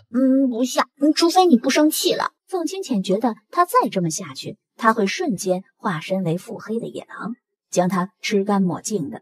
骗人！除非你答应我，生气你就是小狗。好，朕生气就是小狗。喂，你来干什么？没义气的家伙，有事顾着自己跑。我叫了你2声，你自己看得入迷。若是我跑得慢些，他们便看见了，定会牵连你的。上次宫里的人发现我和你在一起是巧合，若这次被抓，那你真得跟着我走了。可他们一样质问我怎么上去的，总比被当刺客好吧？喂，我和你又不熟，离我远点，不然我就喊人了。好，那你就叫人过来抓我吧，这样也算扯平了。喂，你武功厉不厉害我不知道，但跑得比兔子快，我这不是浪费口水吗？那要怎么做你才肯原谅我？明幽很认真地想了想，要不你明晚在这儿给我带2串糖葫芦，要最大的山楂包裹最厚的糖衣。星谋伸手出来拉钩，明幽勾上他的手指，成交。隔天晚上，明幽没有等到星谋，暗地里又亲切而热烈地问候了他的祖宗18代。长风来到未央殿的时候，顺手递了一个油纸包过来。是什么？从刺客手里缴获的战利品。明幽打开，惊喜道：是糖葫芦。这刺客脑袋有坑吧？去哪找这么大的山楂？这糖葫芦你从哪里来的呀？就是附近一个在宫里瞎转悠那黑衣刺客，武功好得很。长风也搞不懂，你说大晚上的费心潜进来不说，这还到处瞎逛悠，也不见他偷什么东西，更不见他杀什么人。明幽顿时懂了，默念了2声：对不起星谋，我错怪你了。不过山楂真的好大呀。凤清浅洗漱过来，疑惑地盯着他看了许久。明幽心里一紧，糟了，难道他被发现什么了？吃错什么药了？就不许我心情好吗？凤清浅总觉得他怪怪的，可却说不上来，于是只得放过他了。刚躺着，明幽的小脑袋就钻过来，眼里带着笑意。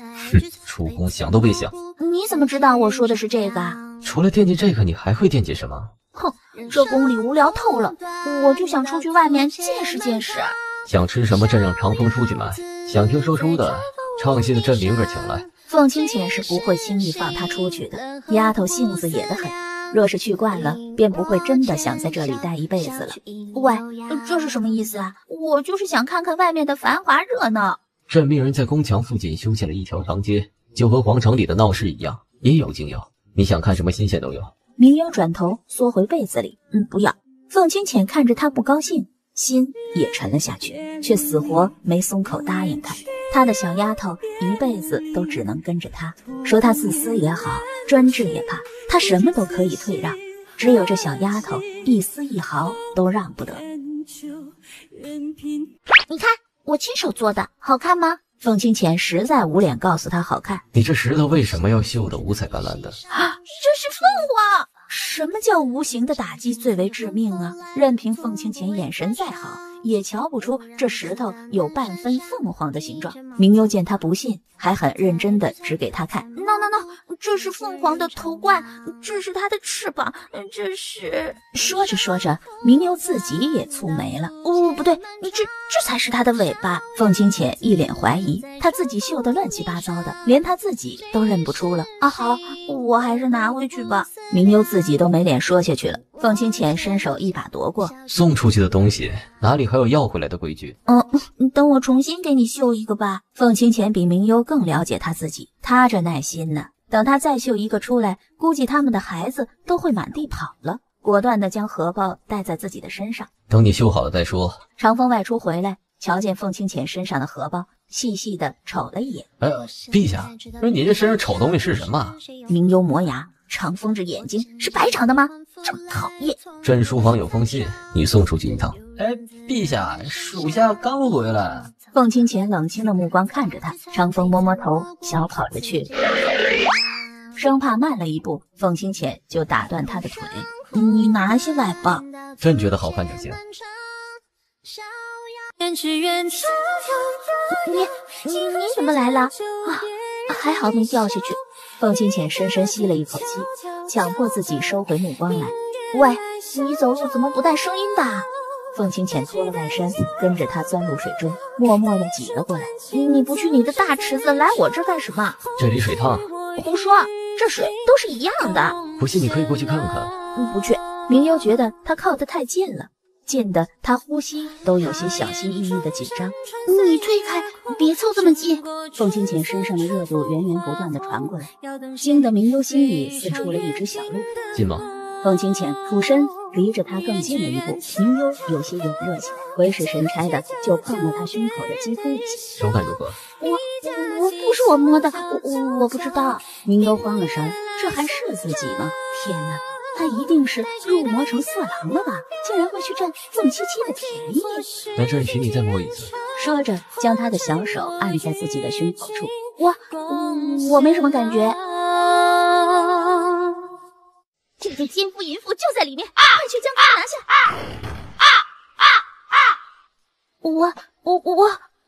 你们听本宫说，本宫什么都没发生。明幽觉得他越说嘴越笨，凤清浅则是悠然地躺在地上，一脸的惬意。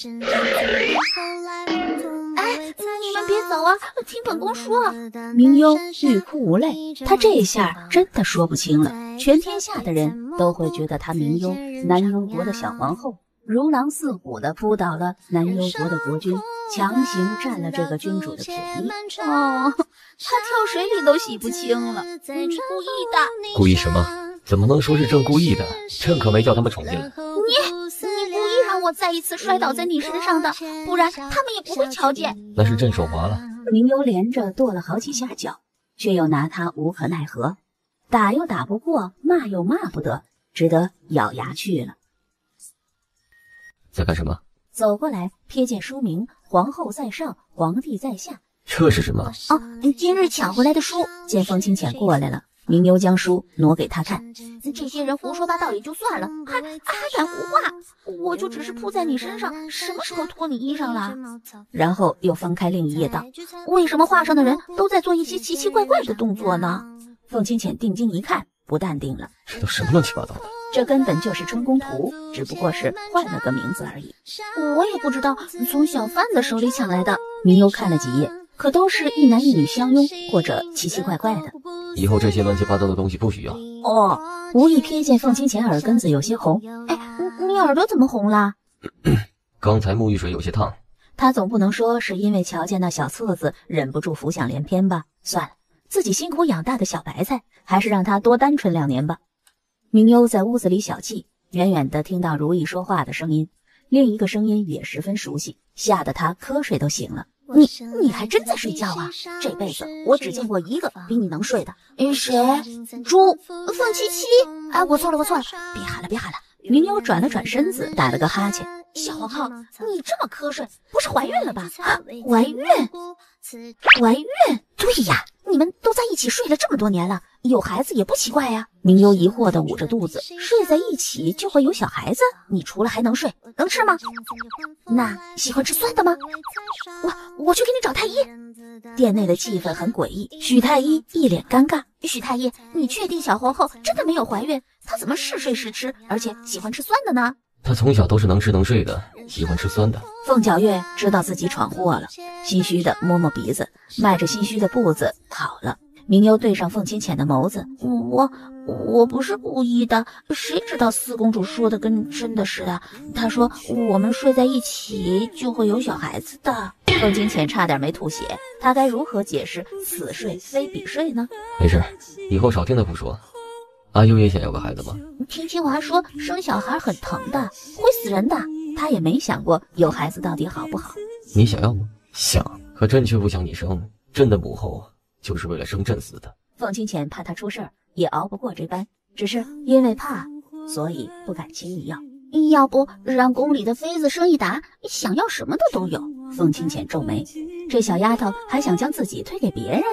算了，那以后那些小孩子成群结队的欺负我怎么办？哎呦我的妈！王爷那边来信，说是梁生姑姑不行了。长风，准备马车，让长生来代替朕守着。陛下，万不能啊！这梁生姑娘身子不好，能接到消息的不只有我们，姑姑还是戴罪之身。这南宣王和大王爷他们都紧盯着呢，出不得半点岔子。你想想，姑姑这么多年的苦心，在那艰苦的地方待了10几年，不就是想护着你，让他们寻不到半点机会吗？凤清浅握紧的手又突然松开了，眼里有悲凉。下去吧，此事便当作不知。为什么不能去看姑姑？当年凤清浅登基的时候，明幽还是只会嗷嗷哭和吃的小丫头。因为姑姑是一辈子的戴罪之身，若朕去瞧了，便是大逆不道。什么？当年朕的上位并不是什么先帝遗志，先帝死得很仓促，根本来不及拟制。可听他们说，当时是有圣旨的，那是假的。是，当年那道圣旨是姑姑找人造假的。事后圣旨存入太皇太后处时，被皇太后察觉，想翻看时，被姑姑铤而走险的将圣旨一同烧了。姑姑本想着一起随着大火走的，奈何救火的人及时将她给救了出去。明幽听着都有些紧张，这当众造假，将假的说成真的，确实是一招险棋。等众人有疑惑之时，圣旨早已随着太皇太后宫里走水的事情烟消云散了。朕对不起姑姑，明知道姑姑是为了朕，可朕却只能将她作为罪人处理，送去一同为太皇太后守灵。这不是你的错，若你做不成皇帝，现在去给你守灵的便是我了。凤九九他们能放过你吗？要不我替你去吧。你不是从小就说帝后同为一体吗？我们是夫妻，我去不是和你去一样吗？我是皇后，这后宫我想去哪里我说了算。不行，小丫头不许跟着掺和。你前儿还说我长大了是大人要自己吃饭的。你们男人我真是不能信，宁愿相信世上有鬼，也不能相信你们这张嘴。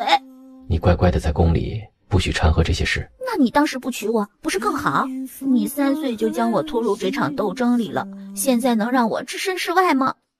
明幽未等他做出决定，独自跑到桌子旁边，将桌子上的东西一件一件扔向店门口。凤七七，你个大暴君，王八蛋！瞧了瞧四周，又跑过去将墙边的花瓶举起来，可仰着头看了看，不行，这个很值钱。然后四周溜达了一圈，捡了一些相对不值钱的砸了。你这店里就不能放点不值钱的吗？凤清浅又气又好笑，这都是你亲手砸的。看着满地的银子心疼别和我说话，心疼的紧巴巴的。然后自己个儿转身就跑了。凤清浅给小顺子一个眼色，小顺子立刻就懂了。降旨下局，皇后为宫中表率，却一味由着性子胡来，送回将军府，禁足1个月，严加看守，无朕口谕不得任何人探视外出。气死我了！你们都是讨厌鬼！殿下，这是怎么了？哼！给我收拾东西，我要回去了，不想待在这个讨厌的地方。如意进去的时候，明幽正在收拾自己的小包袱。明幽看了看他身后，如意便懂了。我要回去了，你不用劝我，我才不想和凤七七这个大变态待在一起。殿下，您再考虑考虑，陛下也是一时生气，他是男人，好面子，我是女人就没脸没皮呀。明幽听着更生气了，还故意举起杯子。这杯子不贵吧？30两银子，扔吧，咱们店里最便宜的东西了。明幽听见30两，手都放下去了，可又听说到是店中最便宜的，只得咬牙扔了出去。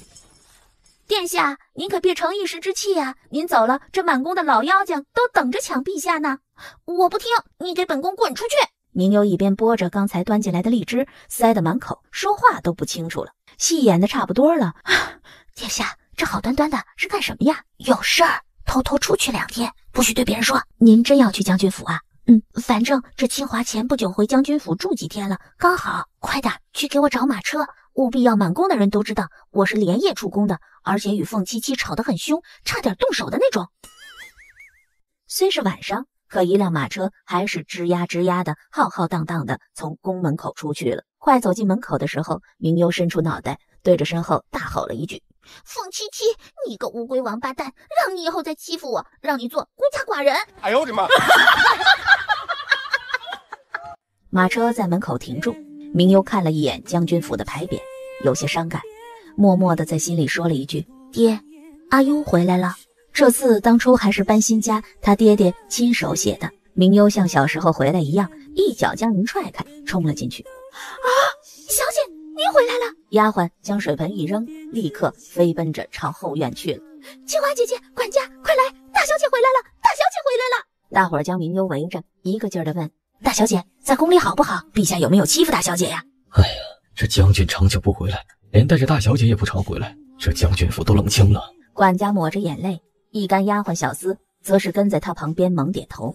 我这不是回来了吗？他其实很想家，也很想爹，他不敢回来，只得假装和从前一般，他只是被困在宫里，等他长大了，他爹就来接他回去了。明幽回到自己的院子里，瞧见桌子上摆着的布老虎、小木剑、拨浪鼓。明幽摸索着木剑，看着窗子发呆，仿佛瞧见多年以前。哎呦，喜欢吗？喜欢，可我还是更喜欢爹身上的这个，更威风。你还没有爹的健康啊，倒是有雄心壮志。我以后要成为一个万人敬仰的大侠，全天下的人听到我的名字都会害怕。依着你这性子，大侠估计是成不了了。你娘若是知道我将你教成了一介武夫，估计会将我打死。不过做个万人敬仰的皇后也是不错的。蜡炬一残，泪难干。爹，女儿不孝，不能为你受丧父孝。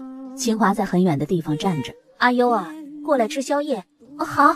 清华瞧着他背影出神，唉，也不知入宫到底是好还是不好。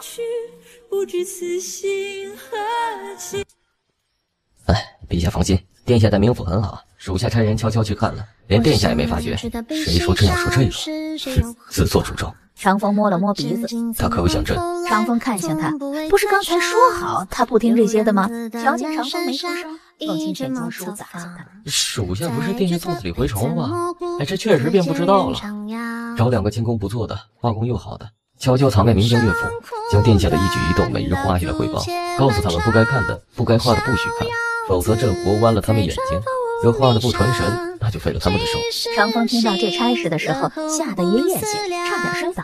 这还是人做的差事吗？啊！你去办。长风哦了一声，人影便不见了。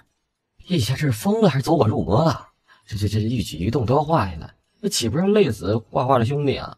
没有买卖就没有杀害，这陛下不废了他们的手，这画上1个月，他们也得自个儿废了呀。过了半日，凤清浅抬头看了无数次，都没有瞧见长风的身影。怎么还不送饭来？长生此刻也相信了长风说的，陛下确实是病了，得的是相思病。抱着这些破书滚回去！小太监无奈，女人可真是心狠得紧呢，特别是像殿下这种一肚子坏水又记仇的女人。明幽回去瞧瞧，看了凤清浅的书信，一整页纸里就那么一句，有没有想朕？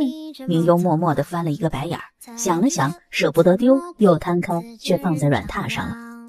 凤清浅瞧见小太监扛着书回来，急切地站了起来。陛下，殿下不肯要，这发了好大的火。凤清浅在书里急切地找了一遍，发现什么都没有。他立刻就将书信给扔出来了。是。凤清浅的眉头都能夹起苍蝇了。什么话都没带给朕。是。凤清浅踢了一脚书堆。来人，将这办事不利的奴才拖下去打20大板。小顺子和长风他们几个熟络的整齐的一排排站着，围观着小太监被打。哎，陛下这明显是发泄个人怒火呀。是啊，太委屈了。还好不是打在我身上。被打的小太监嚎叫的哭天抢地。哎呦，陛下，哎呦，奴才，哎呦，真是冤枉啊！并非是奴才办事不力。你在这边嚎下去，免得陛下龙须大怒，就不是两板子的事了。小太监痛得才龇牙咧嘴，愣是没敢吭声。知道凤清浅不悦，长风一整天都没去他身边晃悠，免得惹祸上身。凤清浅整日在店里，心情都是郁闷的，瞧着什么都不顺眼。长风，你偷偷去明将军府提醒皇后，为何不回朕给她的书信啊？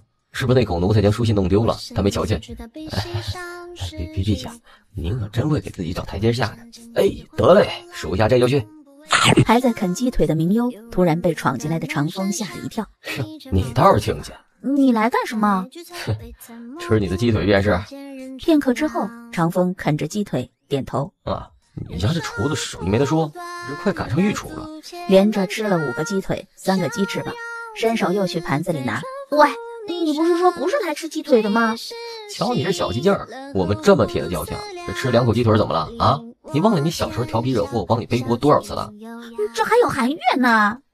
我在你心里还不如狗。韩月听说自己是狗，狼嚎了一声，嗷呜！好，祖宗，狼祖宗，你也是狼行了吧？韩月这才坐下。长风鄙视，哼，胖得跟猪一样了。那你还告我多少次撞了呢？还有，我6岁那年你将我胳膊弄折了，8岁那年你将我扔屋顶上了，还有，12岁那年你抓青蛙来吓我都没说你。你来找我就是说废话的。长风这才想起要紧事来。对了，陛下给你的信收到没有？明幽看了一眼软榻上，那你就没什么对陛下说的吗？长风觉得他要是什么都没带回去，很可能就和中午那些的小太监一样了，屁股开花。哎呦，我这都来一趟了，你快点写点什么，这让我带回去交差呀。明幽找了纸笔来，想了想，提笔写了一个字，想。长风看着这孤零零的一个字，觉得这顿打是挨定了。不是你这样多浪费纸啊，多写点，哪怕是废话也行啊，至少保住他的狗命啊。哎呦，若是陛下知道了，这小丫头比他更高冷，那今晚不得别扭一晚上吗？如果说小丫头平时别扭折腾的是陛下，那么陛下别扭折腾的就是他们了，谁都别想好过。你写什么呢？没事儿，什么都行，你只要写满就行。磨蹭了半小时，长风终于拿着救命稻草回去交差了。凤清浅瞧见那清秀的小字，这才勉强和悦了一些。在冥府晃悠了2日，明幽终于决定行动了。要不奴婢让人跟着您，您一个人去，奴婢始终有些不放心呢。没事，我找我朋友一起，他武功还不赖，宫里的人去了显眼。明幽提着包袱跑得像只小老鼠。凤清浅知道明幽回来的时候，提着的心总算是放下来了。凤清浅再也忍不住相思之情，这短短5日像是过了一生。你去将军府，去将皇后接回来。明幽连门都没让小顺子进来，申公公真是对不住了，您可白跑一趟了。这陛下先前是下了命令，这殿下还在禁足，怎可随意出去啊？这陛下气儿消了，已经免了殿下的罚跪，请殿下跟我回去便是。小顺子有苦难说，这大庭广众之下，总不能说事情办完了，这戏也别唱下去了。哎，君无戏言，定是开不得玩笑的。我们殿下说了，既然禁足，他便要乖乖的禁足。哎呦，这陛下哪里舍得让殿下禁足这么久？这气儿消了，自然也就过了。他说让我走就走，让我回就回。难道你们未听过请神容易送神难吗？小顺子哭唧唧，这要是请不回去，他可是要挨板子的。殿下，您不跟奴才回去，奴才就跪立不起。哦，那你跪着吧。殿下，奴才可是要跪死在这儿的，以后可没有人给您去拿宵夜了呀。没事，我可以再换人，又不是只有你一个能找到御膳房。小顺子欲哭无泪，早知道就不跪着了。哎呦我的妈！明幽躲在被子里吱吱笑个不停，一袭黑影出现在软榻边。大半夜的抓什么老鼠？你怎么来了？你倒是胆大，敢让一个宫婢躺在你软榻上。你如何发现了？是韩欢没躲在被子里吗？哼，朕还未走近就抖得如筛子，若真是你，朕不得怀疑你得赢巅峰了？啊，都是因为他胆子太小了，我本来打算让他吓一吓你的。你知道朕要来？如何不知啊？如果我找个胆子大的，你一定会被吓一跳。明幽本打算让韩欢躲在被子里，等凤清浅靠近的时候便窜出来吓他一下。他身上的味道和你不一样，朕远远的就能闻见。哦，你是狗鼻子？瞧见凤清浅危险的凤眸，明幽立刻将脑袋缩回被子里装死了。凤清浅将他从被窝里提出来，去给我打水来洗漱。你虐待小孩。随后低头看了一眼自己，反应过来，如今自己也算不得小孩子了。走到门口，有些痛恨自己不争气，干嘛要受大暴君的迫害呀？就应该理直气壮地告诉他，冥府的规矩，热水过时不候的。可想到若真自己这么说了，估计会迎来凤七七的一顿暴揍。屁股疼不疼是其次，这么大的人了还被揍屁股，明幽总是会从心里生出一股羞耻感来。明幽躺在软榻上，想着皇陵里梁生姑姑所遭遇的，他答应过姑姑的，不会将这些事情说与凤七七听。凤七七背负的太多，已经过得够苦了。你在想什么？凤清浅将他揽入怀里。喂，我可还在禁足期间呢，任何人不得探视的。朕可不是来探望你的，这宫里的床睡腻了，今晚换一个环境。哼，冥府虽比不得皇宫，可软榻少说也有几十张，我可以命人给你安排。凤清浅因为捏着他的脸，3天不打上房揭瓦，这几天不见你，这胆子倒是大了许多，为何不带朕跟你的人去？那岂不是自投罗网吗？你这人太扎眼了。你什么时候认识的朋友？朕怎么不知道？不告诉你，哼。然后怕他追问，迅速转身去睡了。凤清浅眉头都能动，心里更加不爽了。这小丫头刚出生的第一天就与自己相识，3岁后的命运就已经和自己扭在了一起。她的好朋友，哼，自己怎么不知道这个事儿啊？越想越不高兴，忍不住伸手推了推她，想问清楚怎么回事呢？可也不知道这丫头是不是故意的，还是太困了，轻轻推了2下都没反应。凤清浅只好暂时作罢。喂，你放开我！明幽挣扎，这哪里有皇后是被提着回来的呀？关键是连后面跟着的韩月都是自己走的，她还不如一只狗不，狼。哼，朕看你这腿脚不灵活，等朕回去再收拾你。殿下，你干嘛又便宜了惠嫔呢？惠嫔是谁呀？就是明早，您那天和明妃娘娘说的那个明家3小姐。哦，来，给我推秋去。殿下，明幽倒是一副事不关己、高高挂起的样子。这宫里有多少个女人呢？若是要吃醋，我不得被醋酸死啊！可您不动手，这陛下就是别人的了。这后宫的女人可坏着呢，他们想方设法的勾引陛下，若诞下皇子皇女，岂不是要抢殿下的皇后之位吗？哼，凤七七若是能这么轻易的就被抢走，那本宫就去找别人。想去找谁？明幽冷不防的听到声音，吓得哆嗦。风啊！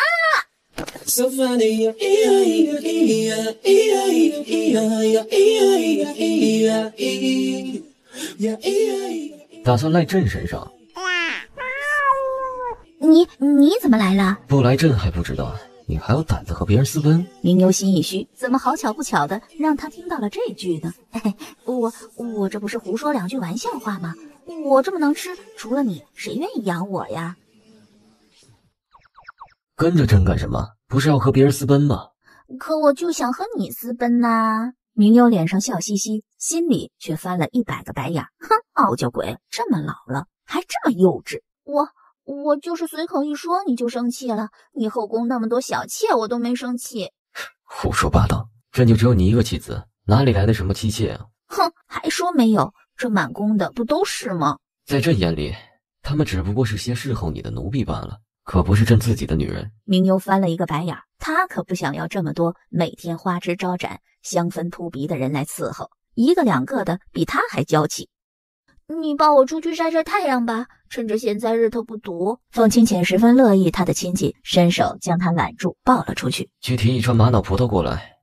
小气，怎么就舍得给一串啊？吃多了容易拉肚子，不许贪嘴。凤清浅知道他的性子，吃东西这些年都是按着量给的，绝不会多给。你给别人可不见得这么小气。明幽一口一颗利索的兔皮儿，那樱花粉的唇瓣一张一合的。凤清浅看得眼热，喉结轻微动了动，强迫自己将目光转移开来。凤清浅只觉得全身燥热的厉害，声音里带着抑制不住的情欲。比起葡萄，朕更想吃你呀！喂，我是人，不能吃的，你还是吃葡萄吧。凤清浅瞧着，眸子越发暗了，默默地压制住心里的野兽。再等等啊，殿下，这可比画上的好看多了。明幽仔细看了看镜中的自己，我总觉得还是差了点什么呢。我倒觉得差一根高雅的簪子。明幽眼神一亮，立刻跑着去画了。长乐宫里，凤清浅看着气喘吁吁的明幽，凝视着他手里的画。你这火急火燎的，就是为了让朕帮你找人凑这簪子？凤清浅不乐意了，这正事儿他怎么就没这么积极的自觉性呢？何为正事儿呢？哼，想他便是正事儿。你不愿意？等会儿朕让长生去办殿试。凤七七，你说我在皇城里开一个店，专卖这些衣服首饰，如何？你银子不够用？不是，可是谁会嫌银子多呀？你若是将这心思花一半在朕身上，国库里的银子随便你办。这东西还能比他有趣？你有什么好研究的呀？难道让他每日数数凤七七有多少根头发？想得快，明幽做的也快，让长生去订了样板，自己又连着画了好几日的东西，都是一些极其精致的首饰衣裳。凤清浅来未央殿，发现人未见时，众人才后知后觉地意识到明幽不在宫里了。凤清浅拿着那张牙舞爪留下的狂草，有事出宫，速去速回，尽量不要告诉凤七七，不告诉他。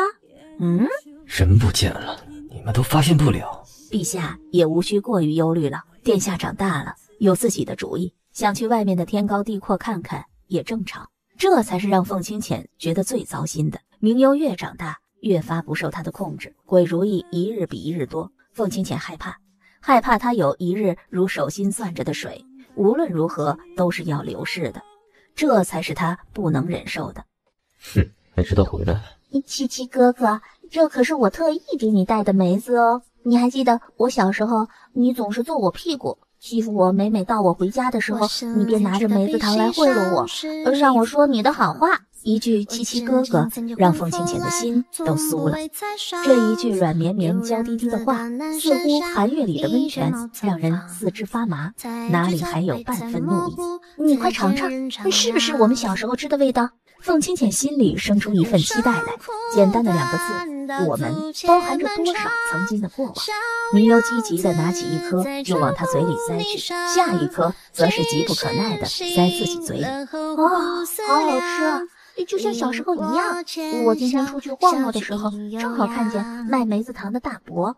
许多年过去了，他还是在原来的那个位置，筐里放了100包梅子糖，卖完就收他。明幽回忆着，又说了一会儿好话，这才将凤清浅的怒气哄消了，打算回去睡觉。只是他才起身，凤清浅便一把拽住了他。俯身便吻了下去，酸甜的梅子气息顺着他的霸道攻势而入。明幽有些头晕脑胀的时候，凤清浅才放过了他。朕告诉你，以后若再敢不老实，朕就办了你。明幽试图沉下自己混乱的呼吸，不知道从什么时候开始，凤清浅只要一亲他一碰他，他心里便会生出一只暴躁的小鹿来，时时撞击他的胸口。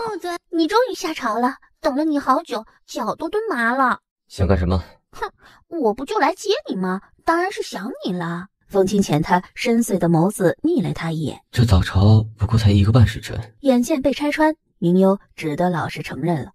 我们去个地方吧。也不管凤清浅有没有跟上来，自己先走了。陛下，几位大人还等着您呢，告诉他们改日再议。不等小顺子开口，提步就跟了上去。小顺子耸耸肩膀，许在陛下看来，殿下的事情比国家大事重要多了。几人站在商铺前，长风左看右看，不可置信。哎呦，你确定这就是值5万两的店？之前不值，从今天起就值当了。明幽将破旧的门推开，让他们进去。长风一路打探着四周的环境。你这多少钱买的？3000两。明幽寻了茶壶，先到后院去烧水了。长风则是擦了擦板凳上的灰尘，让凤清浅先坐下来，伸手晃了晃桌子，瞧着那老旧掉漆的桌子晃动的像是老奶奶的牙齿。这你这是从垃圾堆里寻来的吧？喂，你可小心些，碰坏了唯你是问。约嘛茶水差不多好了，明幽将两人赶去后院。茶水在后院，你们过去喝吧，等会儿不到关键时候不许出来。见凤清浅起身，自己也跟着去了。去了后院，才发现别有洞天。若不是自己亲自走进来，长风一定不可置信这是同一个院子。你们是来买东西的？你瞎吗？啊，就你这破凳子破椅子的，能让我们公子踏足吗？哼，说我瞎？难道你瞎了，连我瞎没瞎都看不出来？不来买东西就滚出去，本店恕不接待。哦，本公只看中的地盘你也敢抢？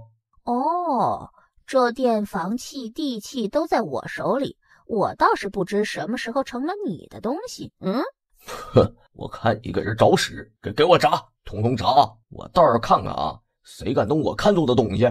一声令下，跟着的小厮便四处打砸。明幽一副看戏的样子，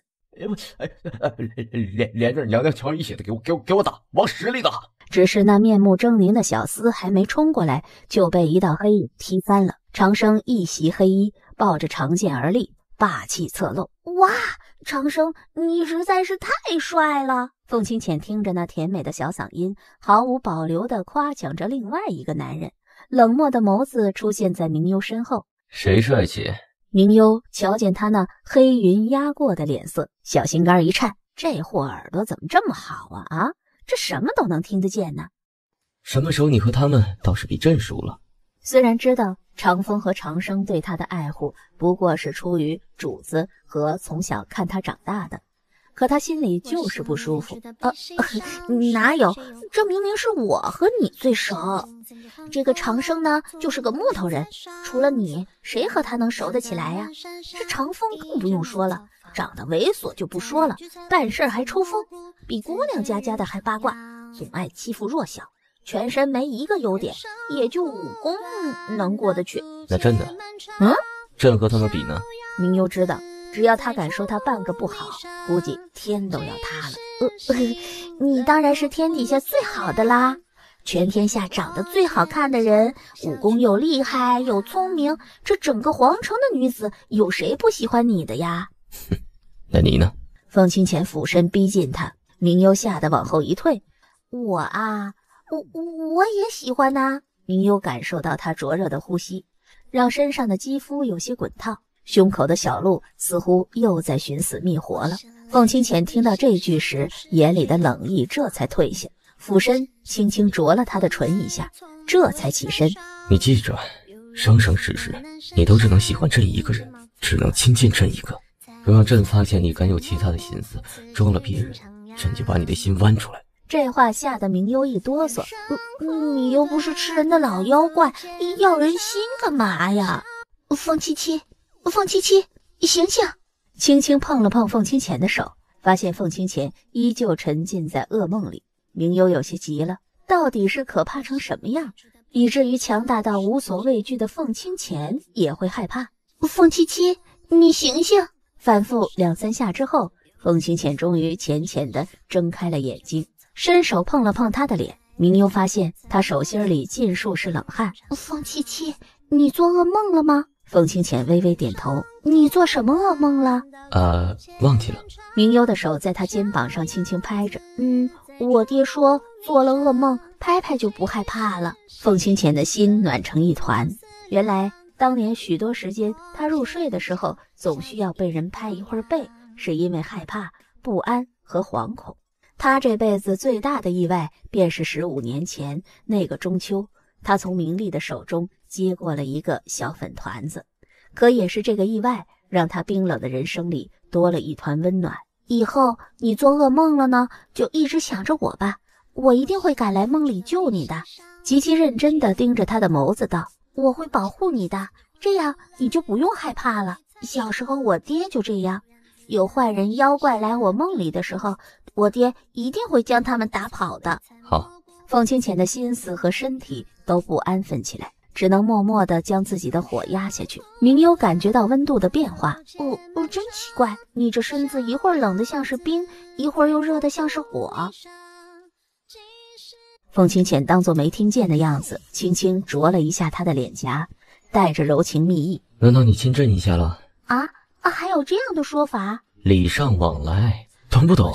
天底下也只有他能把占便宜说得这么理所当然了，丝毫没有耍流氓的感觉，乍一听还觉得有2分道理。明幽翻了一个白眼，这占便宜还有这些清新脱俗的说法？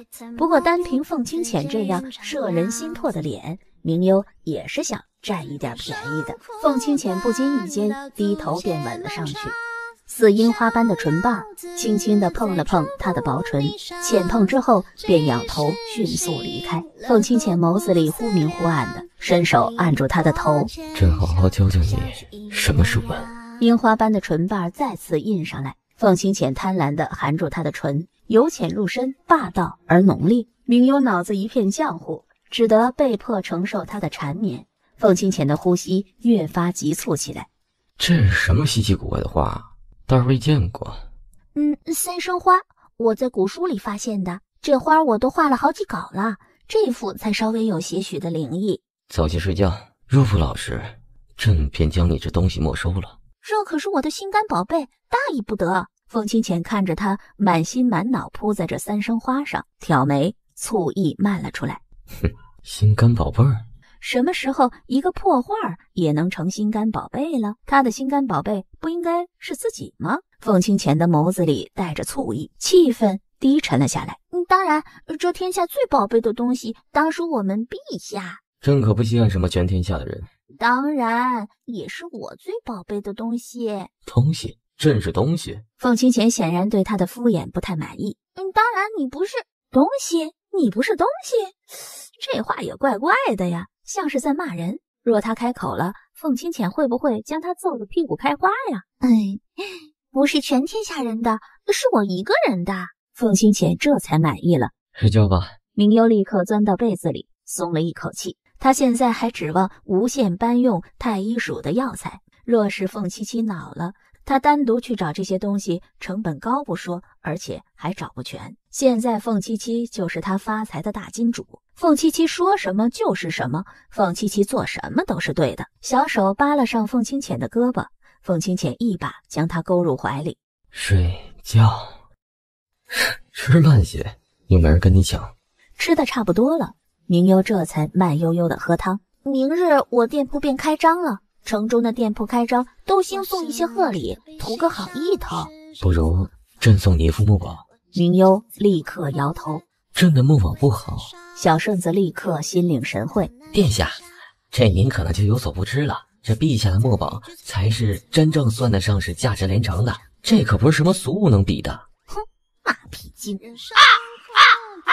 明幽想了想，我需要那种能镇住场子的宝贝，全皇城店里都没有的。你那字画若不盖玉印，多数人以为是假画；若盖了玉印，岂不是让别人知道了我和你的关系？这礼物不好。凤清浅故作不知他的意思。朕瞧着你店里的那颗头大的夜明珠倒是不错。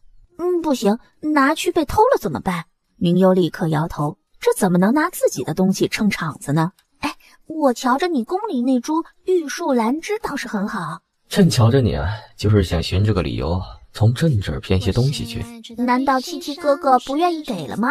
这七七哥哥都叫了，能不给吗？来，先把汤喝了，等会儿朕叫长风给你送过去。吃撑了，不想再吃了。最近吃的这碗少啊，营养不足。那这汤给你热着，晚上喝。哪里营养不良了？他觉得自己胖了好几斤了。凤清浅瞟了一眼他的身体，若有所思，却不说话。明幽的目光正好瞥见他打量自己，顺着他的目光看去，是自己的胸口方向。于是想了起来，半大的时候误入了温泉池子，瞧见那性感的女子半遮着身子，请各位自己想象吧。然后唰的脸一红，老流氓！明幽又羞又臊的。凤清浅倒是坦然，似乎自己什么都没干一般。他多为自己谋些福利，怎么了？天经地义。许久未见你了，以为你以后再也不会回宫里来了。怎会？我还等着你给我寻神之草呢。一听到这话，明幽一颤，再也欢快不起来。星谋看他不搭话，会是给我忘了吧？当然不会，我是这么不靠谱的人吗？明幽说这话心虚无比，其实他还真是这么不靠谱的人。若不是星谋主动说，他压根儿没想起来，可他也不敢明目张胆地说自己真给忘记了。他怕星谋一怒，就将他自己扔了下去。那就好。面上什么表情都没有，可明幽脊背却一凉，忽然想起这货是刺客来着，若自己惹恼了他，指不定追杀自己到天涯海角了。若别人骗了你，该怎么办？也不是什么大事，剥皮抽筋就是。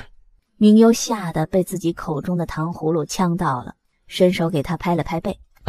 这糖葫芦能呛到？你在宫里8辈子都没吃到过东西，宫里的宫女都这般惨吗？不如你跟着我私奔吧，保证你天天吃香喝辣的。跟着你一个刺客干什么？没前途。若我不是刺客呢？星谋难得认真盯着他的视线。不是刺客还是什么呢？就算你是皇帝，我也不愿意。这五洲四海，这帝王还有比凤七七更厉害的吗？他家凤七七多好呀，全天下的好东西都舍得给他。除了年幼的时候爱揍自己的屁股，何必还要什么刺客呢？星谋越想火气越大，提着他的衣服将他随意地扔在地上，冷冷地看了他一眼，自己钻入黑夜里。明幽一脸莫名其妙，这人翻脸比翻书还快，刚才不是说的好好的吗？男人心海底针呐，想不透，索性也不管了。烦死了！明幽发现自己月事来了，皱着眉将衣裳换了处理干净。如意瞧见他带血的衣裙，便知道了，赶紧给他熬了红糖当归水，又寻了汤婆子过来给他暖上。肚子疼，真让许太医过来给你瞧瞧。不要！明幽烦躁地拒绝。凤清浅侧身躺过来，轻轻拍着他的背。明幽觉得心里的喷火龙嗷嗷的，索性将头伸进被子里躲起来。我不要和你说话，你出去吧。他觉得他仿佛控制不住心里的喷火龙了，就是想无缘无故莫名的想发火。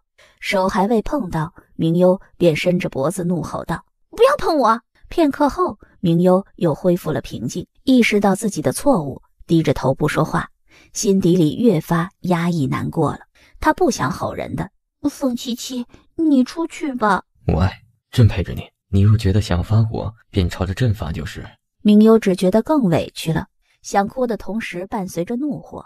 他有些讨厌他自己，可偏偏控制不住，低声细语的与他说着话，大掌轻轻的给他顺着背。半个时辰后，明幽才浅浅的睡着了。跟你们说了，本宫不要喝这么烫的茶，滚出去！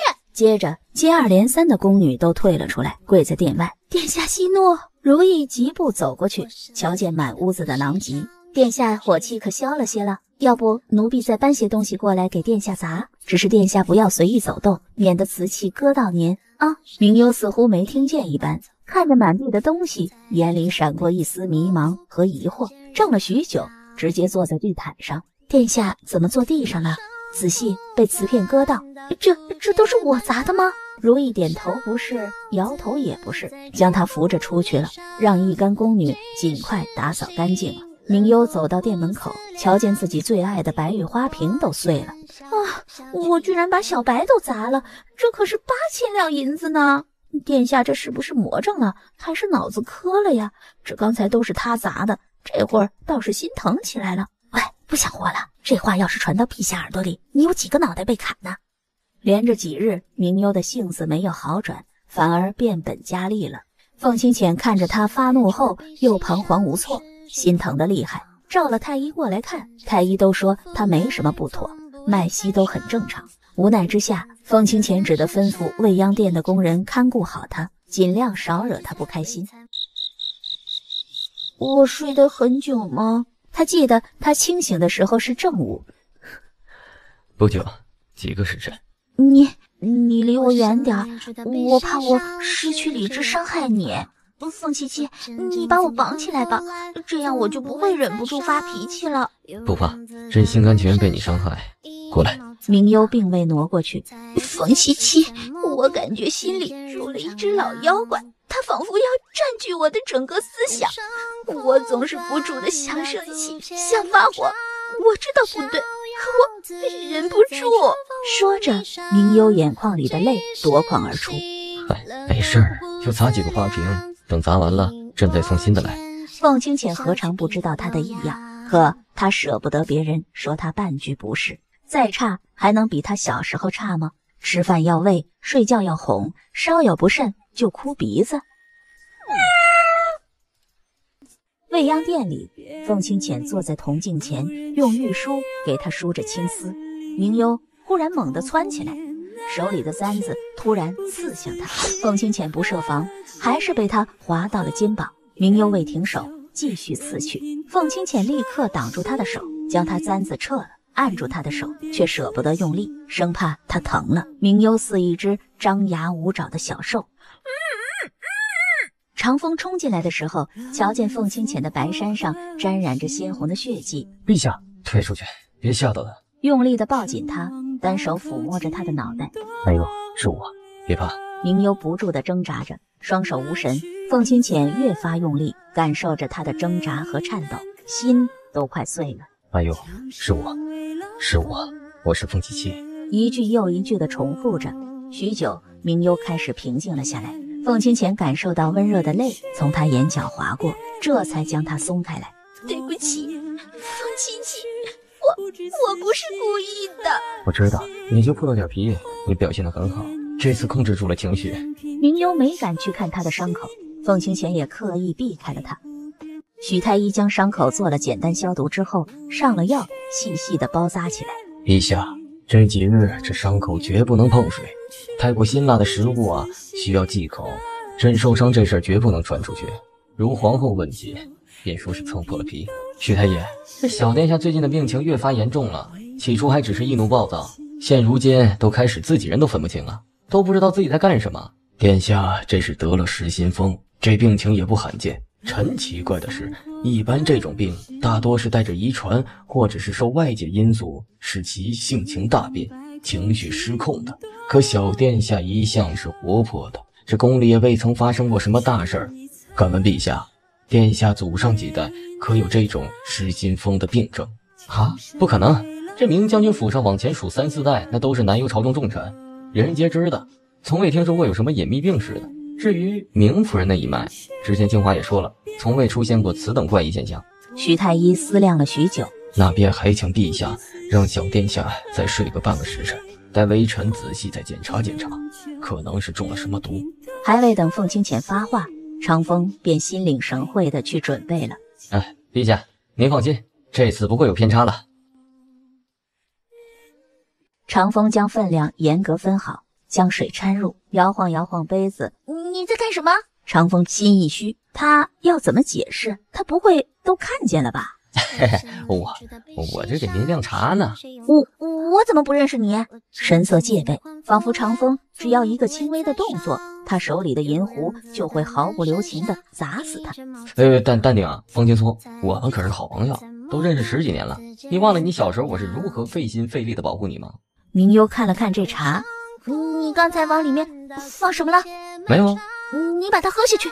哎，它太烫了。你要是不喝，我就不客气了。长风目瞪口呆。哎，等等，他好像忘记了刚才哪个杯子里放了迷魂药了。你怎么还不喝呀？明幽已经不耐烦地催促了，眼里杀意骤起。长风咬牙道了一声阿弥陀佛，这2选1的，总不至于这么倒霉吧？端起一杯茶，一口气儿就喝了，心里懊悔的紧。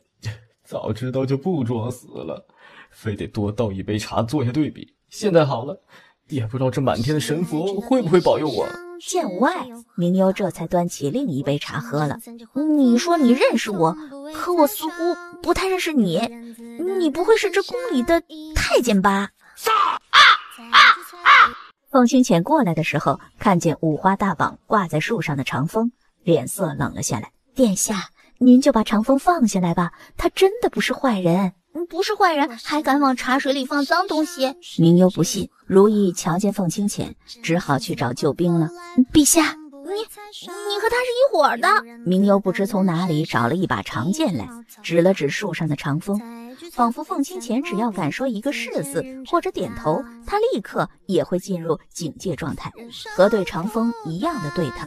朕不认识他，他是宫里的刺客吗？凤清浅立刻翻脸不认人，如意无语了。陛下，这可是你的左右手啊！陛下，你是蜈蚣精吧？真是兄弟如手足，女人如衣服。把这刺客让人拖下去，宰了喂狗。不知从何处窜出来的长生，默默地将长风拖着下去了。明幽认真地端倪了他许久。这宫里不就有现成的狗吗？可以让他来咬。那不是狗，是狼，叫韩月。他不喜欢吃活物，更不喜欢吃生的。那岂不是更麻烦吗？他还在纠结凤清浅所说的将刺客宰了喂狗。你在这宫里住了许久了吗？明幽看着他靠近，虽不认识，可却十分安心。他出生就在这儿，已经20来年了。那这里是你的家？那你知道我的家在哪里吗？凤清浅想起许太医的话，随着时间的推移，他会忘却一切，包括自己，最后混沌不分。这也是你家？伸手想去碰明幽，明幽却灵活地躲开了。胡说，我对这没有记忆，我不知道你们，不知道这院子，更不知道我是谁。可我知道。凤清浅走上去，握着他的手。放开我！凤清浅继续拉着他，明幽扯着他的大掌，低头便是狠狠的一口。手上能感受到明幽因为用力，牙齿在颤抖。凤清浅似乎感受不到疼，明幽感觉腮帮子太酸了，没办法，这才松了口。看着他虎口处那2条深深的牙印儿，你不疼吗？不疼。那为何你眼里有泪光？凤清浅握着他的手。因为朕心疼。心疼什么？凤清浅不语。朕心疼，心疼你忘了前尘往事，心疼没保护好你，让你吃苦受罪，心疼你不知道朕在心疼什么。你看你分明是疼的。对，朕很疼。明幽没说话，听不懂他这些奇奇怪怪的。你这个人是不是脑子有病啊？说话奇奇怪怪的很。你不记得谁，朕会帮你记着；你不记得家在哪儿，朕会为你引路；你不记得前尘，朕会一遍一遍说给你听。你真的疯了，朕会让整个天下陪着你一起。明幽并不懂，凤清浅紧紧地握着他的手，一点一滴地与他说：这是长寿的乌龟池，长寿是在太湖边上住了100年的乌龟，不知道是何时来的，你要记着每天给它洗乌龟壳。那我记不住怎么办？朕会记着，每天说给你听，1遍记不住就说2遍，2遍记不住就说3遍，3遍记不住就说10遍。缓步走到后院的古树下，你要记着给树挂上红绸，在每年清明的时候。明幽看着茂密的古树，枝繁叶茂，几乎快要挂满了红绸，心里生出一丝哀伤来。这是有人在思念吗？对，有人在想念你，你也在心里偷偷想念着他。只要你在一日，他便以一种特殊的方式活下去，因为你是他的延续。朕都没来，你就敢动筷子？你不是去别的地方吃了吗？若是傻等着，岂不是要挨饿？谁跟你说朕与别人吃饭了？这满宫都传遍了，说你去了云来宫、未央殿，这都快成冷宫了。说这都是报应，别人是春天要来了，本宫是寒冬腊月。明幽没好气儿的道：“男人都是大猪蹄子，看见好看的都走不动道。”少听这些胡说八道的。吃了饭，天气冷，明幽就往软榻上爬。凤清浅提着他的腰带，将他提下来。吃了饭不许直接躺着。外面冷。凤清浅看了一眼店内，你在店里运动。这么一亩三分地儿，能做什么运动啊？哼，当然能。朕带着你做些有益身心的运动。凤清浅斜眸一闪，提着明幽转身就去了软榻上。床上能做什么运动？床上能做的活动，有身心健康的运动可多了呢。明幽的水眸汪汪地看着他，没有一丝杂念，反而在软榻上滚了一圈。是打滚吗？是打滚吗？凤清浅如遭雷劈，他该点头还是摇头呢？若是点头，明幽会不会很认真地拉着他卷着被子滚几十次？若是摇头，明幽继续问他该怎么说。他想做些少儿不宜、夫妻却很宜的举动，这会不会教坏他的小皇后啊？明幽在侧身的时候，领口的衣裳微微一松，露出白皙的锁骨来。凤清浅俯身按着他的脸，直接吻了下去。明幽粉嫩的唇不由自主地张开，凤清浅趁虚而入，软香在怀。凤清浅一个正常男子又怎么会忍得住？满脑子的火热，他想他要提前开荤了。明幽一滞，整个小身板僵硬起来，呆呆地看着凤清浅。下一刻使劲地将凤清浅推开，自己起身急匆匆地跑去隔壁的小偏店了。凤清浅一脸不解，瞥眸瞧见软榻上鲜红的斑斑点点，脸顿时黑了下去。老天在和他开玩笑，也没歪想的心思了。凤清浅起身去外面端了汤婆子给他，又出去让人熬了红糖当归汤进来，去拿了缓解止痛的膏药贴在明幽小腹和肚子上，这才让他躺下来。被褥还是有血渍呢。朕已经换过了，无碍，你老实躺着，不然朕真的对你不客气了。凤清浅侧身躺着，怕他不舒服，轻轻拍着他的背，低声给他讲着小时候的故事。你小时候长牙特别慢，下门牙别的孩子都是6、7个月便长出来，而你却都1岁了才慢悠悠地长出来。小门牙如雨后春笋，才露出一个牙，你便开始什么都往嘴里咬了。偶尔一次咬了朕的手，你却上瘾了，每每看见朕都要将朕的手往你嘴里塞，若顺了你的意，你便一直哭个没完没了了。我咬你手干什么啊？我咬你手干什么啊？罗牙，你是不知道啊，朕每次见你都是满手的口水。说着，凤清浅忍不住勾唇，眼神带着几分暖意。明幽听着，嘴角也忍不住上扬。我小时候很可爱吗？像是个奶糖。这什么形容啊？奶香软萌，眼睛像是星辰。只是他未说像个奶糖，他想一口吞下去都来不及嚼。他说自己小时候，明幽便想起来了。清华说我小时候总是喜欢去拖爹爹的长剑，那时候人还没有长剑高，根本拿不动，死活坐在剑上哇哇大哭，却不让人帮忙。我爹实在没办法了，只得找来冰蚕丝，将剑挂着，命人悄悄地躲在高处。随着我的喜好移动，我便真以为是我能舞剑了。我以前呢，还指望做一个除暴安良的大侠呢，后来提剑都提不动，就放弃了。朕觉得你做的是大侠，除暴安良的对象，你不祸害，这苍生便是行善积德了。有他在的地方，皇宫里都是鸡飞狗跳的。若不是体虚，明幽恨不得锤死他。这还是人说的话？哎呦我的妈！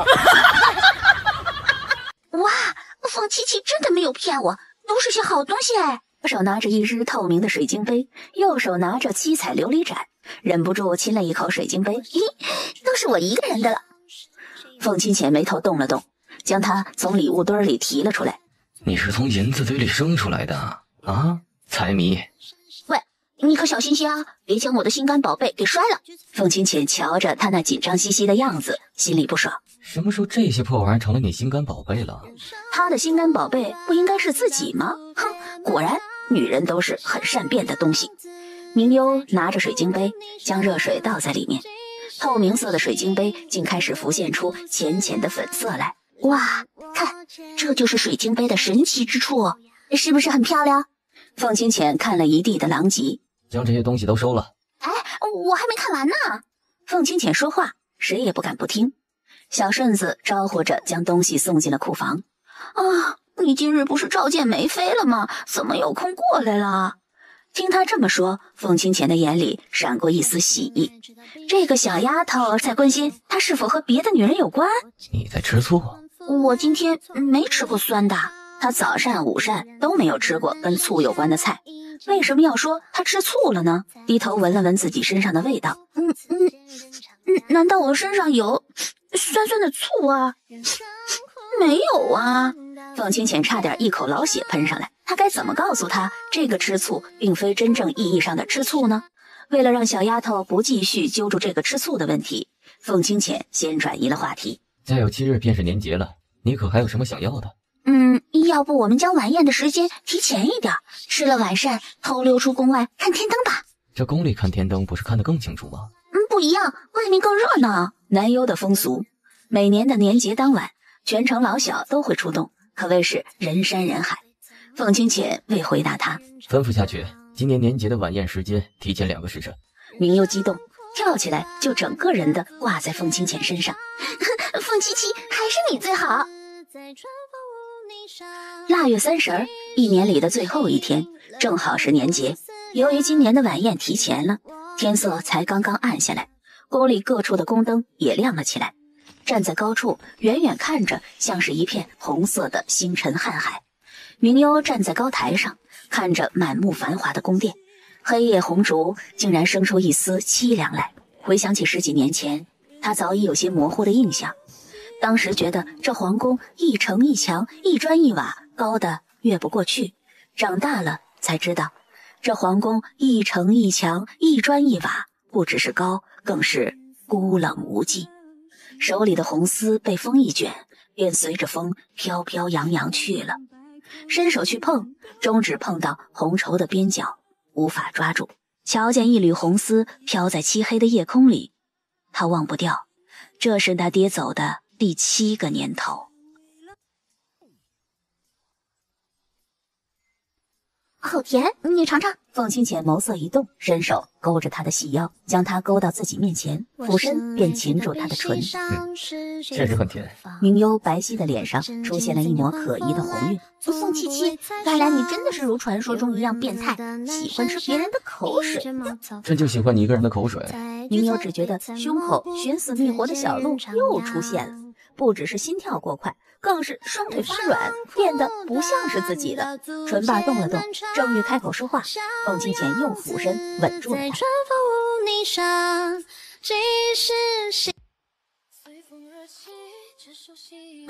凤七七，你许的是什么愿望？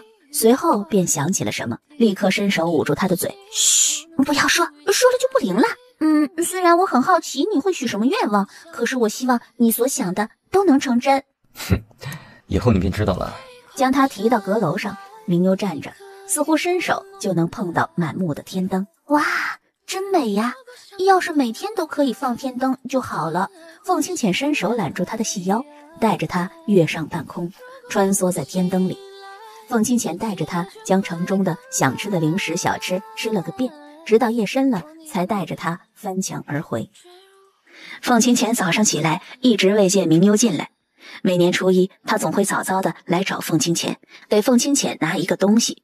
每年初一是凤清浅的生辰，可也是先皇后的忌日，所以凤清浅从小到大都没有过生辰。只是每年初一他总会拿些奇奇怪怪的东西来给他。凤清浅问过他那时候小，很认真地告诉他说是他们家的习俗，而这习俗一宿便是13年。你今天起这么早啊？可不是，恨不得赶着去接你了。你看，我今年给你带了面。你亲手做的？哎，这黄瓜条切的不错呀。明优瞪了他一眼，你给我闭嘴！他这是吃不着葡萄说葡萄酸，将面条搅和了一下。长风眼尖的发现是长寿面。原来这么多年，小丫头初一来送东西，还当真是给陛下庆生。凤清浅将面条夹起来放入口中，细细的品尝了。好吃吗？好吃。凤清浅点头，继续将剩下的东西吃了，用勺子将一大碗汤都喝光了。我第一次做呢。长风窥探着凤清浅的神情，冷热冰霜的脸上，嘴角微微上浮，心里疑惑道：难道这东西看着丑还真好吃？陛下此刻这仿佛好像吃了什么不得了的美味似的。等他吃了面，明又想起，哎呀，清华还给我热着早膳呢，我得快回去吃。等会儿雪大了，我们去堆雪人吧。凤清浅轻点头。明优和他约好，便赶回未央殿吃早膳了。陛下可要喝茶水？这面不紧。小皇后居然能将火候甜咸掌握得当，难道她还真有做厨神的天分吗？这还是那个酱醋甜咸不分的皇后吗？来人，找太医！来人！陛下，殿下落水了，现在人在未央殿呢。人未看清，凤清浅已经一阵风一样的走了。这是怎么一回事啊？我过去时候听到有人落水了，下去救人才发现是殿下，是有人推下去的。我太了解这丫头了，怕死得很。一会儿看鸭子，一个人是不可能离水太近的。哎呀，不知道啊，我过去时候这周边也没什么可疑的人呢。明优醒来的时候，眼前是模模糊糊的，瞧见人影儿吓了一跳，猛地将眼睛全睁开了，发现是凤七七和长风他们，才松了一口气。啊，吓死我了！我以为又有人将我推水里去了。你可看清是谁推你的？我是背着的，看不清，只是感觉这力气像是女人的力气，手也不是太大。如意端着姜汤进来，殿下先将姜汤喝了，暖暖身子啊。从明优出世，脸便是清寒的，出来的时候才问长风，可问了附近来往的人？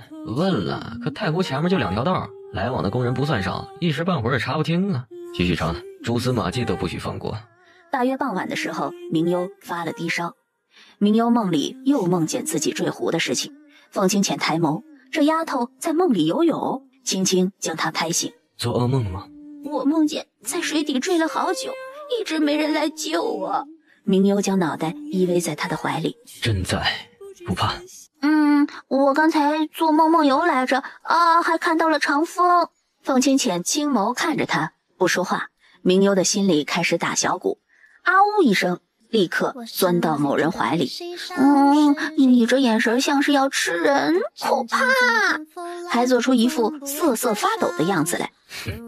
羊癫疯了？喂，你才羊癫疯，你全家都羊癫疯了，没瞧出来这是害怕吗？逞了2句嘴，才想起了凤清浅来的目的，顿时又化身为温润的小猫咪了。羊癫疯也挺可爱的哦。还肯骂朕？我不敢了，就是在心里胡说八道了几句，恨不得当场咬掉自己的舌头算了。他为什么要嘴快的承认呢？后悔的肠子都青了。看来长风在你心里可比朕重要多了。凤七七，我也不是要故意瞒着你的。你看你每天操劳国事已经够辛苦了，我不想让你辛苦，这才想等确定了有了眉目再告诉你。凤清浅无言，明优恨不得像是小猫似的撒娇打滚。凤清浅的火气若不消了，这等会儿可有的他受的。凤七七，你若是辛苦，那不得让我心疼坏了。我就是想先把事情确定了再跟你说，我自己也是猜测，稀里糊涂的掉下去的，若是抓错了人可怎么办？宁可错杀3000，不可放过1人。就知道你会这样啦，所以我才悄悄让长风去试探试探的。况且宫里耳目众多，这样悄悄去查也不会过于显眼。若这次打草惊蛇，折了机会，以后这害我的人岂不是更难抓出来了吗？他会躲在草丛里，无时无刻不窥探着算计着下一次害我，那我不得裹得像蚕宝宝一样躲着他，岂不是委屈死了？小眼神看向他，凤七七，你忍心我这样吗？朕同意就是，可干什么不许胡来，以身涉险，若是被朕知道了，就把你的腿打折，圈起来养。你忍心吗？他的腿怎么那么可怜呢？从小便被吓大的。凤清浅的目光划过他白得似玉的小腿，忍不住哽咽，喉结一动，默默强迫自己将视线移开，在心里算了算好日子。他的小果子等开春就可以拆吃入腹了。转眼明幽已经16了。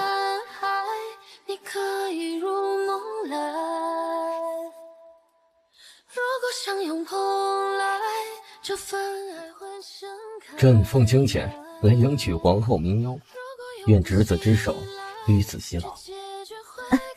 那你可带了聘礼？天下为媒，江山为聘，愿只娶7亿人共白头。明幽眼含泪光，却笑了，跟着他的步伐一路相随。古树上缠着一段红丝，随着晚风浮动。凤清浅与他拜了天地，拜了古树，拜了夫妻。阿幽，此生我只会有你一人为妻。